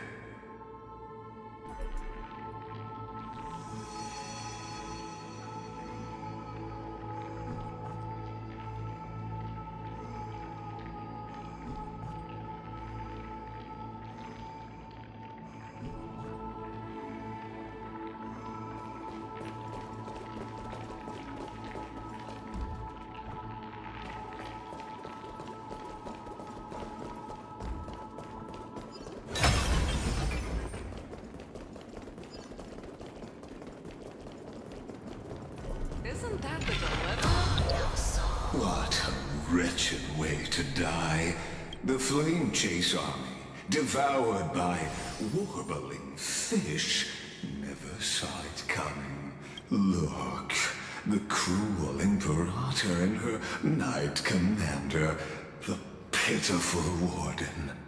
What a perfectly matched duo of test subjects. Their hands drip with blood. Golden blood. Raise the bridge and cross the river of fate. This path of the prisoner is far from over. Imperator! Imperator! Did you see my gallant deeds, Imperator?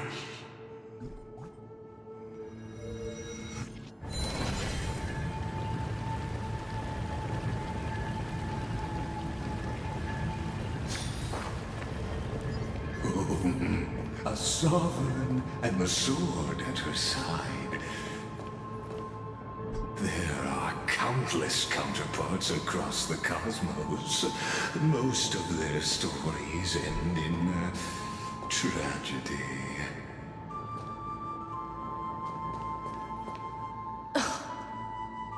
Imperator, why did you...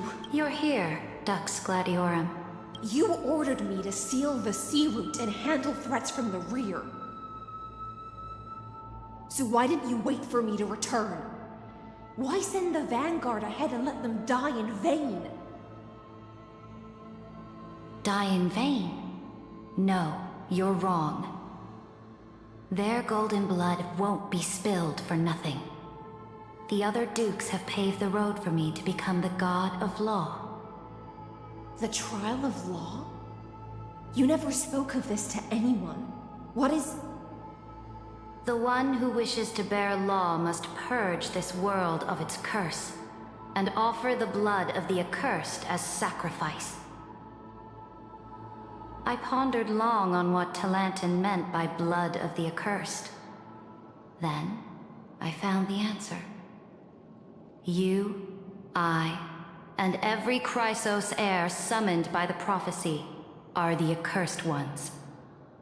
Just like that arrogant Theoros said, our golden blood is the agent of destruction, the antithesis of the world's fate. Dux Frigoris, Dux Brumalis, Dux Helcalethist. Their fate was sealed at that moment. Dying on a glorious campaign was the final gift I could give them. You speak as if they didn't die because of your cold-blooded schemes. Was their loyalty meaningless to you? Losses are a constant on the Flame Chase journey, among which even life itself holds little value. If a subject marches to war without that conviction, then yes, as you said, shallow loyalty means nothing. And what about my loyalty, Ceredra? You sent me away under the pretense of guarding the rear. Was there any shred of humanity left in you? Because you still have a duty no one else can bear. Only you can uphold Fagusa's divine authority. The choice is yours now. Cast off the chains of loyalty and drive those blades through my heart. Or stand with me and sever the ocean's last breath. If you no longer share my vision or believe in the new law I seek to weave for Amphorius, then go on and end me. The Imperator of Amphorius may be ruthless and cruel, but never a liar. When I say life itself holds little value, know this. I am ready to sacrifice everything for the ambition to conquer the Sea of Stars. Now you've seen it. The brutal Imperator was willing to spill the blood of 500 heroes to complete the trial of law. As for my poor warden, her suffering had only just begun.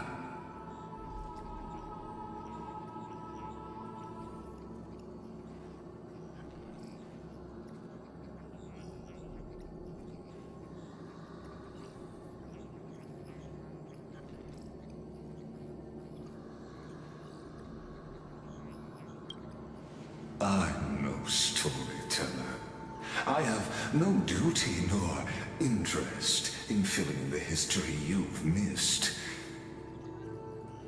I just want you to witness the monstrous choice the Imperator made before the Chrysos heir turned their blades against me.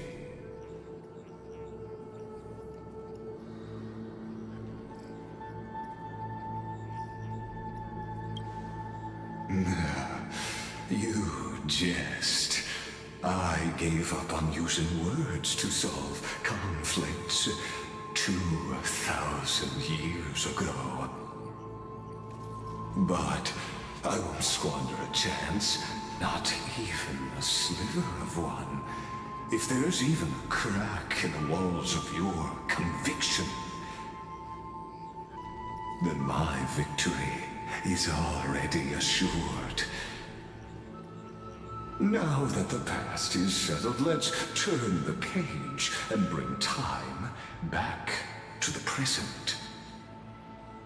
And dive deeper still, until we reach the very bottom of the abyss.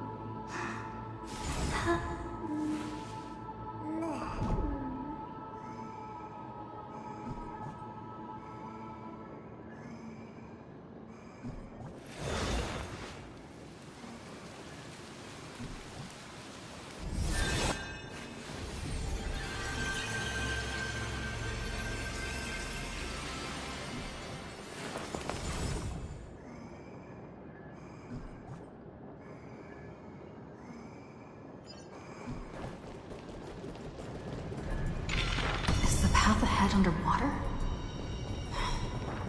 I need the Ornyx orb to bring back the chrono vessel from the past. Shatter the vessel of time, and let this stagnant pool start to flow again. This hidden gate leads to the vortex. Hurry now. The time of our reunion draws near, Deliverer. This hidden gate leads to the Hurry now. Why did it restart twice? Did it just got... What the hell happened there?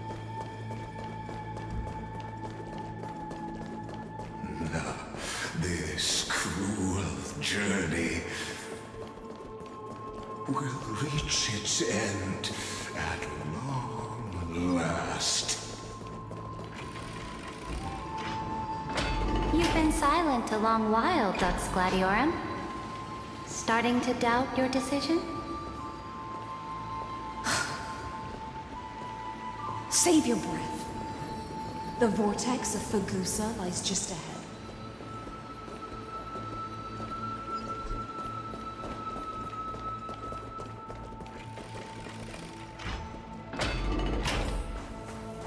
After the trial, there's nothing left between us. So you'll stop swimming toward the stars, Dux Gladiorum? I was always a creature of the sea. The stars in the sky were never meant for me.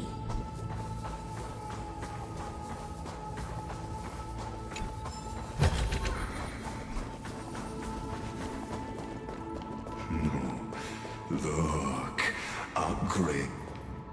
It was here that the prisoner, who thinks herself the prison warden, made her choice.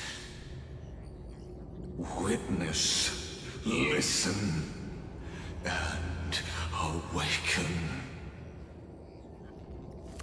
Dux Gladiorum, I've lost count of how many times you've stood here over the past centuries. You talk too much for a prisoner like Kyrgyz. Two geniuses who defied law and all the Chrysospheres who sacrificed themselves in this cycle worked together to chip away my strength. But they, you, can never affect my will. And as long as my will remains intact, I am free. Don't get ahead of yourself. I still have ways to chain your divine soul. Please, do surprise me. But I'd say your mission is nearly done here, isn't it? Oh, it was here you gorged out the core flame of ocean from Fagusa's body. It was here you and that Imperator both completed apotheosis, becoming pillars of Amphorius. And after that, you drove your blade into her heart, a loyal subject turned regicide, a demigod committing deicide. Or so the history books paint that tragedy.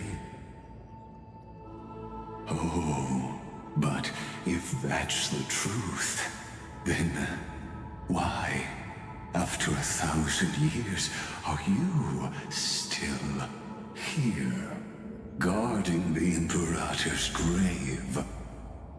Still bound by loyalty.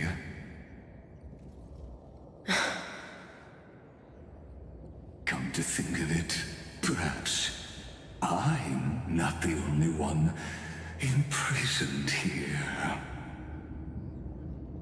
Your calm does stir the rage in me. As if the one paying the price here isn't you, but us. The ones who lost everything. That's only because I've waited 13 million lifetimes for my vision to be realized. Countless millennia. Loneliness never once showed me its fatal side. In fact, for a prisoner of the cave, it's more like an old friend. One that helps me think. How's it going? I just came, bruh. I just got a fucking tour. Like, it's just my freaking tour guide. But you're different, Dux Gladiorum. Loneliness has crept from the silent depths, sinking its claws into your mind. Bit by bit, it's peeling you apart. Will you regress into one of those lost mad sirens? Oh, what a shame that would be. You're right, Lycurgus. Loyalty, curse, the fall of my kin, and this endless waiting. These shackles are too heavy for a fish that cannot perceive any light. I can't break free of the whirlpool that's pulling me under. Nor do I have the unwavering resolve to force myself to wait for that person's return, as everyone hoped for. Ah, deliverer from beyond the sky, my executioner. How much longer until she arrives here? Or will she ever return? I don't know. And I doubt anyone does. Then, what will you do?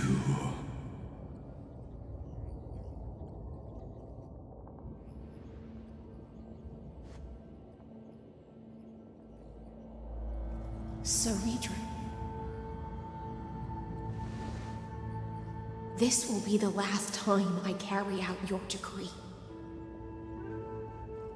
Ever since you took me under your banner and made me the Dux Gladiorum, my music has belonged to others. Time and time again, I use the siren's song to lure the unwary into illusions for your schemes and strategies. Now, let the siren Electra sing for herself. Let me step into an endless dream of my own making.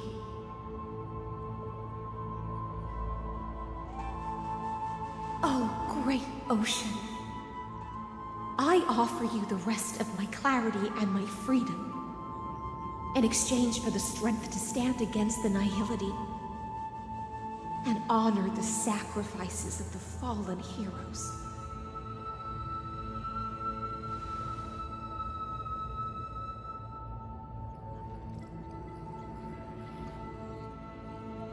Greyfry, deliverer from beyond the sky. When you ride the current of time and find your way here, you'll hear my solo. It will guide you to the heart of this world. By then, I may still be lost in my self-wrought slumber. But I'll uphold my part of this long relay and guard the shackles that seal the Theoros. Do you still remember? To awaken someone from a siren's voice, you'll need... I need Bagusa's honeydew. What? What? The gift I once gave you? May you still have it when the time comes.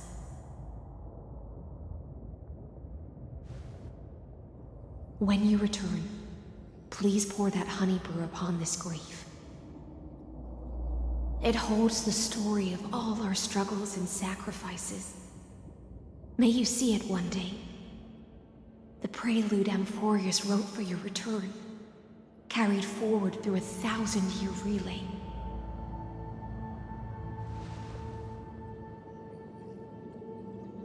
When your mourning ends, I'll likely wake from my dream as well. Then, follow the trail of echoes and find me.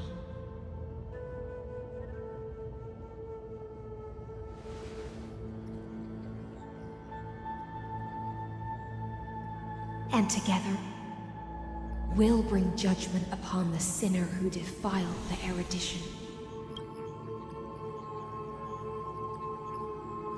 At long last, 33,550,336 cycles. That's crazy. It ran again. 31 years later. Oh my god, the cycle ran again. His final curtain is ready to fall. The shadows within the cave gave everything. Yet all they did was mimic life outside its walls. A futile effort steeped in sorrow. Enough! They were no shadows. Everything they did shattered the darkness of this cave, and unearthed the core flame of Trailblaze. And now, with that core flame, I'll light the dawn of Amphorius! Yes, girl! Do you still choose the will of the paths as your answer in the end? I do not agree with that answer, but I respect your tribute to them. Allow me to take back my earlier words. As an apology, and in the name of Theoros, who saw all destinies in this world, let me join you in mourning. Let us bid farewell to the heroes who sleep here. And then, let us face each other and decide whose flame will rise with this new dawn.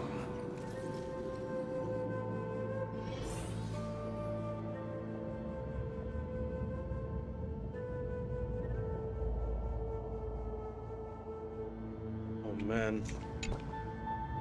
Oh man. It's been like what, 5 hours already? We're so close. So the Chrysos heirs gave their lives chasing flame. Their fates were not foretold by prophecy, yet they bore no shame in their insignificance. With unwavering resolve, they shed golden blood among the flame chase journey. Dux Pregoris Labienus, born light calendar 3743, deceased light calendar 3960. Dux Brumalis Seneca, born light calendar 3749, deceased light calendar 3960. Dux Carmina Virginia, born light 3853, also died at 3960. 3704, also died 3960. the end of the long epitaph, Ceredra the Imperator, the demigod of law, deceased like calendar 3960. Pour the honey brew into the gravestone, amber liquids seeping into the crevices of the inscription, as if the heroes are drinking deep into the spilled tribute. Virginia, Apollonius, Seneca, Labienus, and Ceredra. Through a brutal sacrifice, they lit the stars of law in this world, propelling Amphorius's fate forward. In the shimmering mirage of illusion, they entrusted their dreams to ride among the stars, to the hero yet to come.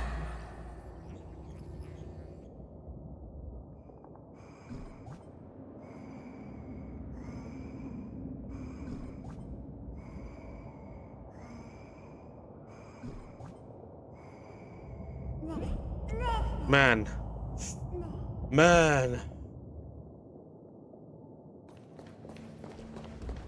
How ready am I?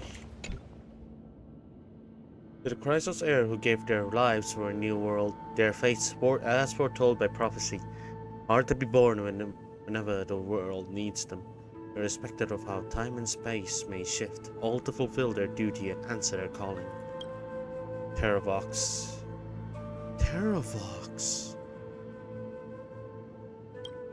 Aglaia, Castorus, Mydemos, Trebios, Cyphera, Anaxagoras, Hyacinthia.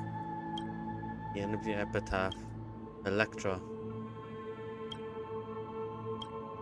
You tip the chalice once more, the honey brew bathing the stone like golden blood upon the demigod, forging destiny through its purifying flow. To Aglaia, Trebios, Mydemos, Castorus, Anaxagoras, Cyphera, Hyacinthia.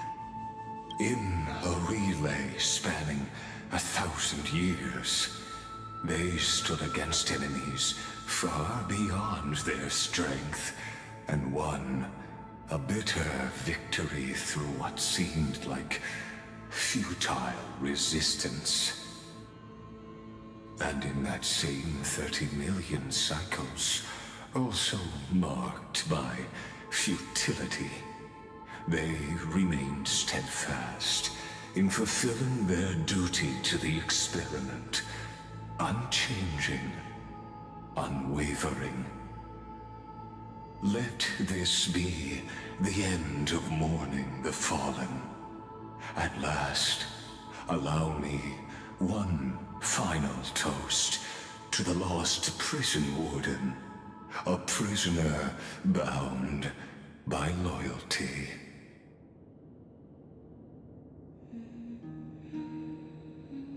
That voice.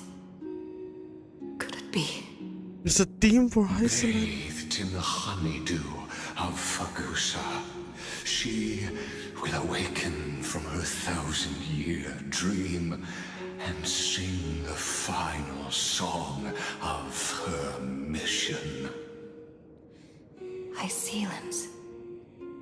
This tombstone of the old world serves as the anchor of the Siren's illusion, a sigil Electra used to bind herself. At the same time, it is the very thing I once proclaimed at the start of the show, a microcosm of Amphorius itself. A group of prisoners bound themselves in a cave, crowning their suffering with heroism. An epic staged with shadows and echoes. Now, destroy it. End the illusion. Theoros will take his leave for now. And when next we meet, that shall be the moment that decides the fate of Amphorius and the entire cosmos.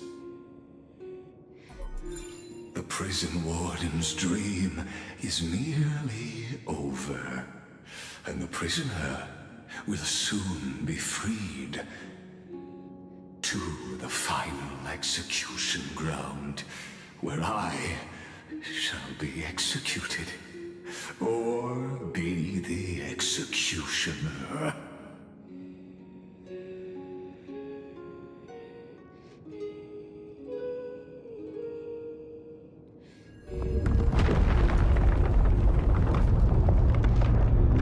It's time.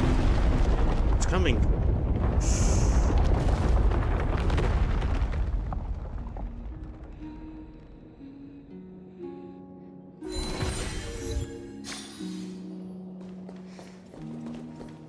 This world and I shall halt here until we meet again.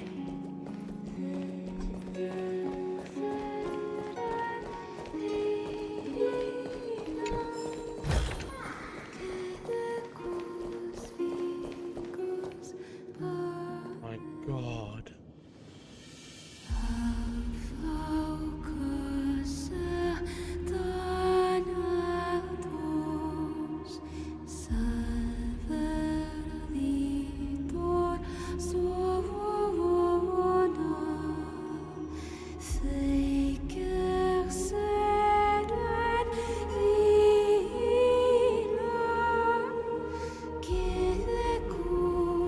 She didn't The die. last demigod. I'm here.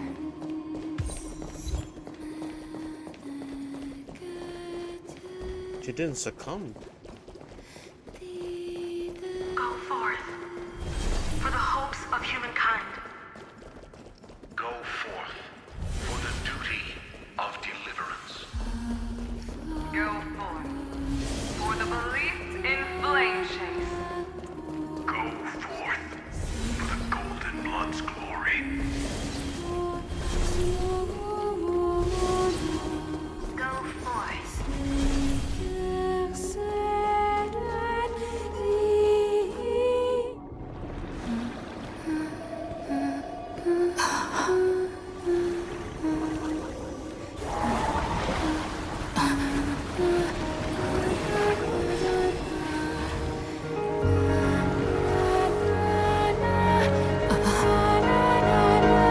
Seems like my feast is over. It's now your turn to perform. Oh, what is this about whales again? Papaglia? Is that you?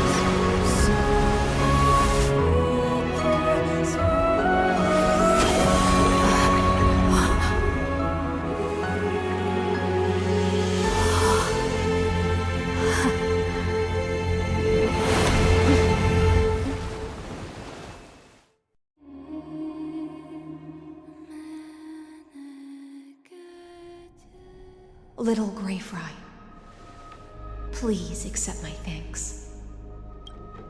I was the only one left after the world was destroyed, and I maintain this lonesome feast with my songs.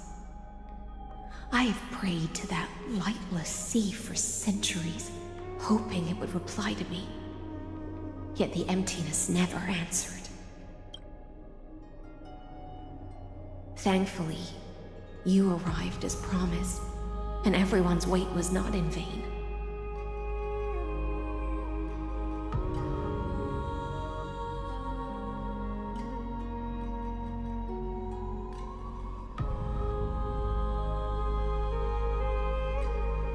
My God.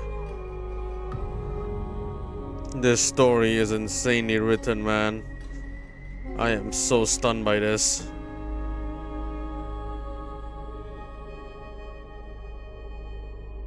I am legitimately completely stunned by this. Your song is beautiful.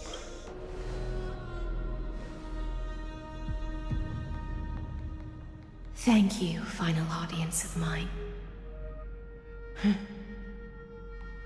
This is probably the last praise I'll ever hear in my life.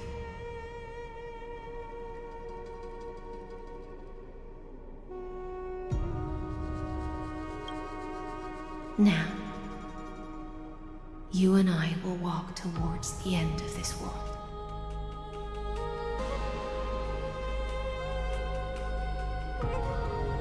The heroes have waited for this moment for far too long.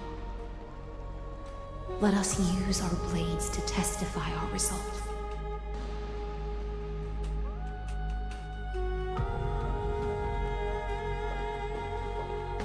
Oh, prisoner of the seas.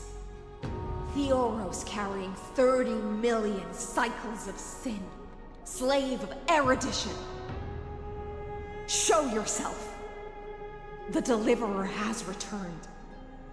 And the time of your execution draws near.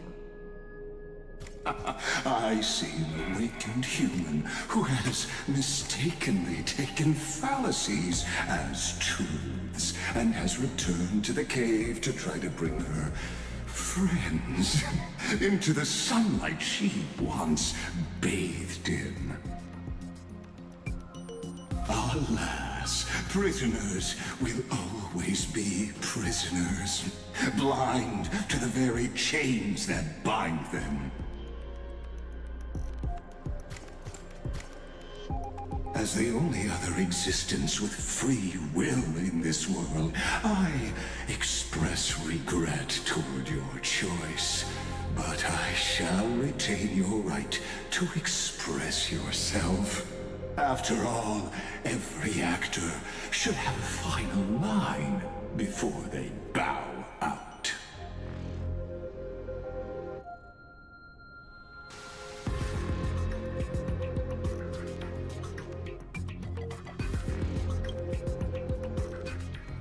Trust me, this will be the final scene. The last dusk this world will ever see shall become the climax that decides the fate of the cosmos. What an appropriate end. My cognition resides in the exomyth. It is pointless to defeat my avatar, projected into the experiment. My body is the shadow cast on the wall by the fire, and my words are lingering echoes within the cave. How can a character in the play fight against the audience? Kaslana failed. The demigods' sacrifices were pointless. As for the two geniuses you placed such high hopes on, I ask of you, where are they now?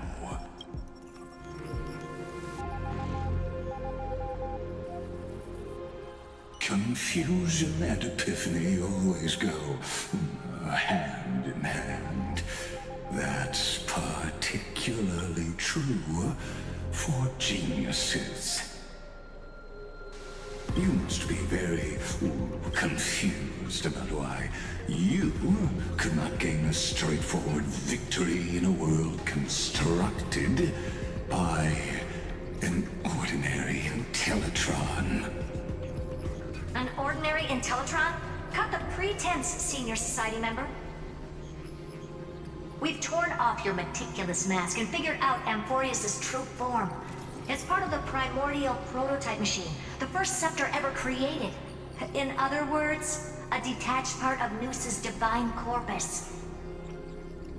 That's why it has the potential to destroy erudition. As for who would be able to control the Aeonic system to rewrite knowledge, only one person has ever managed such a feat. You better have an explanation for the Society. We want an actual answer, not another prolonged metaphor to cover up the truth.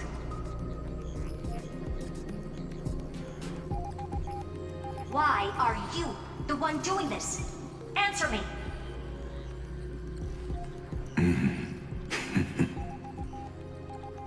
Since things have reached this point, I'll give you two irrational answer, purely as a courtesy to posterity. The answer is obvious. so there's no need to say that name out loud. The cosmos made a mistake in calling me a genius. I do not possess more wisdom than those who came after me. I was just the first to touch upon the universe's border. The first to define the prime mover of life with incorrect logic. Amphorius is a miniature of the cosmos. This is getting crazier and crazier, man. Are born prisoners inside the nutshell called the universe. Like the madman who returned to the cave and preached about the daylight to his fellow prisoners, my greatest sorrow is that I led my peers down a road that plunges into the abyss, from which there is no return. I led them into a lightless cage called Paths. Huh. I created a mechanical guard that even I cannot control. And then they became an unparalleled nightmare through their endless extrapolations and evolutions. They bore the name of erudition, yet they tried to define the known and to seal off all possibilities. No new rules were ever born after their ascension, and humanity will forever be shackled within the cave known as Eons. Fucking hell. Oh.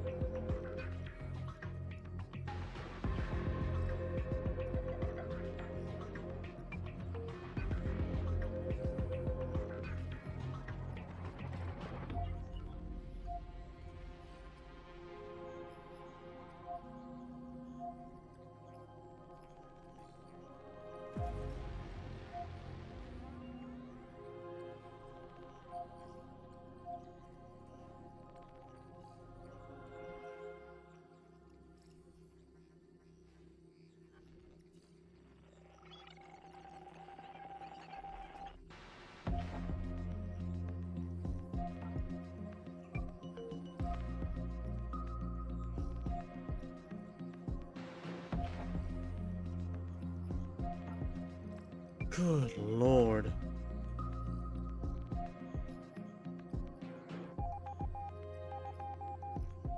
Oh wow, okay.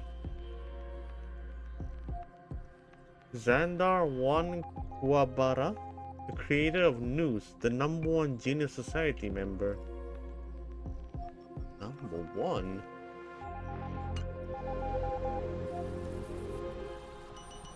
Fuck, dude, I can't wait. No, wait, I need to... Nah, you know what?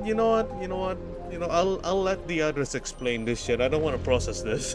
Therefore, as my organic life neared its end, I coded my consciousness using 14 algebraic expressions and spread my logic core over 9 bodies, all to finalize my ultimate denial of Nous in the future, and to erase my wrongs with my own hands. Wow. As for Lycurgus, he is only one of these 9 vessels. Yeah, okay, yeah. What the fuck? So there's 8 more? What an astounding strength of will. As a fellow pathstrider of erudition, I fully understand your obsession with seeking the truth. Therefore, you surely see it. You cannot possibly stand up to me in this algebraic world sharing its origin. That's crazy. With Nous. That's crazy. However, I hereby speak for all sentient life forms. We will never allow such a cruel atrocity to occur. You can pile on your metaphors mountain high, but they won't change the act you're committing. The Iron Tomb out there in the cosmos is still a technical beta version. and yet it's already powerful enough to corrupt the life logic of all inorganic worlds. In other words, when the Lord Ravager within Amphorius becomes the next knowledge singularity, there's no way you wouldn't have grasped the consequences, First Genius, is there? Of course, I'm fully aware. I don't mind answering you one last time before I thoroughly exile you from this world. Oh, this feels so weird. This feels so weird.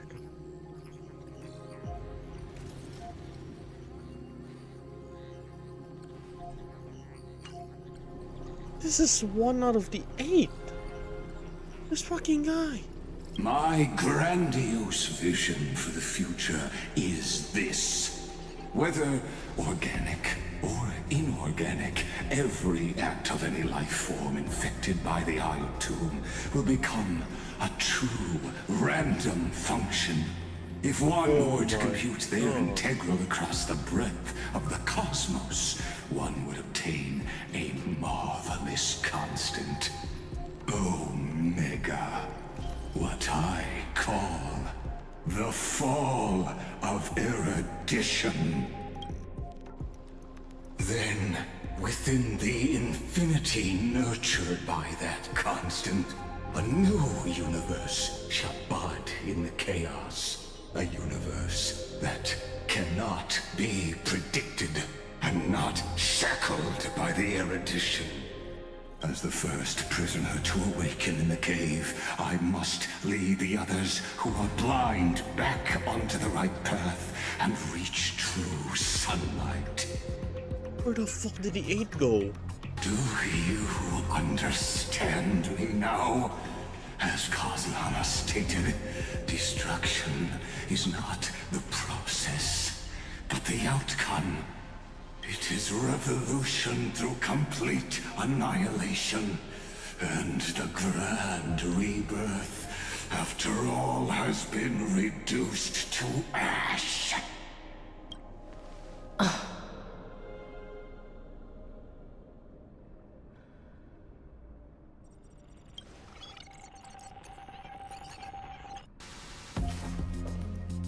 The Amphorians already answered long ago. Be it as tiny fish destined to be swallowed, or as a giant whale poised for a magnificent descent.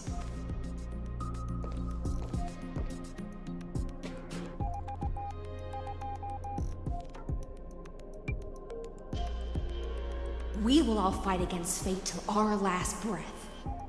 That includes me, Electra. Once the Imperator's subject, now the Deliverer's blade.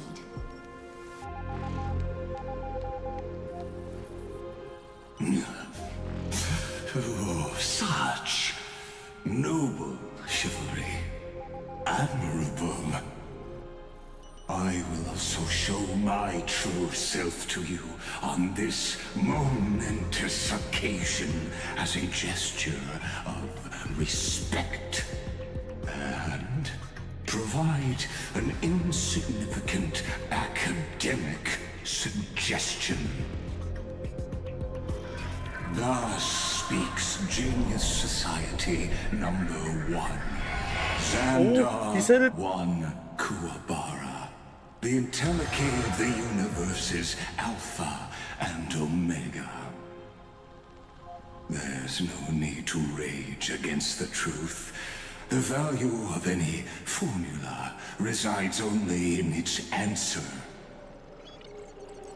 As for the process of solving it, no matter how elegant, violent, solemn, or humorous, it is all utterly meaningless. As the Theoros, I will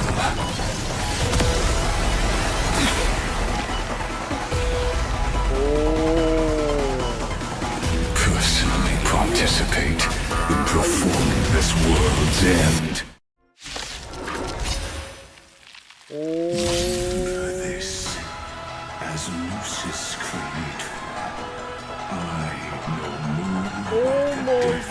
Look at him!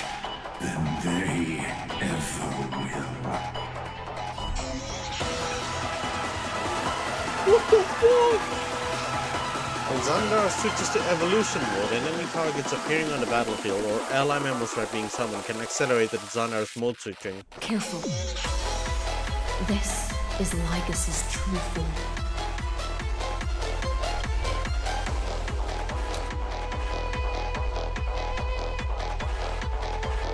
Damn!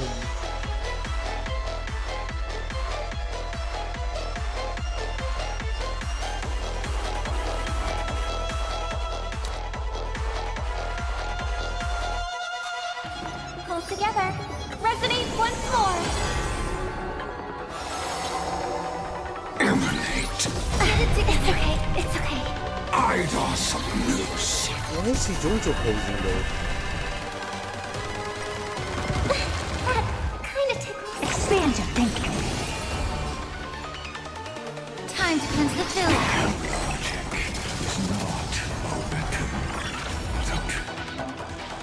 The antimony state will activate ultimates. However, using ultimate during this will cost massive amounts of HP. Allow me to shatter them for you. Destruction needs no introduction. Let us skip those boring inferences. Oh, what the fuck is that for? Is this the Black Tide? What the fuck is that form?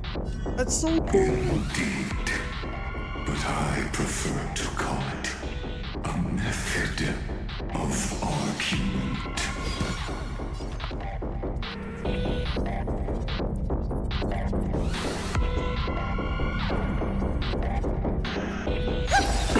Curious, endless riddle.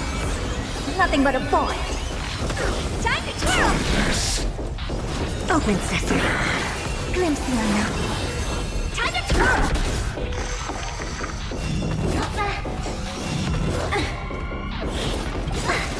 Do you know who this big diamond? It's all yours! Time to twirl! Night. Stars echo. No more time. It's a world boss. Oh, fuck me. Expand your thinking. Entities must not be multiplied beyond necessity. I'm okay. I'm okay. I'm okay. I am so okay. I'm okay. I am okay. Hang on. I'll do my best to repel the tsunami of destruction. I'm okay. Emanate. Protocol warning. I hope we're an end to strife. I am okay. I am okay. All together. Process. I can take one more attack. I can take two more attacks. Allow me to be of your body and mine. What are you looking at? Curious, endless riddle. Nothing but a void.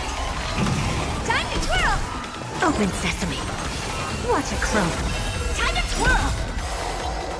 Feeling of four. Invoking logos. Removal abilities. It's okay. Do you know who I... This big diamond! It's all yours! Time to twirl!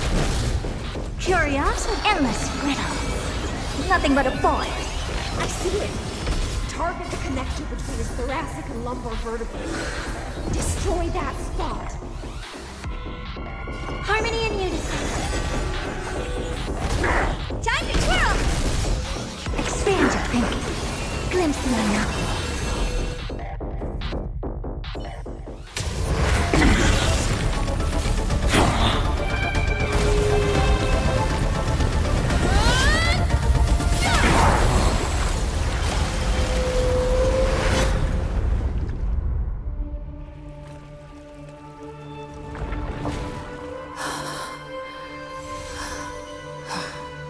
It's not over, dude. It's not over, dude.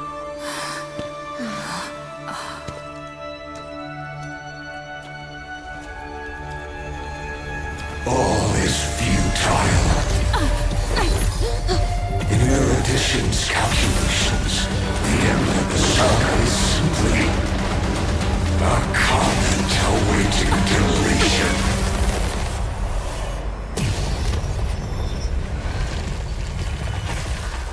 don't like such a cold statement, okay?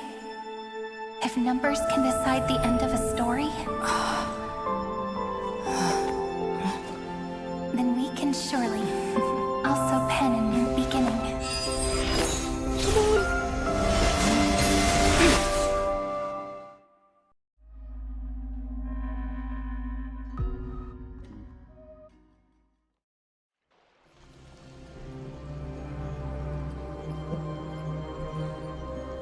Screwy, what do you think? If your hypothesis of Lygas's identity is true, then even if we remove the restrictions of the Ultimate Protocol, the chances of us defeating him in a head-on battle will still remain lower than the acceptable threshold. Therefore, victory will still hinge upon Miss Trailblazer and Miss Cyrene. Go on. Maybe we're thinking about the same thing. Lygas's cognition resides in the exomyth. He is both an instigator within the experiment and the observer outside of it. Logic. His inspiration circuit can simultaneously process the different time flows in and out of that world.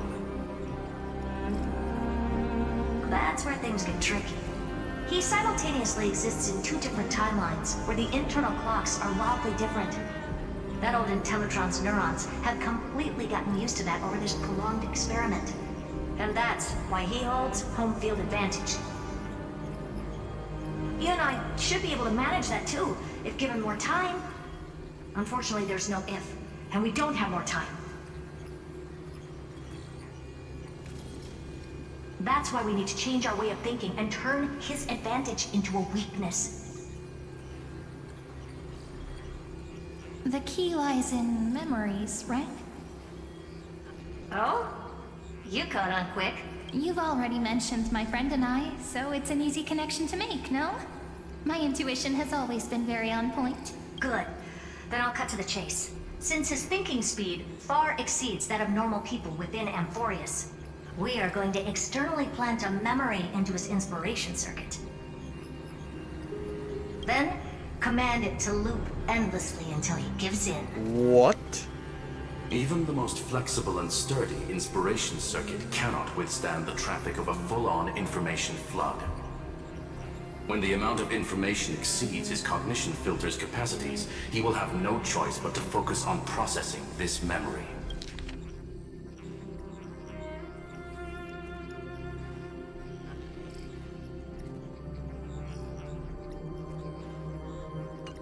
That's when the parallel processing advantage he gained via Amphorius will completely destroy him. An image from a person's memory played in real time might only be a second for us, but for him in Amphorian time, it could be millions or even billions of calculations. He won't be able to do anything but watch as he's locked into this prison forged by memories. Then we can entrap him in the same kind of cycle as the heroes were in, and get him to experience loneliness and pain in that endless recurrence. It's my greatest honor to be on the same page as the geniuses. That little one is still in that old Intellitron's hands, and won't be able to respond to us anytime soon. But I don't think she'd refuse. So it's up to you to figure out how to execute this plan. I'm not sure how this happened, but I knew it as soon as I saw you. You are currently a mimetic entity of the Remembrance. Yes. I seem to be something you folks beyond the sky call a memo sprite. But that's fine by me. It suits me perfectly. I can serve as the vessel of memories, and do my part for the final battle. Oh, you're still Mem. But before that, we have to tell you. The path characteristic you exhibit is very special. There's no way you're just a simple memo sprite. However, I'm sure about one thing. You are a mimetic entity born in Amphorius. Yet you only awakened with the little one's arrival and only matured as she embarked on the path of remembrance. That means your existence is completely attached to her memories. If there ever comes a day when she forgets about you for even a few seconds, or loses her last connection with Amphorius, then you must be prepared for the worst. You will disappear in the memory zone, utterly gone, without even a single line of data to remember you by. Oh no. But that's already happened, hasn't it? No wonder I've always had a weird hunch. Okay, good. That Don't do also it again. means I was right in thinking. As long as my friend and I are together, we can do anything.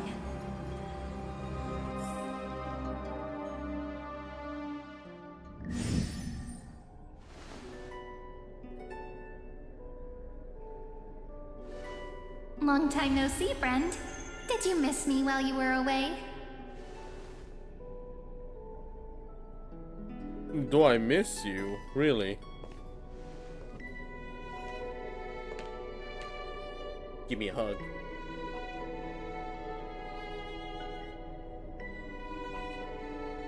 It's good to see you're doing well. Long time no see, Cyrene. Yep, 1,000 years was such a long time. And everyone in Amphorius was waiting for the Deliverer's return. You probably already knew about the Genius's plans for that memory. I had to hide really well in a corner in time so Lagus wouldn't find me, and wait for the right opportunity.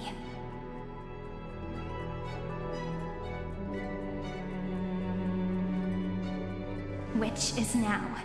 The moment when his manifestation in this world is destroyed, and his twin timelines are intersecting.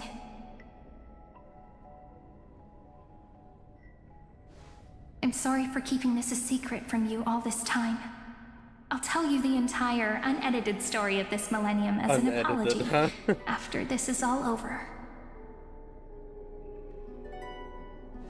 But for now, let's join hands and complete the final step with the power of the remembrance.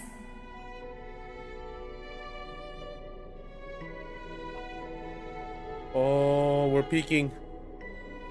Don't let your guard down. Be prepared for the worst. You're always so serious, and that's why you always feel so reassuring. By the way, speaking of joining hands,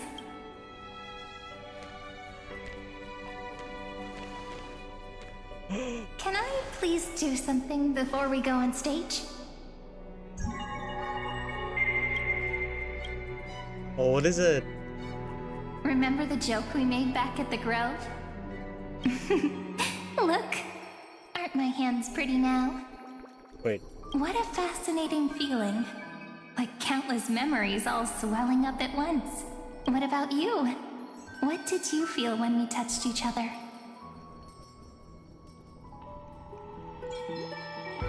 Are you nervous?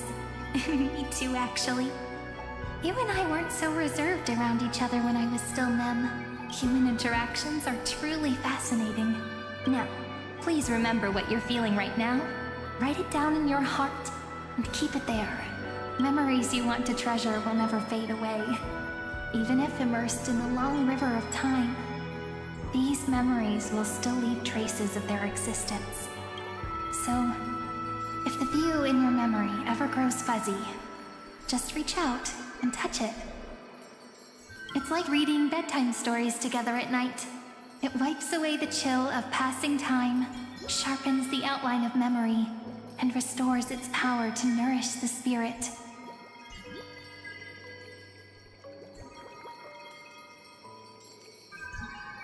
Now, I'll carry this power with me, and for a little while, I must part from you, as I step into the long cycles of this world. Give me your blessings, friend. Then, let that bright future be as we have written.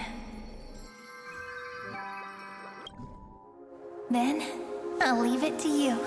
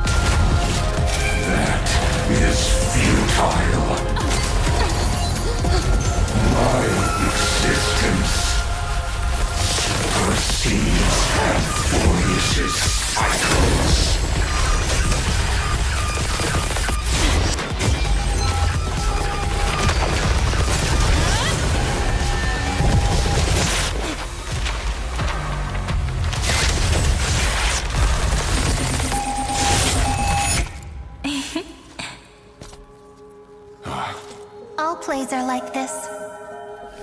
Once you're on the stage, it's hard to return to the audience. Welcome to our story. How does it feel?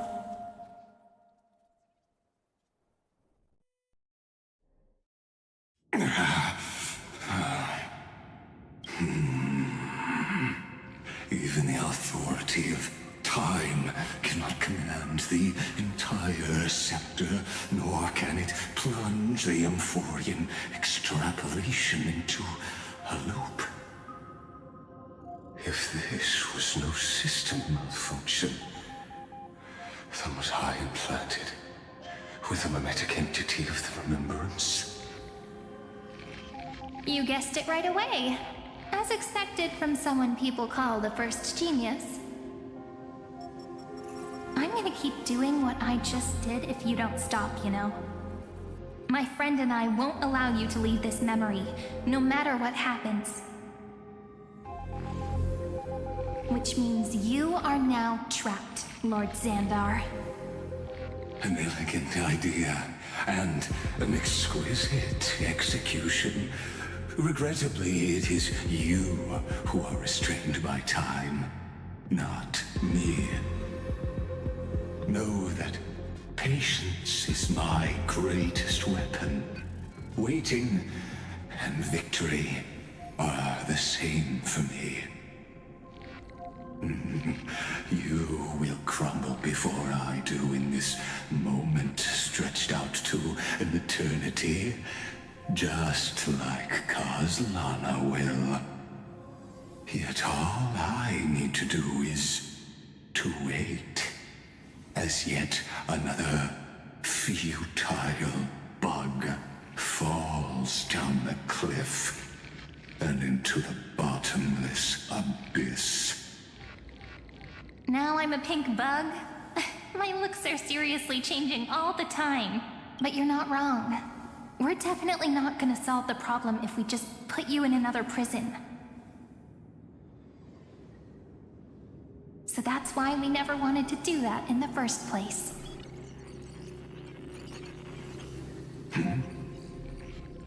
I shall answer your confusion purely out of my respect for those who came before me. Have you heard of the synesthesia dreamscape in the Asdana system? Interestingly, that place once had a prison too. Life forms living in that environment, abundant with memoria, have a chance to connect their perceptions with each other's. Even across great spatial divides, they're able to detect shifts in one another's states. I call this phenomenon memory zone entanglement. In Asdana, people made use of that phenomenon to build a nation within a dream. After adding in the catalysts of harmony and remembrance, that is. Is that how you walked into my prison cell? Using those same principles? I would much rather call this location our negotiation table, Lord Xandar. Nonetheless, your hypothesis is correct. We happen to have an ally skilled in tuning, while the Trailblazer and Miss Cyrene both have an astonishing amount of resolve, which I'm sure you can testify to. I am also sure that with the support of such a resolute memo sprite, our conversation can last for a long, long time. I'm the best at listening to stories, you know? I'll leave the exciting clash of the erudition to you two geniuses. A brainstorm? I like it. And it's 2 against 1? Well, I like it even more. Let's talk, Xandar. Take a guess. How much do you reckon we can dig out of your brain before the next second? And how many ways can we find to deal with you? Besides, in your current predicament, there's no way you can take our trump card away.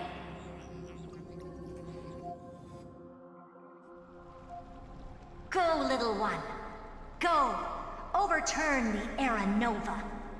Like Hergus disappeared? It seems you had conducted a secret hunt in the depths that even I cannot reach. In that case, Go. Swim onward and give this campaign a fitting end. So... I shall send you off with my song, Grey Fry. May this song penetrate time and become the prelude to the new world. So, let me get this straight. So what they did is made him loop enough times for him to be like, what the fuck is going on here? Why am I lagging? And they did this so many times for him to like pause the scene and then disappear in Amphorius for a bit. They're pretty much like, oh shit, if I were to be there again, I'm gonna get looped. Fucking hell, man. And that's it.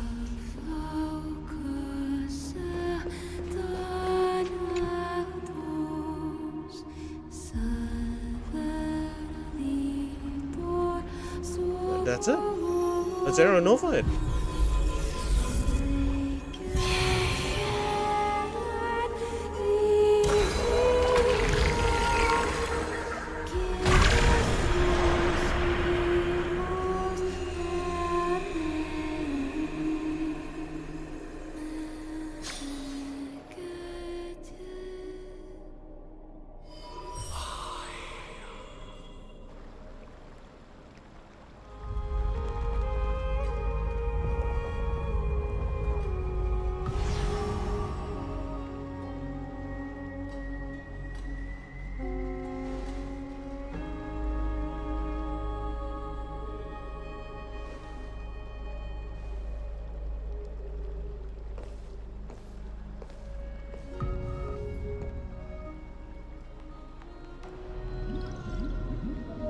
Dux Gladiorum, you have completed your duty.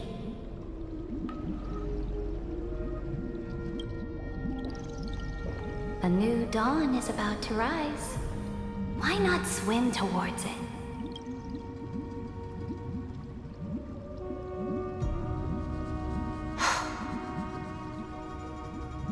You died long ago, Imperator. Depart from my mind. But your duty towards the Imperator did not die with me. That duty will bind you no more. You will be able to hold for yourself one grandiose feast after another in the endless days to come. So go. Go and swim towards that ocean beyond the sky with the Deliverer. Is this? A page out of that sidekick's book. I commanded her to gift this page to you when everything finally reaches the end. What's on this page? Memories. Lifelike memories. That sidekick found me after the bloody feast 1,000 years ago and showed me her diary. I saw within that notebook.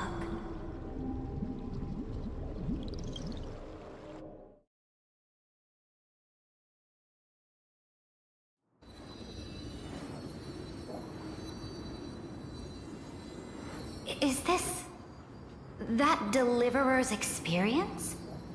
It's truly immersive. People beyond the sky apparently utilize this power to seal past scenery into crystals they call light cones. Oh. But I only know so much about the remembrance, so I can't completely replicate the past.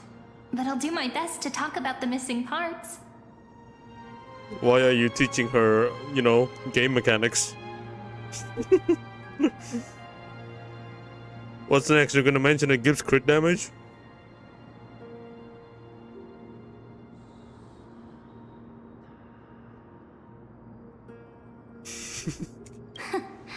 I'm all ears.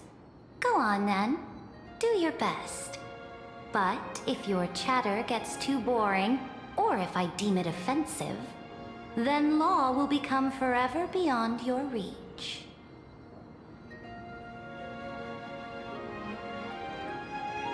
Got it. I'm sure you'll find this to your liking. After all, it's human nature to want to embark on a journey into the unknown.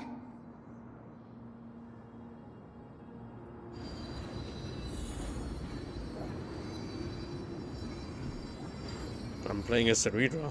What the hell is this?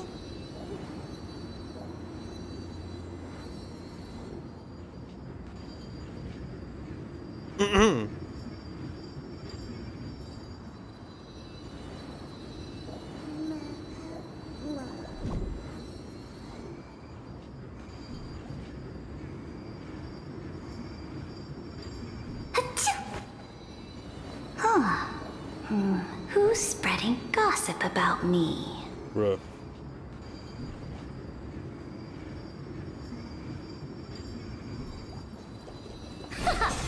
What brightly colored annals. The journey of the Deliverer's conquest. Let me partake in it. Is this a fortress in the sky? This is the first step of my friend's journey among the starry seas. This place is called the Herta Space Station. Just think of it as a supersized grove of Epiphany. Oh, so it's the territory of that witch. She and another Antikytheran lent me a helping hand back at the banquet. Look, over there. Looks like she's talking to Madame Herta in this memory.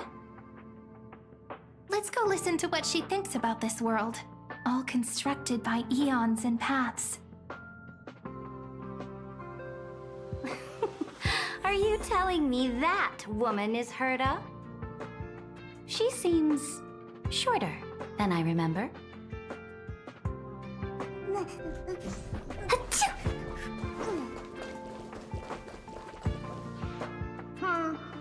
Pretty nice space station, huh? But just wait. After a couple more stops on the Astral Express, you'll see sights that'll make this place look ordinary. Oh, the cosmos is so vast that the unknowns far outnumber the knowns. But none of them will end up being anything amazing. The farther you go, the more you'll understand what I mean. So do your best with the nameless. Break a leg! And remember to send an update or two to Asta when you've got some downtime. She certainly shares my way of thinking. Only that instead of a conquest through blood and fire, they chose a gentler path. People call Madame Herta and Mr. Screwlum geniuses. Apparently, only the smartest people in the cosmos can receive the blessings of Nous, Amphorius' true creator. Do you mean that even individuals of such nobility are merely subordinates to a god? On the contrary. After all, it was the very first of them who created the god. But I don't really know all the details about that. You might be able to ask Madame Herta herself when you get the chance. Let's go check out some other worlds next, shall we?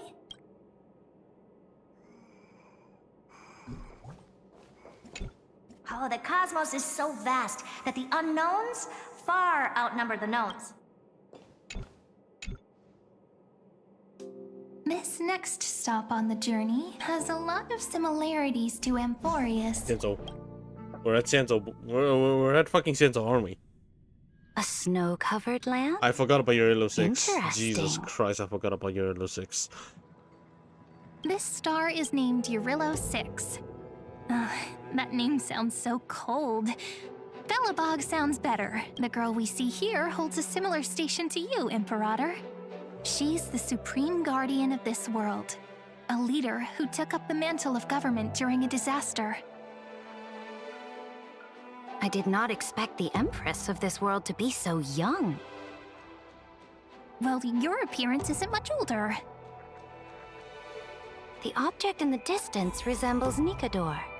Is it a weapon? No, it's called... Right! The Geological Reconstruction Unit. Just Giorios' Titankin? Disappointing. Gossip about me.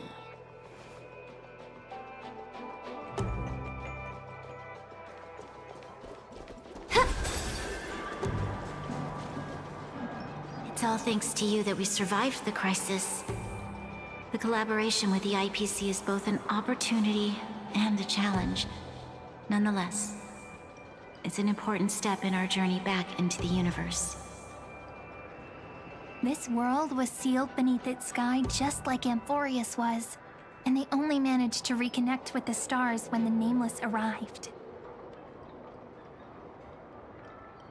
That IPC she spoke of, is it a more powerful organization?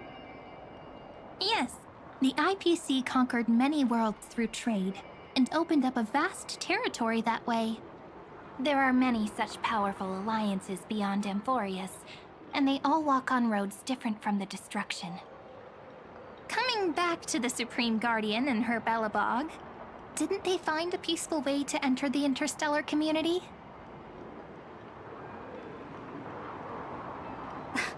That cannot be true.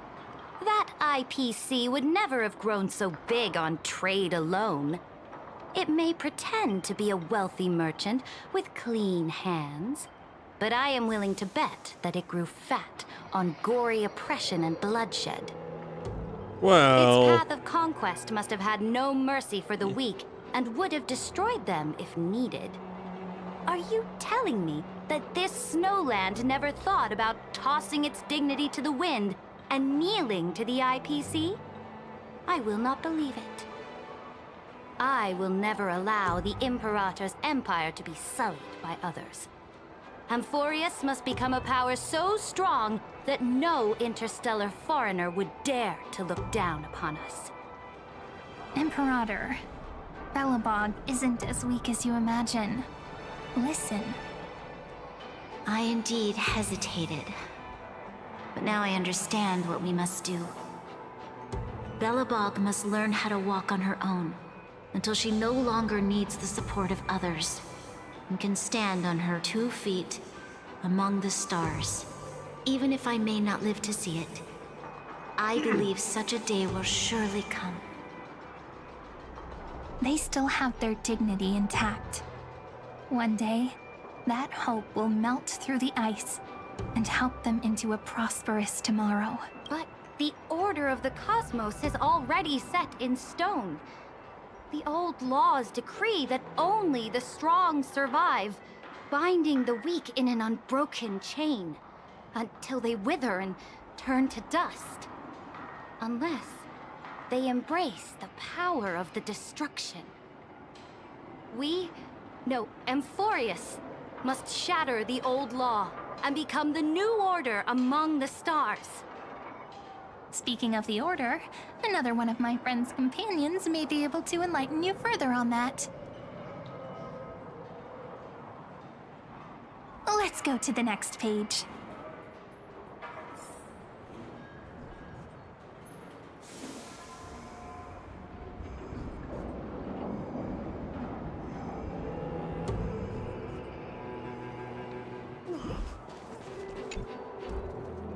This next world is a nation of dreams. The first time I heard about that place, I didn't even know what to think.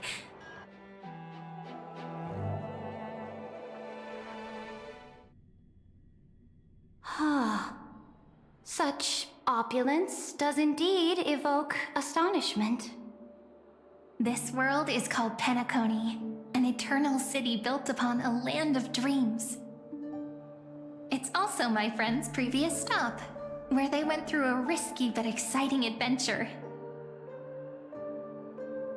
Tell me about it then. That man standing afar has wings on his head. I am truly curious.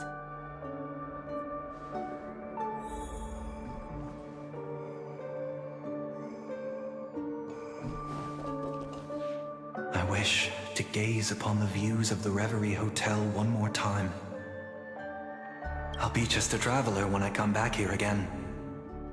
And perhaps, through a traveler's eyes, even the things I once knew so well will feel strangely different.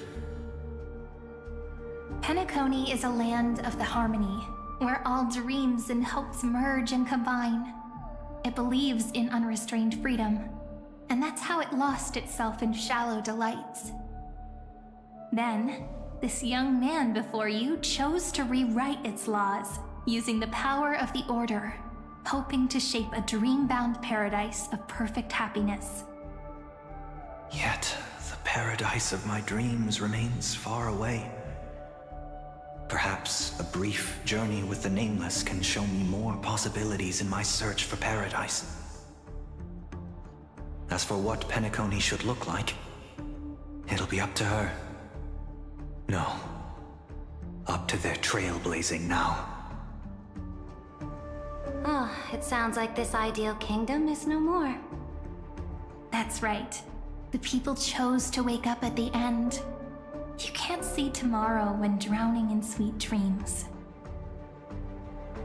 This individual's law acknowledged only gods and constructs, leaving no space for humanity.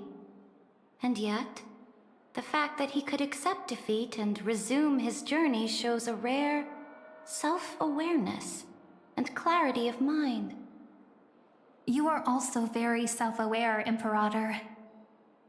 Then you must know that the world promised by the destruction also has no place for humanity. I am indeed very aware of Lycurgus's honeyed words of deceit. I have seen enough. Take me back.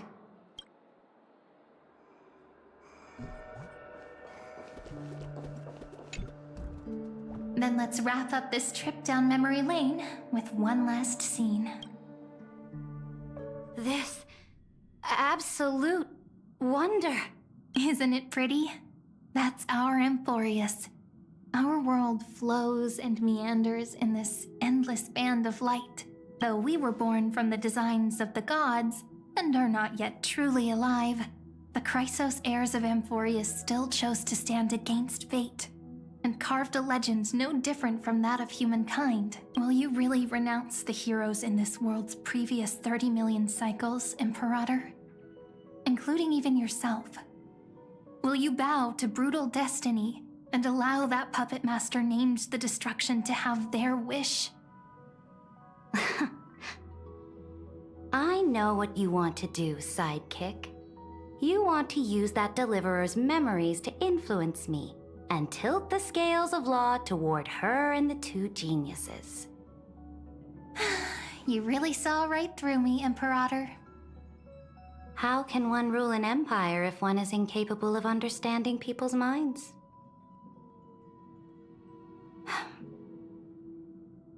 I have decided on Law's final destination. However, before I move my next chess piece, before we go on, tell me this, sidekick. Throughout her trailblaze, was there ever a memory of the ocean?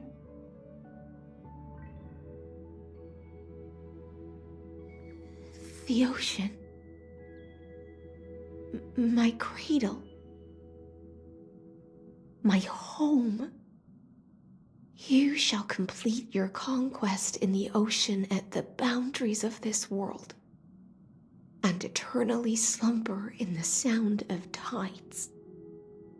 You shall eternally slumber in the sound of tides, and complete your conquest in the ocean at the boundaries of this world.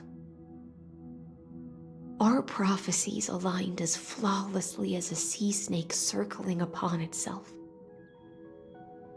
An elegant loop, like a joyful hymn, like the circulating ocean current, like our whoops.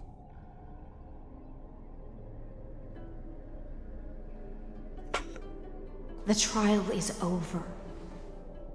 So tell me, who will own the divine authority of law? I won't give it to anyone.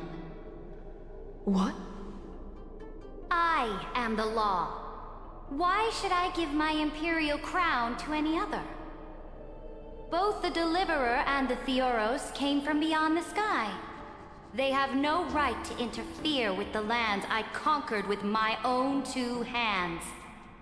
The law of Amphorius shall be determined by Amphorius's master. What exactly did you see in the trial? Everything. I saw everything regarding the rules of this world's operation. I saw the laws of extrapolation that Theoros spoke of. I saw the ultimate protocol. As long as I offer a sacrifice of equal weight, I can rewrite the laws of this world according to my will. I can turn good into evil, ugliness into beauty, and weakness into strength. Fate gave me a very fair deal. One rule change for the life of one demigod. What are you planning to do? You can't guess. We can conquer the stars without relying on any power from beyond the sky. We just need to make some reasonable sacrifices. Your ambitions have already made so many people give up their lives for the law. And you're still not done? I am determined for Amphorius to stand on her own 2 feet among the stars. You are beyond reason. You think such a simple and hypocritical statement can justify your atrocities. There's no new without destroying the old. That's what you consider an atrocity? Ironic, for that is also the unchanging law of Amphorius's revolutions. Ever since the Flame Chase prophecy resounded in the distance, fate has decreed for the Chrysos heirs to ignite our blood and illuminate this dark age. People would still be puppets of the old dynasty if it weren't for my conquests. But your world doesn't seem to be any different from your predecessors. Bloodshed, tyranny, oppression. You're making the same mistakes they did.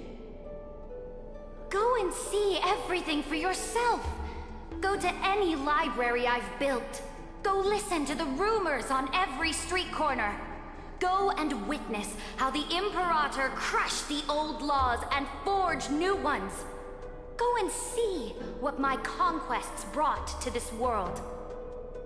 I cleansed the Chrysos War's filth and mended all the conflicts left by the Era Bellica. I restored Akima's might and allowed mortals and Chrysos heirs to face each other as equals in the Council. I punished all sins and rewarded all achievements. I smashed Talantin's shackles, united humankind to save themselves, and started the Flame Chase era. That's what the Imperator has done in her glorious life. So now, hearken to my final words. History will eventually forget Ceridra. But it will never forget the Imperator's people or the Flame Chase era she began. Final words?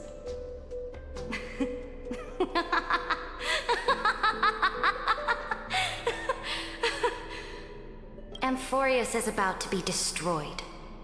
There's no time left for pointless debates. There is only one law I want to overturn to aid the final battle of deliverance. Microphone.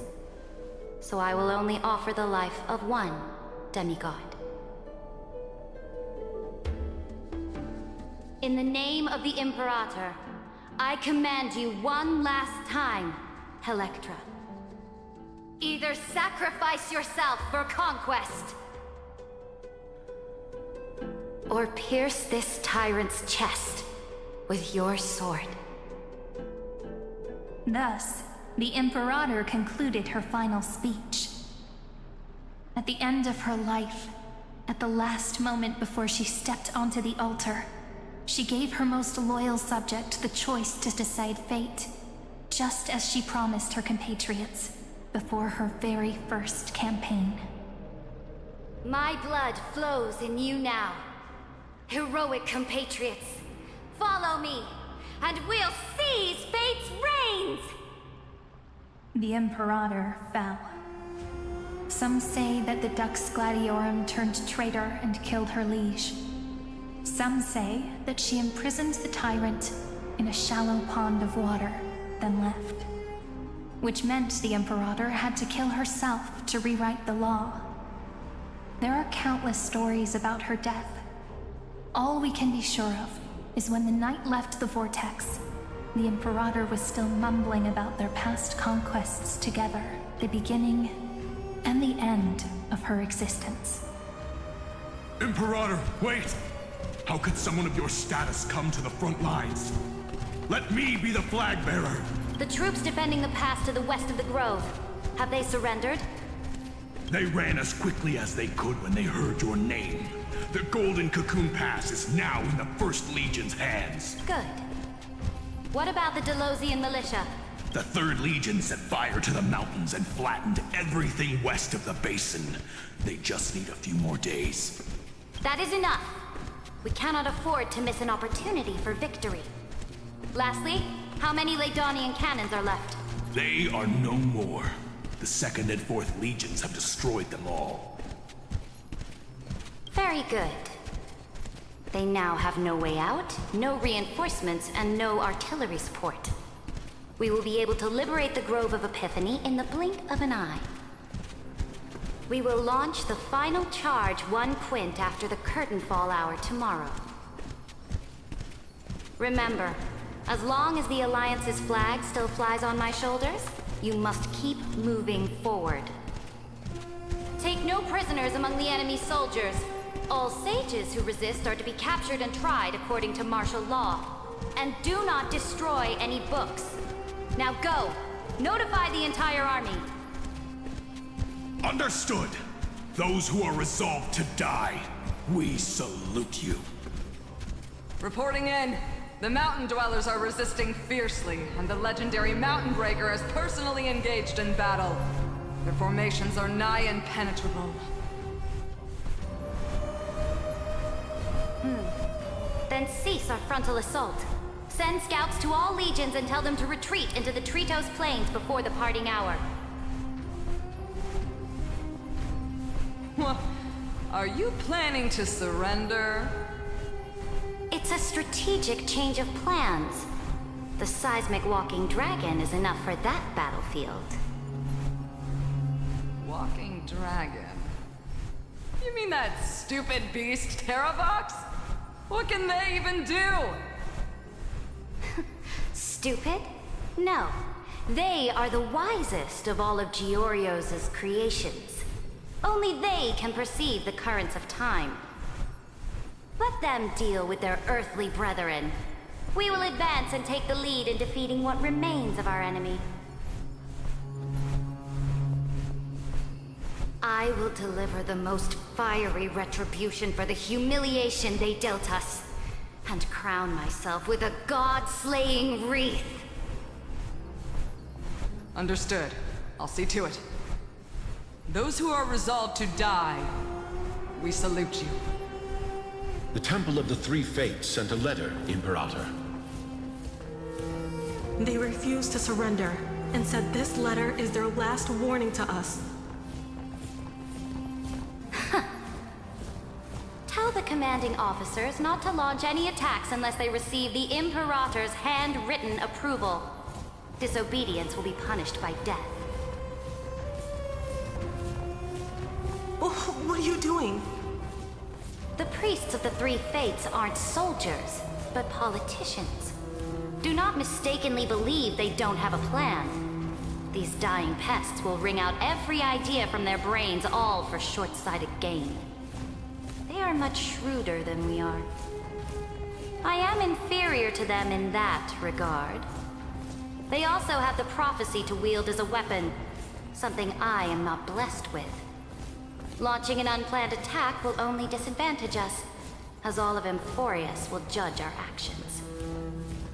Which means, I will be heading to the battlefield myself, just as I have always done. This time, however, I will go alone. I will conduct secret negotiations to ensure fate is on our side. Understood. The legions will make their preparations. Those who are resolved to die, we salute you. Why are we not allowed to march out with the army, Imperator? This will be a long voyage with no return. Those of you who bear the prophecy cannot come with me. why are you personally leading this battle if it's doomed to fail? The Flame Chase journey cannot be without a leader. That is correct. The Empire will be without a head when the Imperator falls. But remember, as long as you seize the right opportunities, even a chaotic game will remain winnable. My departure will create a long staircase for you. You will understand what I mean when news of my death reaches your ears. Saridra, is our journey about to be over? Destroy the old laws and forge new ones. My conquest has reached its limits within the borders of Amphorius. Since the prophecy already decreed that the Imperator would never conquer the stars as she wished, I will bow out here and try no more. More Chrysos heirs bearing divine authority will be born, and many more heroes will arise. Will they demand peace or war? Will they resist tyranny or become the next Imperator? I do not care. The children of the future will decide for themselves. Do not mourn for me. Anyone can kill the Imperator. But the only one who can truly destroy her is Saridra. At the end, I faithfully recorded the most important battles in the Imperator's life. Her conquest was about to be completed at this point in the story. However, for some reason, a memory suddenly entered my mind just as I was about to put down my pen. It was a journey on a fantastical train. I had the honor of having a heart-to-heart conversation with the Imperator under the stars, and I asked her this question at the end of that discussion. How do you want history to remember you? As a hero who gave up her life for the Flame Chase? Or as a tyrant? She answered so quickly, as if she had made up her mind long ago. I would rather be forgotten than be defined. Oh.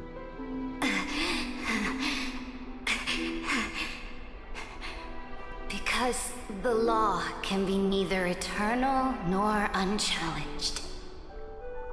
And only humanity can pen laws into history's pages. Now, I have shattered the greatest law of Amphorius. The game is nearing its end. Dux Gladiorum. Even though you killed the Imperator in the previous 30 million cycles, this time, you finally found your own law. Then, High Sealants, Electra.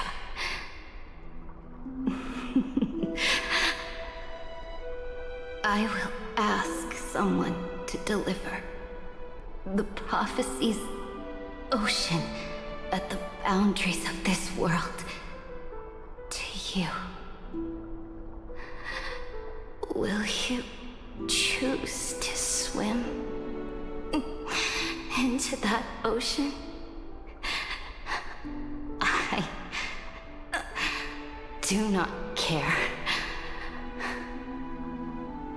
Do not care.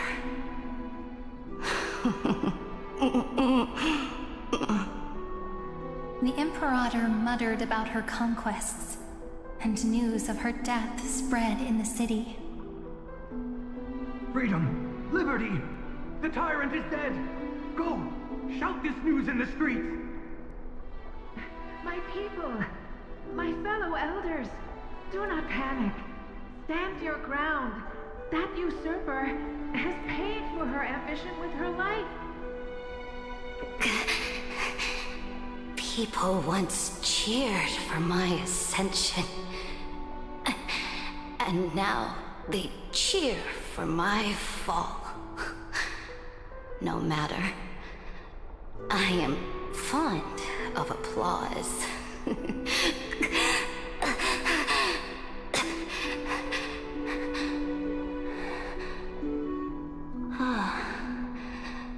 I see the cosmos, the battlefield that I cannot reach.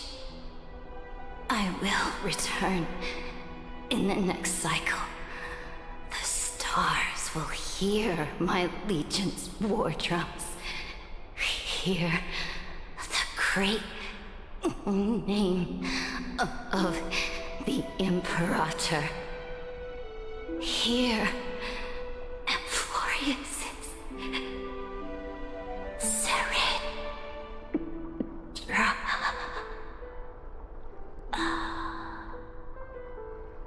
To this day, we do not know which rule the Imperator overwrote at the cost of her life. Perhaps the truth will only be revealed at the moment of checkmate, just like every chess game she ever played. We only know her death inflamed Akama. On one side of the city, those who defended liberty toppled her statues to the ground. On the other side, her supporters put themselves between the masses and her monuments, declaring loudly that the Sovereign is still among the people. It is said that golden blood congealed into the same letters everywhere they fought. It was the name borne by Akama's first and final Sovereign, the Imperator Saritra. But the one who bore that name did not see any of this. Her gaze was cast far away, and the sound of tides in her ears drowned out the people's cries. What was the Imperator thinking about in that prophesized ocean at the boundaries of this world? In that shallow puddle of stagnant water, was she reminiscing about her past conquests? Or repenting for the millions killed for the flame chase? It was neither. The Imperator only saw how the surface of the water gleamed like that crude chessboard, dissected by light and shadow in the afternoon when her teacher played against her for the first time. Look at this chessboard. What do the pieces look like? They are strangely beautiful. They look like the stars in the night sky ablaze.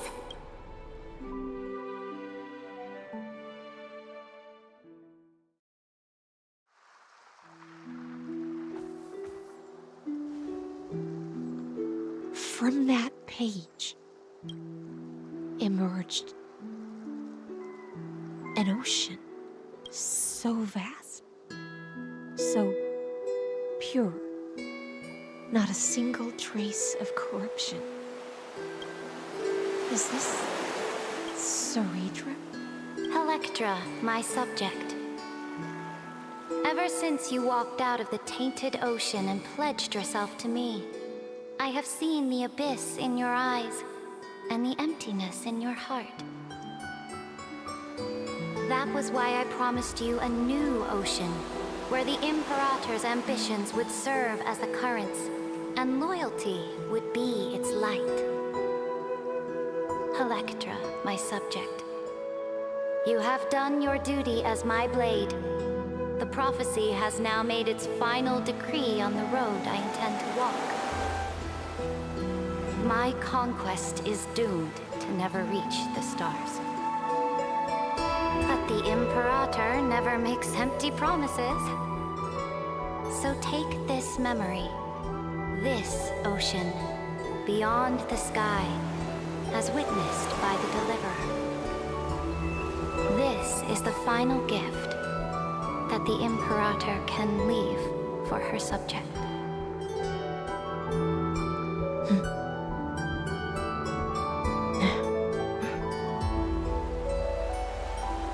When I was still a fish in the ocean, I always felt so genuine swimming through the waters. But once I stepped onto land, I found myself caught in a play. Every land dweller wore a mask in their life. So I, too, donned a costume and tried to find my role in this show. I became your blade in war and the violin strings at banquets. Do you still not get it? I do not long for the oceanic depths of my homeland. Nor do I crave the swelling seas beyond the sky. Perhaps even I don't know what I want. I still don't know where I should swim to even at the end. But I know one thing right now. A fish is simply a fish. And she can never leave the ocean she's in. But whether under the ocean or on land, we two prisoners who can never escape this cave can still look outside the cave and see the stars. I have to admit, the 12-factor simulation of life in this experiment has far exceeded my expectations. Make your choice then, senior society member. Do you want to keep walking down the wrong path and be remembered for your incorrect conclusions? Or do you want to return to the audience's seat and give yourself, Amphorius, and the entire cosmos a more fitting end? I must refuse. A dead man never fears death. Did I not make myself clear? Have you forgotten about our dear Lord of Silence? You wouldn't want her to consider your 8 other clones as cancers within the erudition and chop them all up, would you?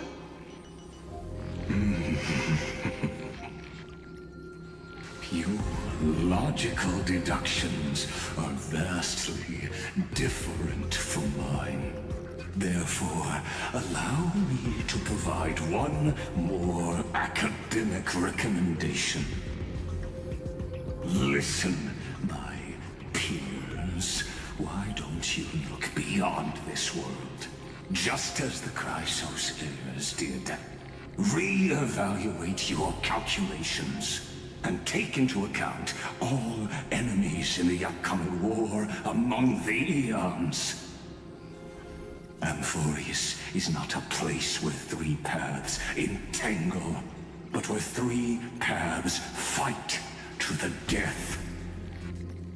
You used Memoria to resist me, but did you not consider the possibility that the Remembrance and their children might have taken this opportunity to join the fray as well?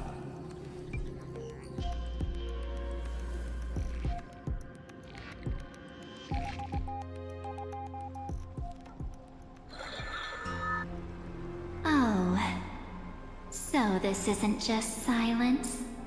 It's the answer. What was the last thing she said to you before you parted the waters at the Scale Gorge waterscape? A tricky question, but one with a simple answer. She didn't say anything back then, right?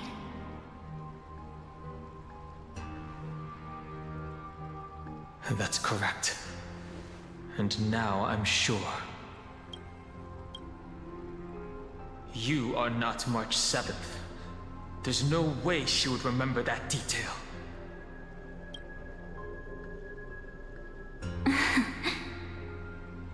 I'll only warn you once. Leave her body. Now. Oh. Sarita is very well written. Yeah, I agree with you, Ritesh. She's actually a lot more complex than I thought. How impulsive. That's not like you at all. Why don't you calm down and think about another possibility?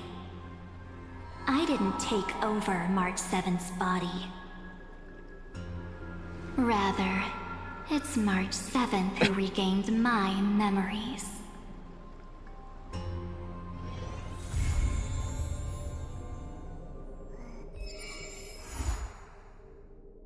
Oh my god. Hitting an interlude.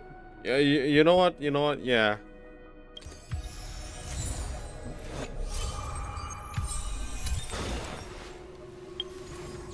Yeah, you know what? It's good. It's good. It's good.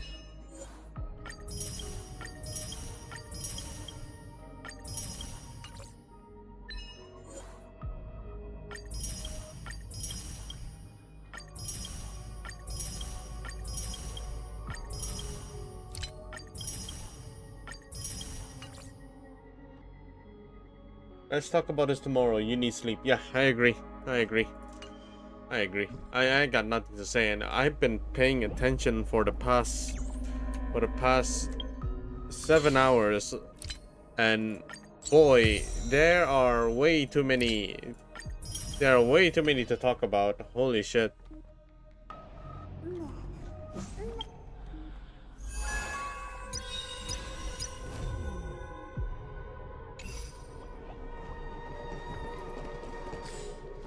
There is time for talking. Yeah, absolutely. Absolutely. I need a post-mortem stream. Like, I need a stream specifically for post-mortem. Like, holy shit.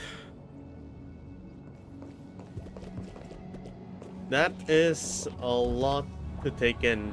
They actually drop way too many information. Okay. I have to be ready for Evernight and Terravox leaks. Yeah, I'm looking forward for Evernight. Evernight's probably... Evernight's an exception. Like...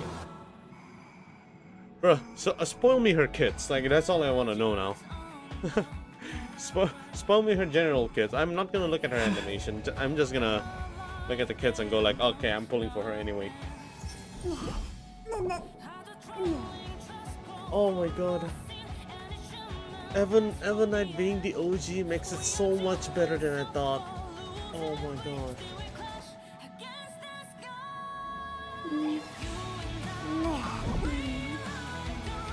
Yeah.